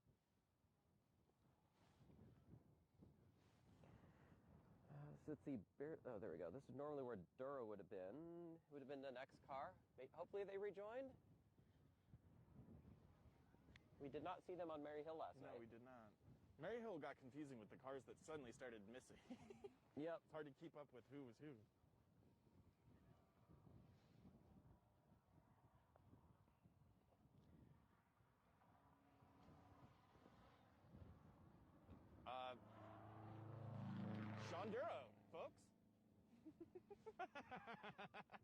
This is not the Duro that I know. That's the one I know. Going that slow over the jump? Nah. Figured you'd go a little bit faster. Maybe he just wants to finish. Honestly, I used to call it bunny hop. Yeah. Did they get actually 4 wheels off the ground? Barely? No? Yeah. Yeah, I'd call it bunny hop.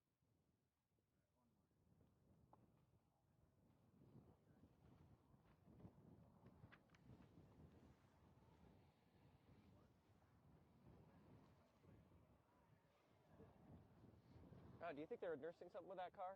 That's what I was gonna start to say. Is I wonder if they pulled out but want to still get the finish under their belt and are just nursing something. What's up, guys? Any new viewers that popped in? We're just hanging out in here. It's service time. We're just watching the live stream footage from stage 11 earlier today, and we are maybe a quarter of the way through, a third of the way through, it looks like. Haven't seen Arto and Mary hit this jump yet, so I'm excited to see that.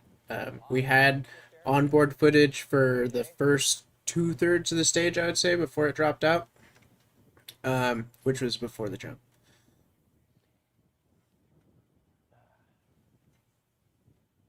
Now, we'll be here only for the first running of the jump, but so the second running will be having someone here record the jump distances. They usually go farther on the second running, but we have to run and go to a different spot, so.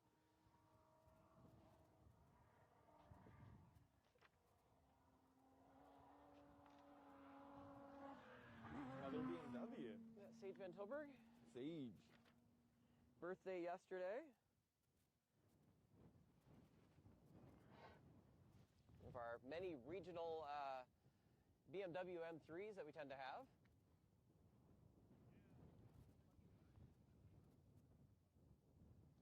It's a very popular platform. You'd think a BMW doing rallying? Yeah, you know, you got good strong component. Since there's so many that have gotten into it, they've into using them, they've come up with a system of parts and things that make them actually quite reliable. Yeah. I mean, they're famous race cars, right? A lot of the parts that you'd use on, say, a track build may need to be modified, but are very similar to what you would use potentially out here. Maybe a little beefier, a little longer, something like that. But it's one of those cars that has a large aftermarket platform for it already.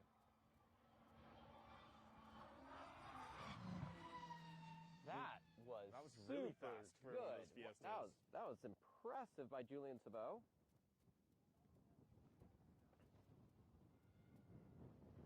Whew. Dust. So that's in our open 2-wheel drive regional. Their Fiesta.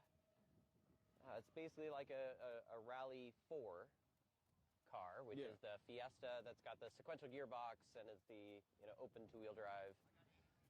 80 feet. Nice jump there, Julian. 88 miles an hour. They did not lift. Faster than Roberto? Fastest since. Looks like we got another camera on over in service, so I'm going to add that. Haha. I bet he'll like that.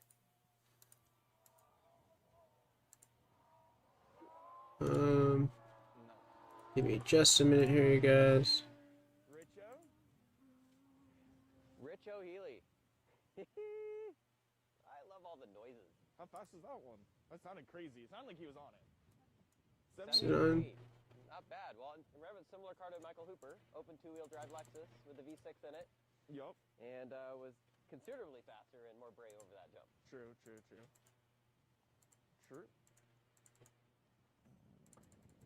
They had a small off yesterday.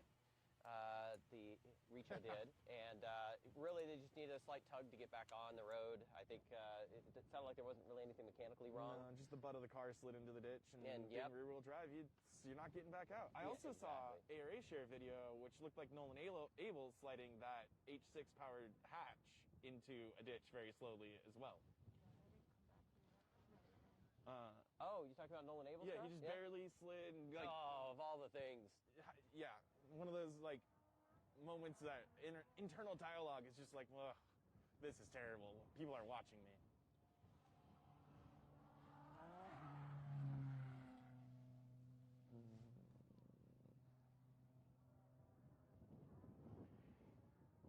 that Jason Mouvet? Is he back? Didn't see the car number. Jason. I think that was him, yeah. I can tell you the car number, one sec.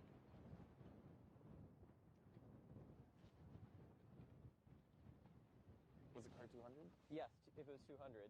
That's what I'm hoping it was. It was car 200. Excellent. Okay. Sorry, when I'm looking through the lens here. Yes, Ashley, it's quite chilly. I would say if you're thinking about going down to the Shadowbuck Winery to spectate, yeah, okay, you're to spectate, because going down there, you're actually down a little hole, which that was actually really pleasant is, last year. yeah, it's not too bad. Shields you from the wind. Which might be our next stop, is try and get there for the water splash.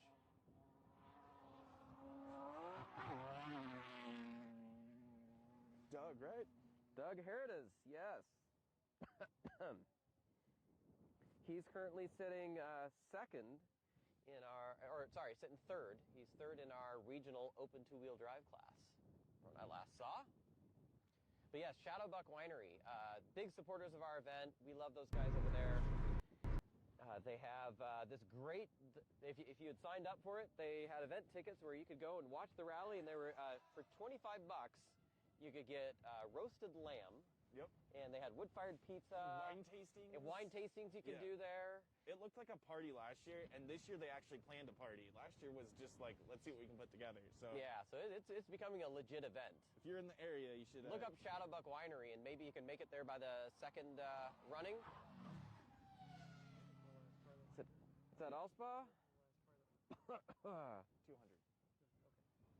Was that Crouch? That was Crouch, right. So we got an extra camera online. They're over in service. We're still testing to see if we can hear. In the regionals.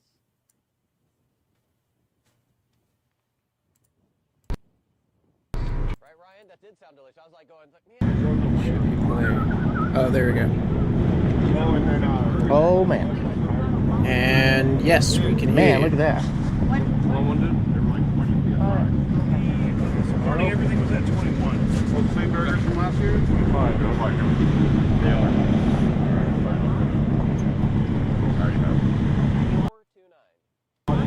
Looks like they got some snackages. That's the one. Arto, tell me about this live. burger.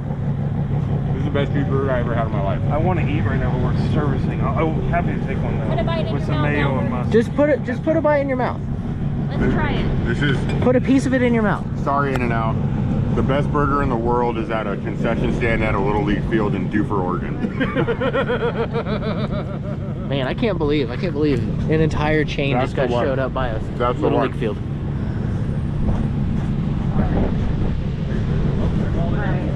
Folks at home, this has been a burger that Arto's been talking about literally all year. I mean, the race is one thing. This is fun. We like racing the cars. He did mention but the I think burger this to is me. what he was most excited about. Yeah, they love keep talking about it. You were the one talking about the stew, weren't you? Oh yeah, no, it is good. I'm not gonna lie to you. There we go. There we go. Is that it? Is that the best burger you've ever had? It's actually pretty good. Fuck, give me a bite. This might be the best burger I've ever had in my life. Pit burgers. It's actually pretty good. Oh man. Hey Fred, you got another whole one for me? You know what? That Lexus is gonna come back because of the race, but it's gonna come back for that burger. That's a good burger. Alright, Arto, how'd it go? You know, tell me when you're done eating. Oh, let you enjoy that burger first. I don't want to interrupt that burger.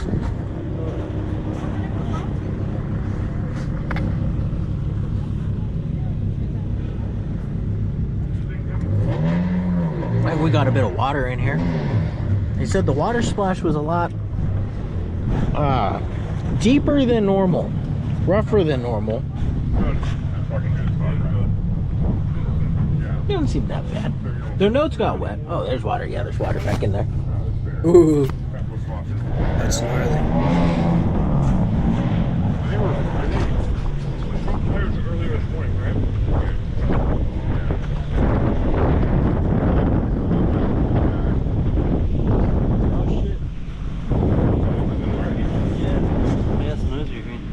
Oh, I caught a rock?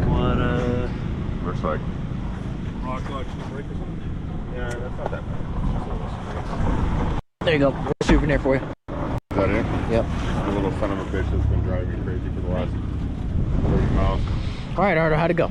Okay, we just finished our first loop on the last day of 2025 OTR.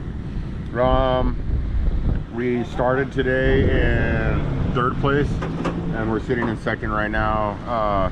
Brett Livingston right here has a pretty good run on us, but it's probably too far to push. I think we have a good lead to 3rd place, so I think at this point the race is kind of coming to us. We've had okay pace all day. Cars holding together pretty good. We have some new noises, but that happens to rally cars when they run for 3 days straight. And then we're just gonna kind of maintain pace, go have fun, and see how the day turns out. But other than that, pretty good day of rally. How'd we take the jump? We took the jump at 80. And I don't want to say I caught a lot of air, because every time I think I catch a lot of air, someone shows me a picture or a video and it's not a lot of air. It's still on the ground? Right. Yeah. Or maybe that not all 4 tires are off the ground at the same time. Yeah, any more 70s, or is it just the 5? I think there might be one on the trailer. I think there might be one there. But yeah, we hit it at 80 and it felt really good. So maybe we would go a little bit harder now. I don't know. I mean, do we risk it for the biscuit? I mean, are we maintaining 2nd, or are we gonna go for a killer jump? Ideally both. I think wisdom says go for the podium over the wicked jump. Well, they're also not mutually exclusive. You're right. You know, you can't have your cake and eat it too here. So absolutely, especially with good jump technique. Yeah. So the secret is to dab brace the left foot, go over the edge, and then keep the foot on the gas. So. Keep it forward the whole time. Yeah. Good advice. Albert Gode's over here. Kevin Aguilar doing service for us, and they're doing a great job. They've been kicking butt all day. So we're getting new fronts. All right. Not majorly, but the front right and the back left. Okay, cool. See that? That's how good a crew these guys are. We're gonna get it home and see how the rest plays out. It's pretty good. We gotta be smart. Yeah. Well, we'll go over and see what the bios are doing after we take a look under this car. I love the exhaust hanger. It's interesting how it's breaking up so much. I think so far Albert's phone was the most reliable video stream we've had. So taking notes on that, because there's got to be a reason for that. They're over here. But this has been really cool. I like the interviews. I like it's cool. I don't even have to sit here and talk. They can just do it. I just got to do producer stuff. It's got a now we got a bottle in it. It's fantastic. It's not a flux anymore. Those are burgers. So are you generator? Yeah. Or just send it wood. 70 feet apparently. Really? No. Just recently done bar. Jump at good. And it fell off. That shock.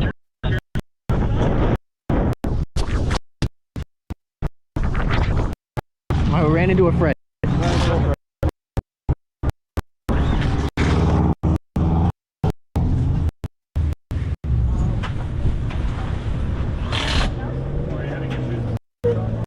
No, but it broke from the bolt.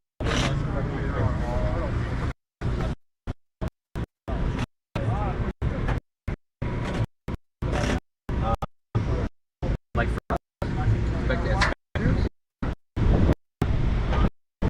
for you? Oh. Oh, I don't know.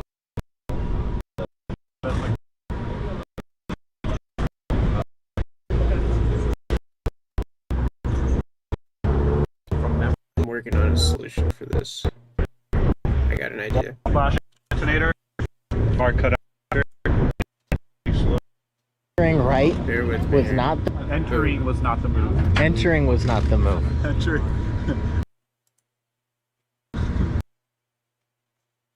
Yeah. That's gonna get wet. How deep did you think it was? How deep? Yeah. It's not that deep. It's longer. Yeah. It's a little bit deeper. It definitely hit way harder this time. Yeah. We slowed down. I think I went down to 35, and it hit hard. And right when it hit, our comms started. Like every time you plug in and off the comms, they make a beep. So it was as if it was turning on and off, on and off. Power cut. My red light limiter kept flashing. All the electricals. But luckily, it didn't turn off completely. I was throttling it, and there was a right 3 after that, and I had power by then, and I was able to keep pushing it. Oh, so it came back pretty quick. Yeah. So that being said, I think it's just most likely alternator getting wet. I know one of the rubber boots for one of the positive posts, it was torn. Yeah. So we're gonna have to adjust that, but I'm still gonna creep through the water. It's not worth it. Yeah. Full brake, just get on through it. Full brake. Yeah. Wave at everybody. That was definitely what I had in the notes with Jenna and I. Yeah. I said this looks stupid. I hit it with that Ram truck, and how I hit it with the truck, I said I don't want to hit this with a car. I hit it with the, what is it called, the Nissan Kicks, my recce vehicle. Yeah. I hit it about 4 times, at slowly going faster and faster and faster, and it seemed okay. And Yeah. that's why I said, okay, I'll go enter right. We entered right, exited almost a little center. I figured that would be the best route, but just avoid at all costs. The jump went really well. Love the jump. Well, what was the approach for the jump? Floor it, send it. Any special moves? Floor it right before the jump. Left foot brake tap. Load the front. Right when you're on it, floor it up. Hold throttle to match your RPMs. Land, and it worked flawlessly. It worked really good. So now I'm a lot more confident with the new suspension and the Mickey Mouse job in the rear, holding the new suspension. Definitely gonna hit it. How impressed are you with Fred to acquire a better and better welder every single time you guys come back to service? No comment. With the first time you were here, it was a dual feed, it was a little one. The second one, it was a little bit bigger, no bottle. Now it has a bottle. This is impressive. I mean, you can see Fred here in the background. That's hilarious. I'll leave it up to you to decide how he was able to keep upping his equipment. He was able to acquire. Huh? We need the generator to do the welding. Yeah, I guess we're gonna do some more welding to further reinforce our suspension. We need to borrow Arto's generator. Is that what the plan was? Yeah. Arto has a Jenny, right? All right. All right, Benji, go handle it. Hey, Baby, how'd it go? Good. Check out People said we Mary's looked Candy fast, but I Shop. kept telling Benji he was going too slow. Good. So that's a proper hype man. Yeah. So we're gonna we're in 16th place due to the nonsense that happened yesterday. So no way that 13 people are gonna fall out in the next 4 stages. So the idea is to torture the car as much as possible so that we can be competitive in Colorado. So, yeah, because you know everything we did to this car was in the last 2 weeks: suspension, subframes, engine, everything. Right, so. yeah, it was in my backyard 2 weeks ago. Yeah, exactly. Yeah. So a force of nature known as a Carvios. yeah, so we're gonna send it real hard on the boy jump. Yeah. We did 70 feet last time, taking it easy, so wow. We're coming after Cadwell. Well, that was 102. We're coming, baby. And I don't know if Benji said anything, but we almost lost power at the water crossing. Yeah. Something shorted out, so we're gonna crawl through that, and then we'll try to waterproof the car after that. But lots of aluminum tape. yeah. I hear that's water rated. We'll use what spray? Some bed liner. We'll just bed line everything. Yeah, bed liner everything. Get an extra 300 pounds. All right, plastic.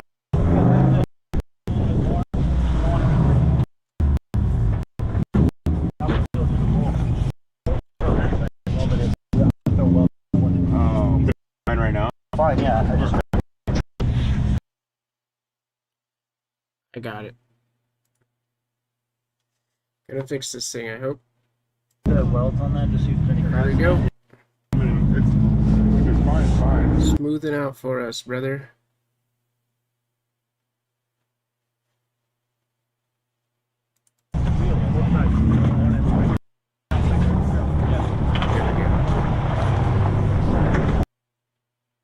Oh. Might be getting out of range here. Busy service. We're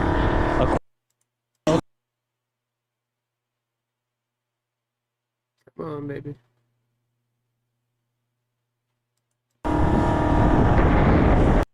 putting on wheels and tires, color coding the front finally. Rear wheels, but that went away immediately.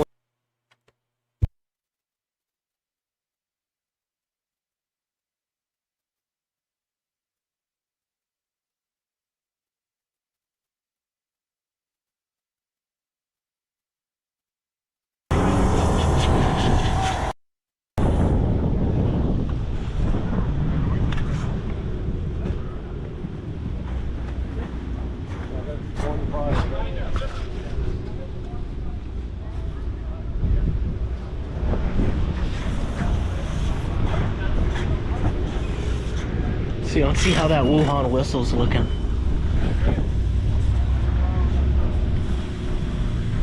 In the comments, if there's people watching this still, take guesses on how much this turbo cost. This turbo right here.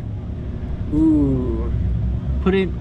We have no prize for this, but if somebody gets closest to it, you'll get bragging rights to guess how much of these I know Wuhan whistles cost. That a little baby turbo from Beijing blower. Costs about $12. Those are your hints. This definitely didn't have a brand name to it. If it's not branded, Arto, you have a grinder? and this car is 15 years older, albeit probably a bigger turbo, I'm gonna guess. I'm gonna lowball. I'm gonna say 400. I'm gonna say 400 bucks for that turbo. I don't think it was crazy expensive. Maybe if you factor in all the lines and then all the time and effort that went into going there. But he said it's not branded, so $400 for that.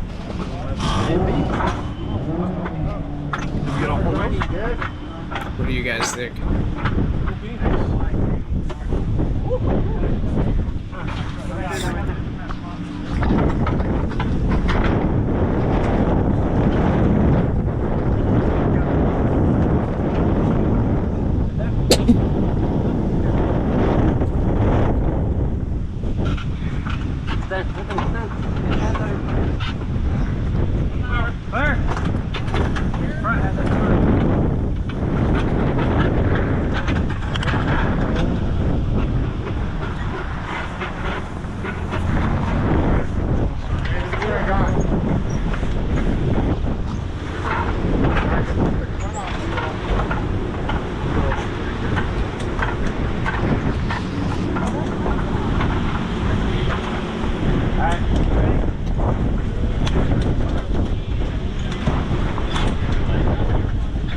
Welcome in, everyone, or welcome back. Thank you guys for hanging out with us. We're in service right now. We're getting ready to go on to the second half of the day, and so far so good. It's been a good day for us so far.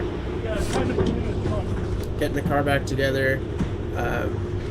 Arto just briefly kind of caught up with us. He said the car's making some new sounds, but it's doing all right.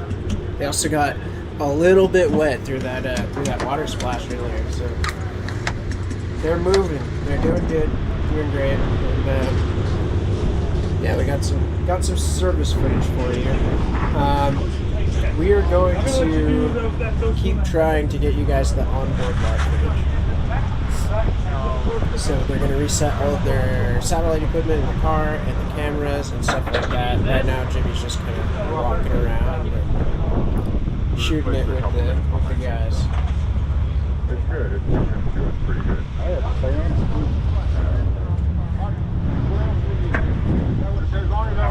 Fred, how's it going? It's going pretty good. What's up, Freddie? Tell me about how it's been going over here. I saw you heading back to the Dalles when I was heading over here. Well, we weren't heading back to the Dalles. We were just going over to spectate so I could take Taka and Davis over there. Check it out, get some good footage of them. We went to both spectating spots. We have to hustle back to get this welder and to get some food for everybody. Yeah, how you keep finding better and welder setups? It's just what I do. That's what you do? You know? Yeah, you know? You're a specialist at acquiring things? I am. Hey, can you acquire a running 1UZ? Give me an hour. Where were you yesterday? I had full faith in that, man. I think the giggle. I mean, they're kind of covered already. How'd the spectator spots? It's not playing it.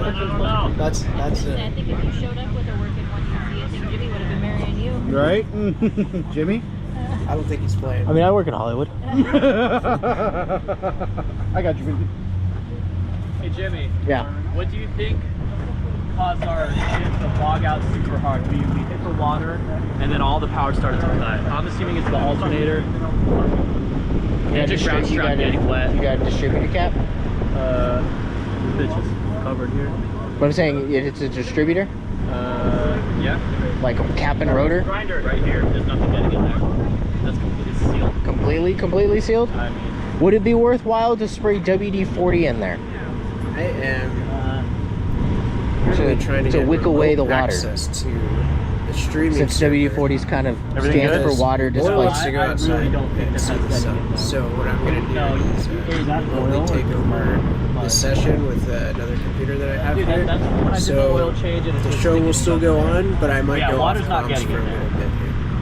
because it's got like a cup that it seals up against, so that stays sealed. The only thing I can think is it got to the alternator. I'm looking at the back and I have... I mean, yeah, the alternator, I would imagine, screw that up. Yeah. Because when the water gets in, it might start grounding to weird stuff. Yeah, exactly. Because our engine ground strap, I don't think that getting wet was anything. And it's actually covered, so I don't think it's the engine ground strap. Yeah, I think it just got into the alternator. Because that's right there. Yeah, it's nothing we can do about it. We just have to go slow. Maybe make a cover for it later, but... Well, you only hit this water crossing once a year. Twice. You hit it twice a year. That's right. Yeah. So we're just gonna go through, crawl slow. I guess the same thing happened to him now is then just throwing a bunch of codes. Oh, yeah. Yeah, so, yeah, we'll just have to take it easy. As I was telling Benji, I said me and Jenna put in our notes for that water splash. I didn't like hitting that in that Dodge Ram. Yeah. I was like, this is a full-on break.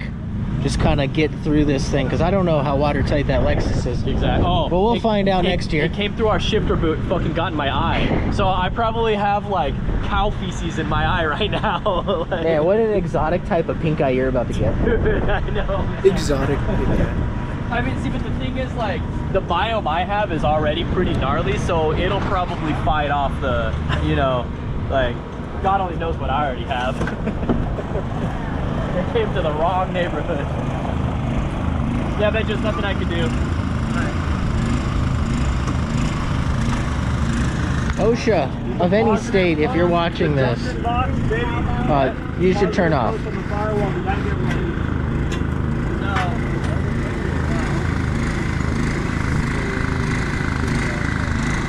OSHA, again, if you're watching, turn off. Let's go. Alright, cool. I'm gonna go outside, you guys. Yeah, I don't start. Yeah, we don't need it in the car. Yeah,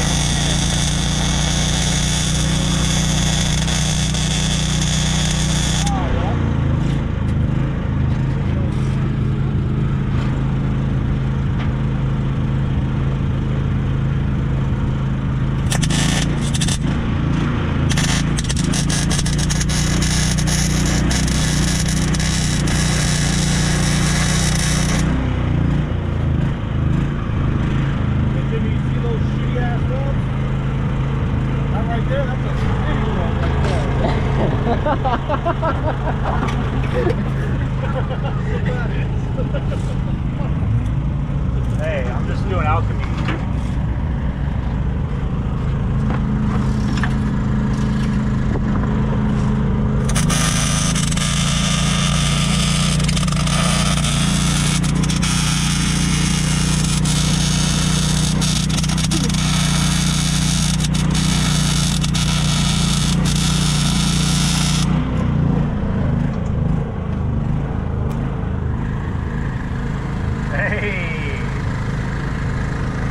Are we ready to send it? Welcome in, everyone. How you doing?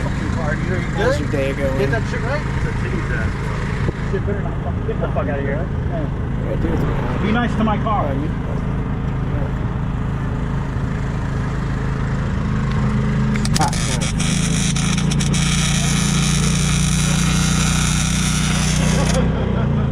So they finessed a welder.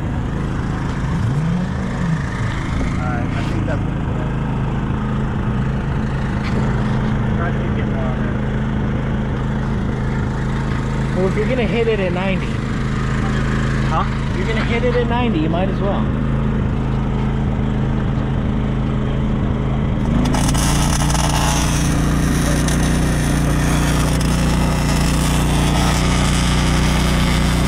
This is a good welder, man.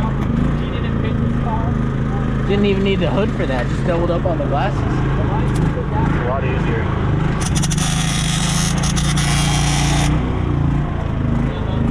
I'm gonna blame. I like that was out. How cool is that? We've abandoned the double glasses technique. Now the Carvalho goes in for the kill. What a legend. That's all the way around. This city weld is complete. One more spot. Oh, nope. It's not complete. He has one more. Oh, he's gonna do this more. Oh god.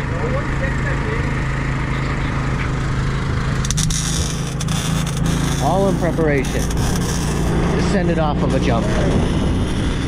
Alright, we got 3% left on this battery. We're gonna go check in with these guys one more time, and then everybody's gonna start heading out. It doesn't change the outcome at all. Could have changed it though.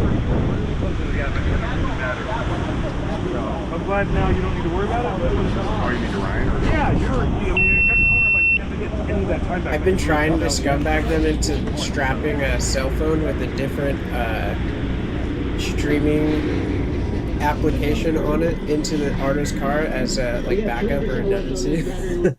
But the problem is everyone needs their cell phone, so it's kind of hard to just take someone's cell phone from them. Okay, that camera really died.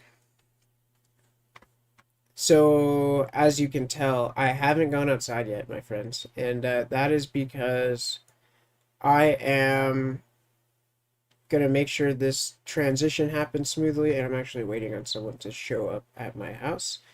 But in the meantime, I can take another look at the schedule here. And so we're wrapping up with our, was it 1:30 service or 12:30 service? 1:30.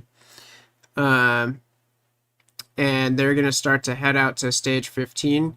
We have 4 more stages today. We're going to try to get you as much onboard footage as possible.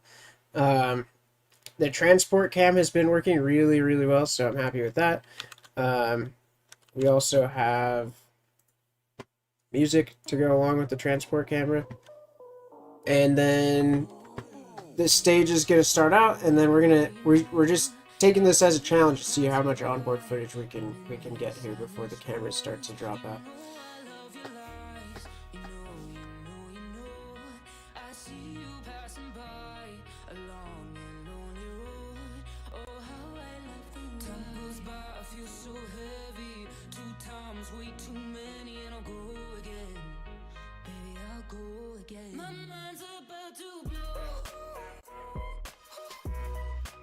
Time's back up here.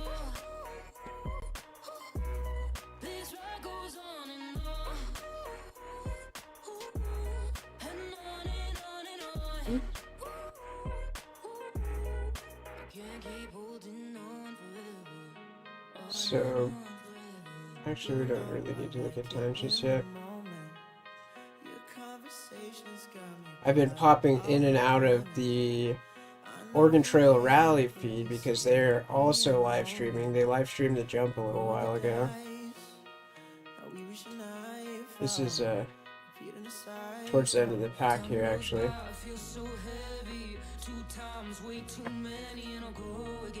See, I got it. Time goes by, I feel so heavy. 2 times, way too many, and I'll go again. Baby, I'll go again. My mind's about to blow. It's taking all control. This ride goes on and on. And on and on and on. I can't keep holding on forever. On and on forever.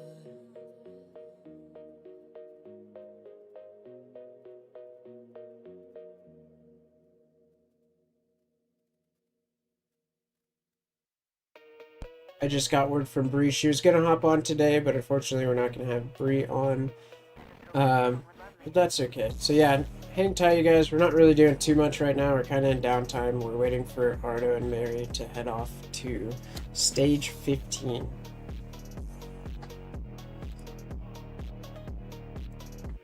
I'm just kind of refreshing all my pages here, seeing if there's any new media to look at, which there doesn't appear to be.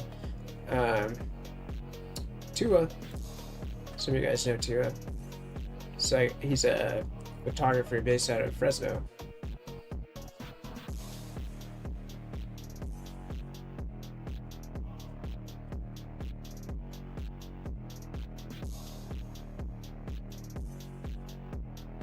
So just no audio on this one? Yeah, there's just no audio on that one.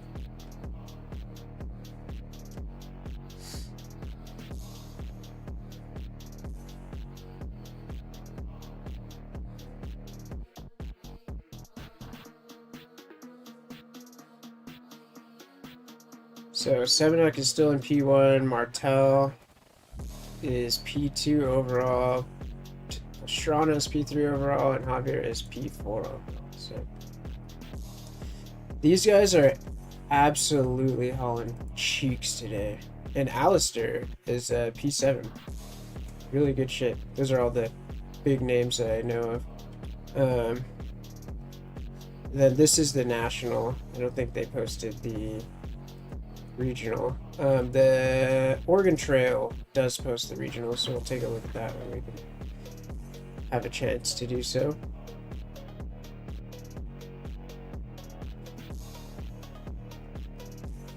Some sick Volvos out there. Oh, there's the regional.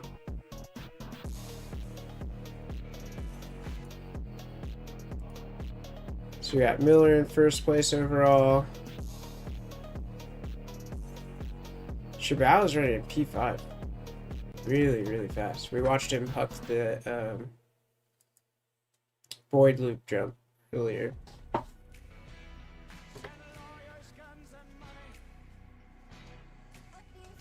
That was gnarly. I don't know if I can click on this. Yeah, I can click on it. Do they have the video? Oh, even better. The detail. Cars together. Cars very not together.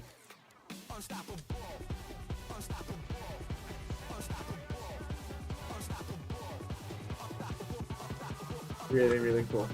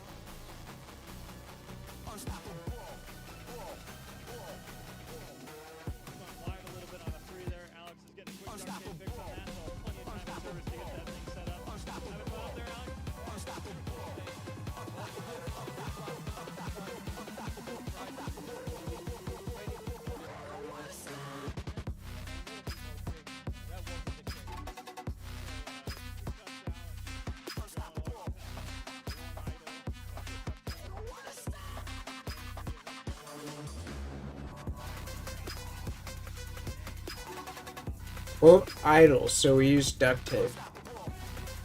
Hell yeah.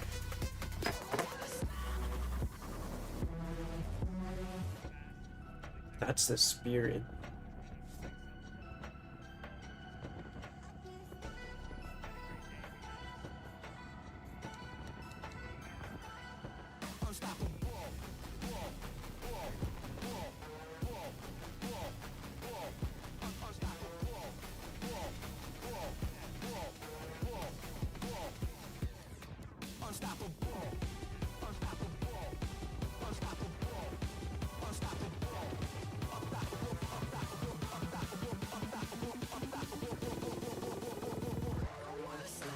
Number 9.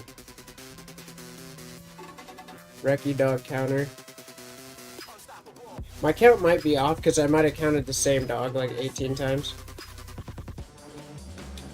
But we love the doggos.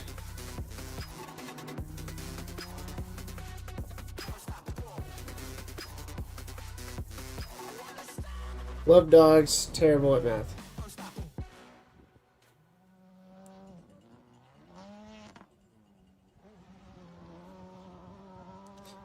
Alright, you guys. I'm going to let this play through.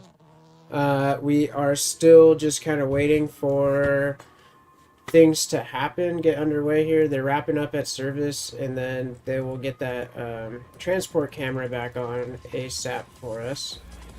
And then maybe we'll get to see some more stages today. But in the meantime, I'm going to go off the camera, but I'll still be monitoring and controlling the stream. You just won't be able to hear my voice.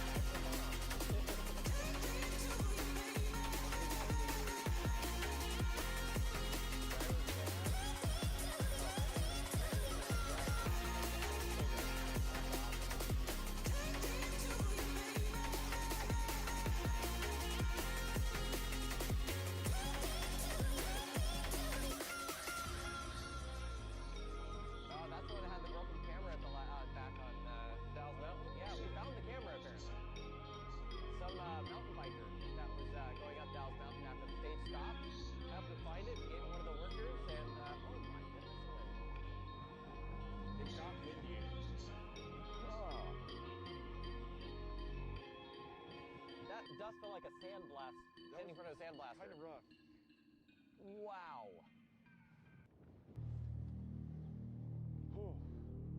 That flag is like for now.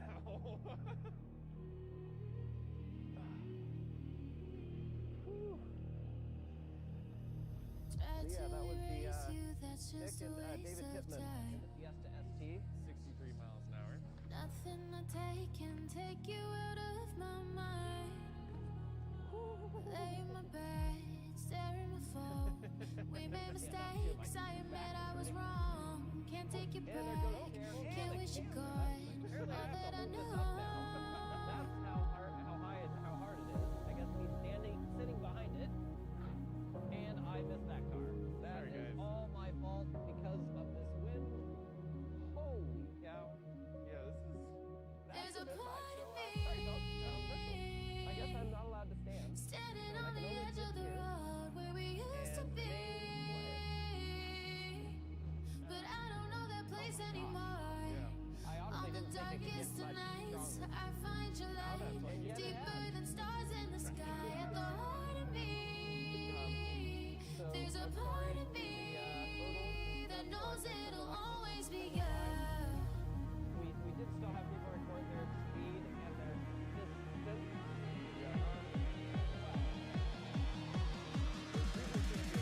That knows it'll always be you.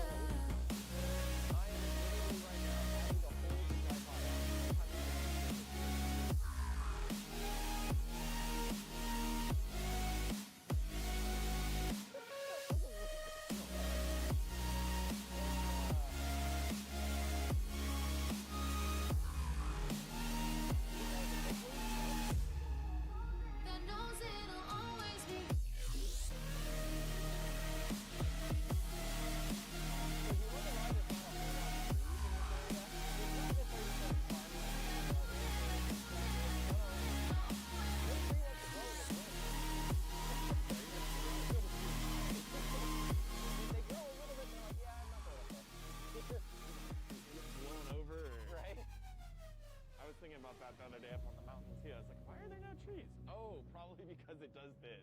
Yep.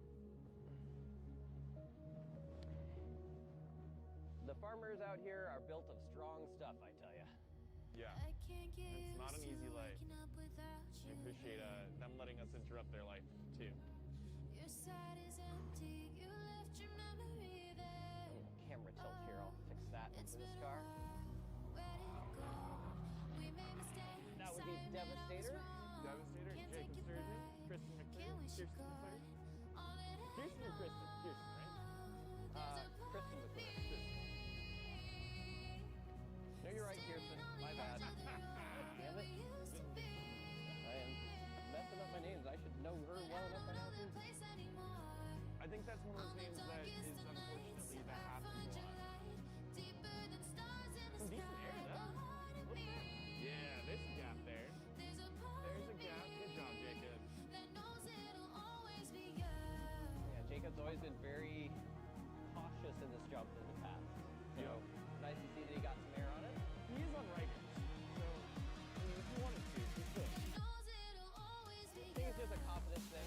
Yeah. So, you know, he finally got all the power figured out on that car, so he's more confident in it. Because it wasn't really power in an even way before. No, he's definitely going a little bit in confidence and underdrives the car, which I can appreciate, right? The car's got a lot more in it. It's not always right. That's the Honda Fit. Radek Vladarchik and Cindy Carlson.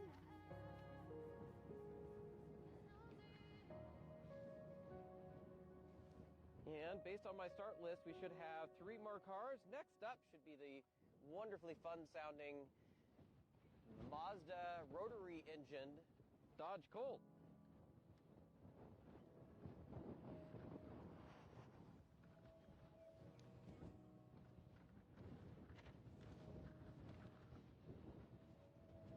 Thank you again, volunteers, for being out here for this. No one you see in these pictures in a yellow or orange vest are paid to be here. Nope. They're doing it for the love of the sport, so always say thank you to the volunteers and be nice to them.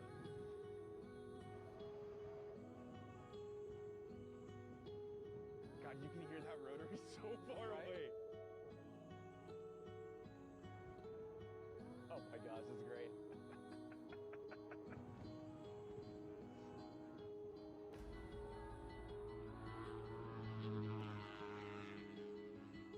Okay, what I would say that was is sound and fury signifying nothing. Yeah, right?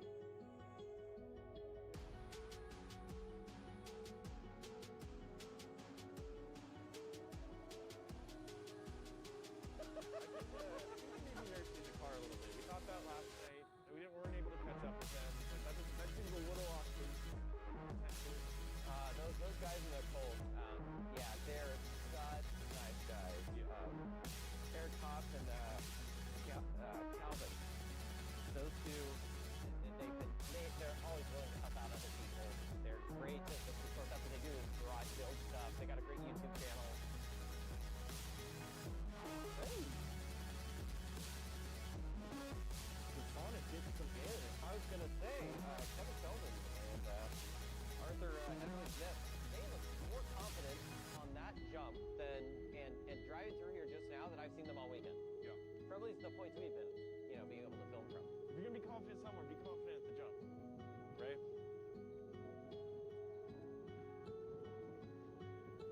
Well, we should have just one car left, and it's one that we've all been waiting for after what happened to them.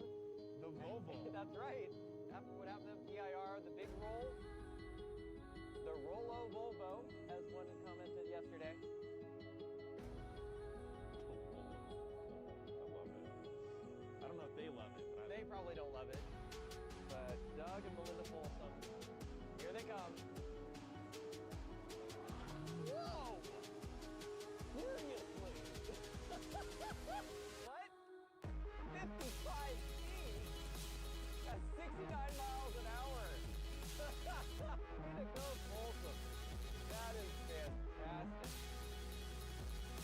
Okay, we are going to get out of the cold and stop this live stream.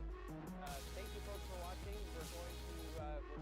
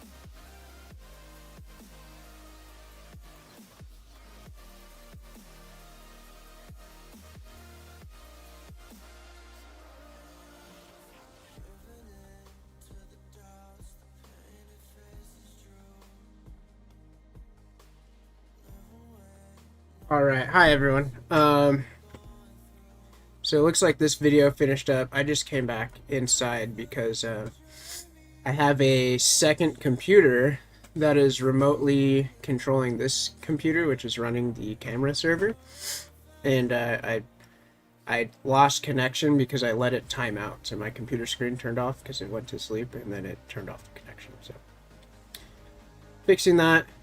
Let's find some other stuff to look at in the meantime here.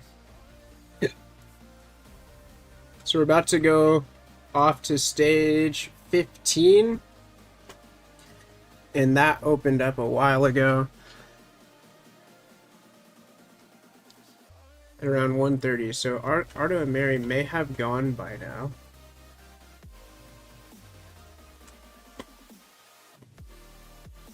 See if they got a time. No, they haven't gone yet. Still don't have camera from them just yet.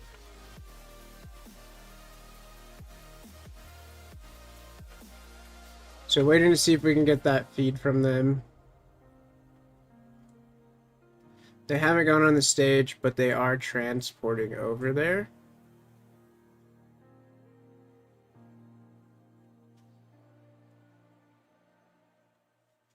Let me sort my, I don't have my glasses on. Oh. Arto, stage 15, no time, but they are up, so they'll be going in about 2 cars, so they should have made it there by now.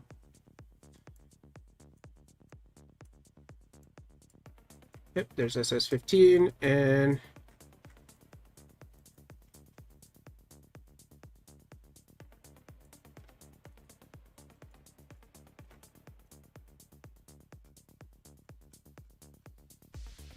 I'm gonna refresh this. It's probably gonna be totally different.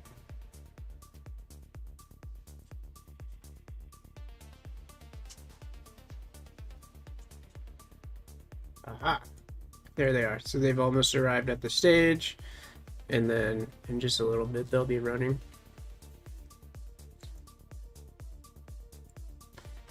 And again, no feed yet.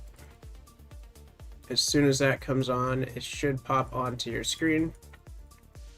And then I'm gonna go off comms for now, so we'll just watch this rally safe feed while we don't have comms in the meantime, and listen to some music in the background.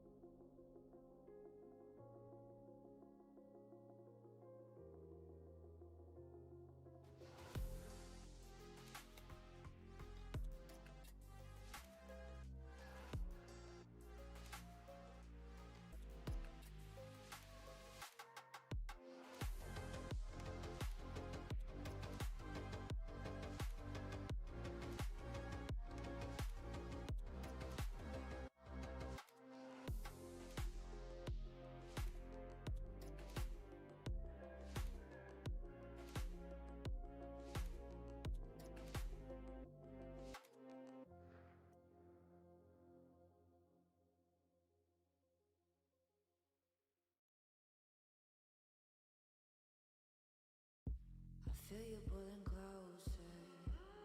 The silence, it feels endless. Still keeping my composure, but I'm starting to get taken by the moment. I'm breathing in attention, losing all my senses. I'm starting to get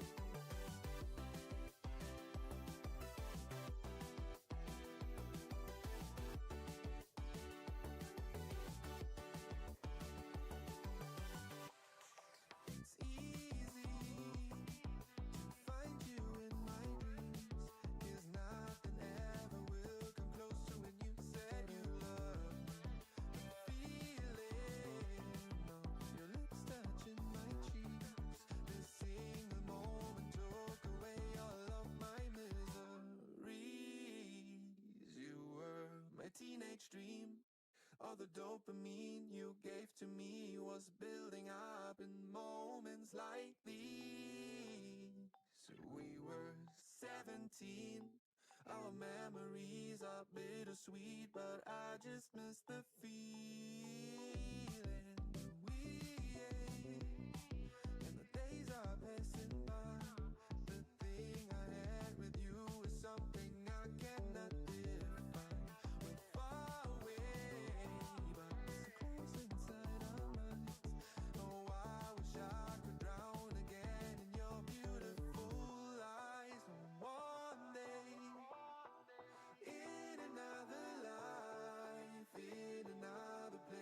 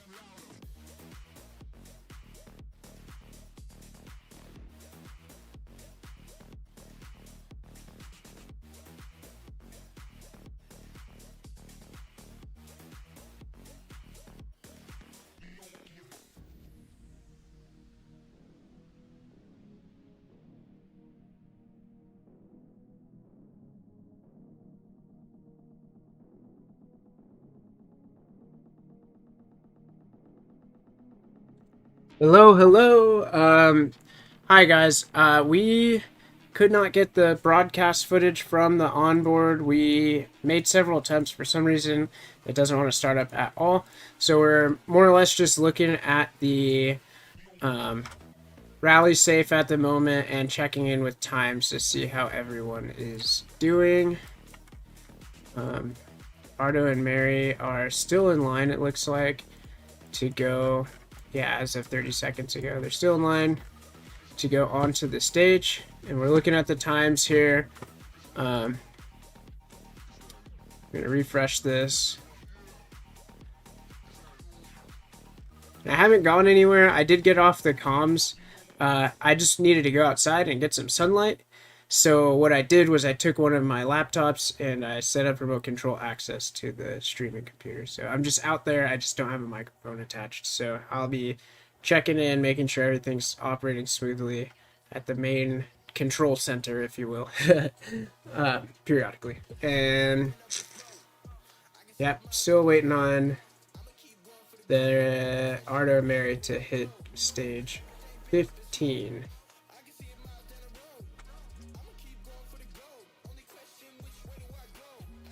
So we're looking at Boyd Loop 2. After this is Shadowbuck. And then after that it is Naggle's Revenge 2. And then Starve Out 2. And still nothing from the Oregon Trail guys. I like having their cameras on when we don't have our own on. But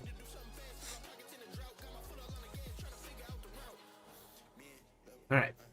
Anyway, thank you guys for hanging out with us today, and yeah, I'll keep checking it.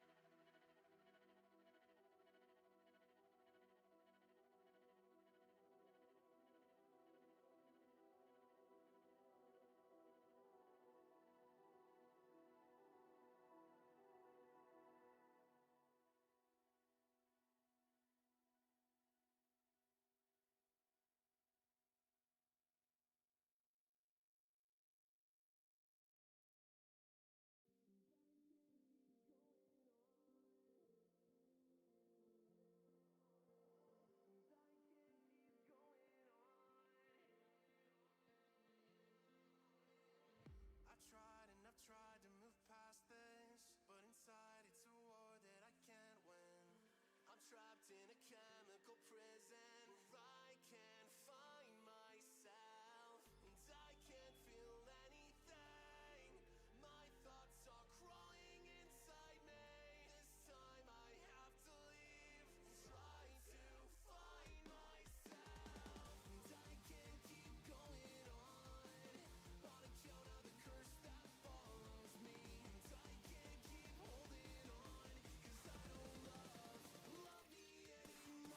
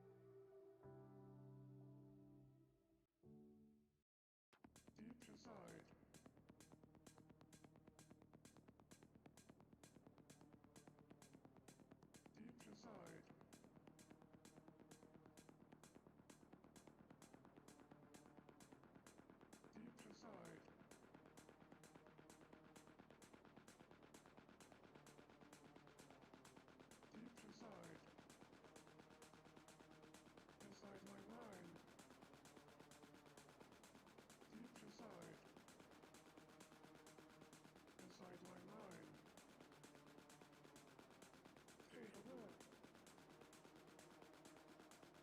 my mind. Deep inside. Inside my mind. Take a look. Inside my mind. Inside my mind.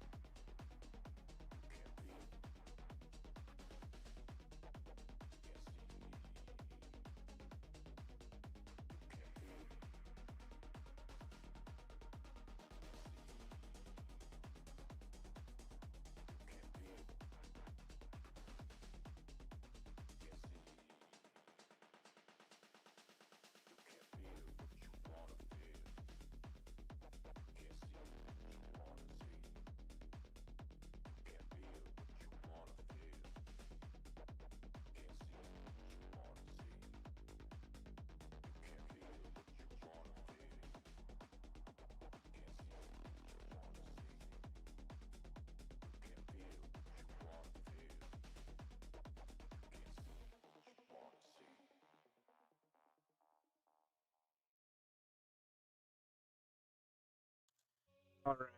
Hello. I am back on comms. Honestly, there's not a ton going on that we can look at. So, I think Arto and Mary are about to run 17. And then there's one more stage, and they're going to wrap up for the day. So I don't have any more onboard footage for you guys, unfortunately, but I am, and so I'm going to end the stream for now. We'll come back on later, potentially. So, yeah, keep an eye on your notifications for that in case we go live again. But we'll probably get a camera and walk around in person and look at the awards ceremony and wrap up the day with that. So thank you guys for hanging out. Really, really appreciate it. And remember, next time will be bigger and better. So,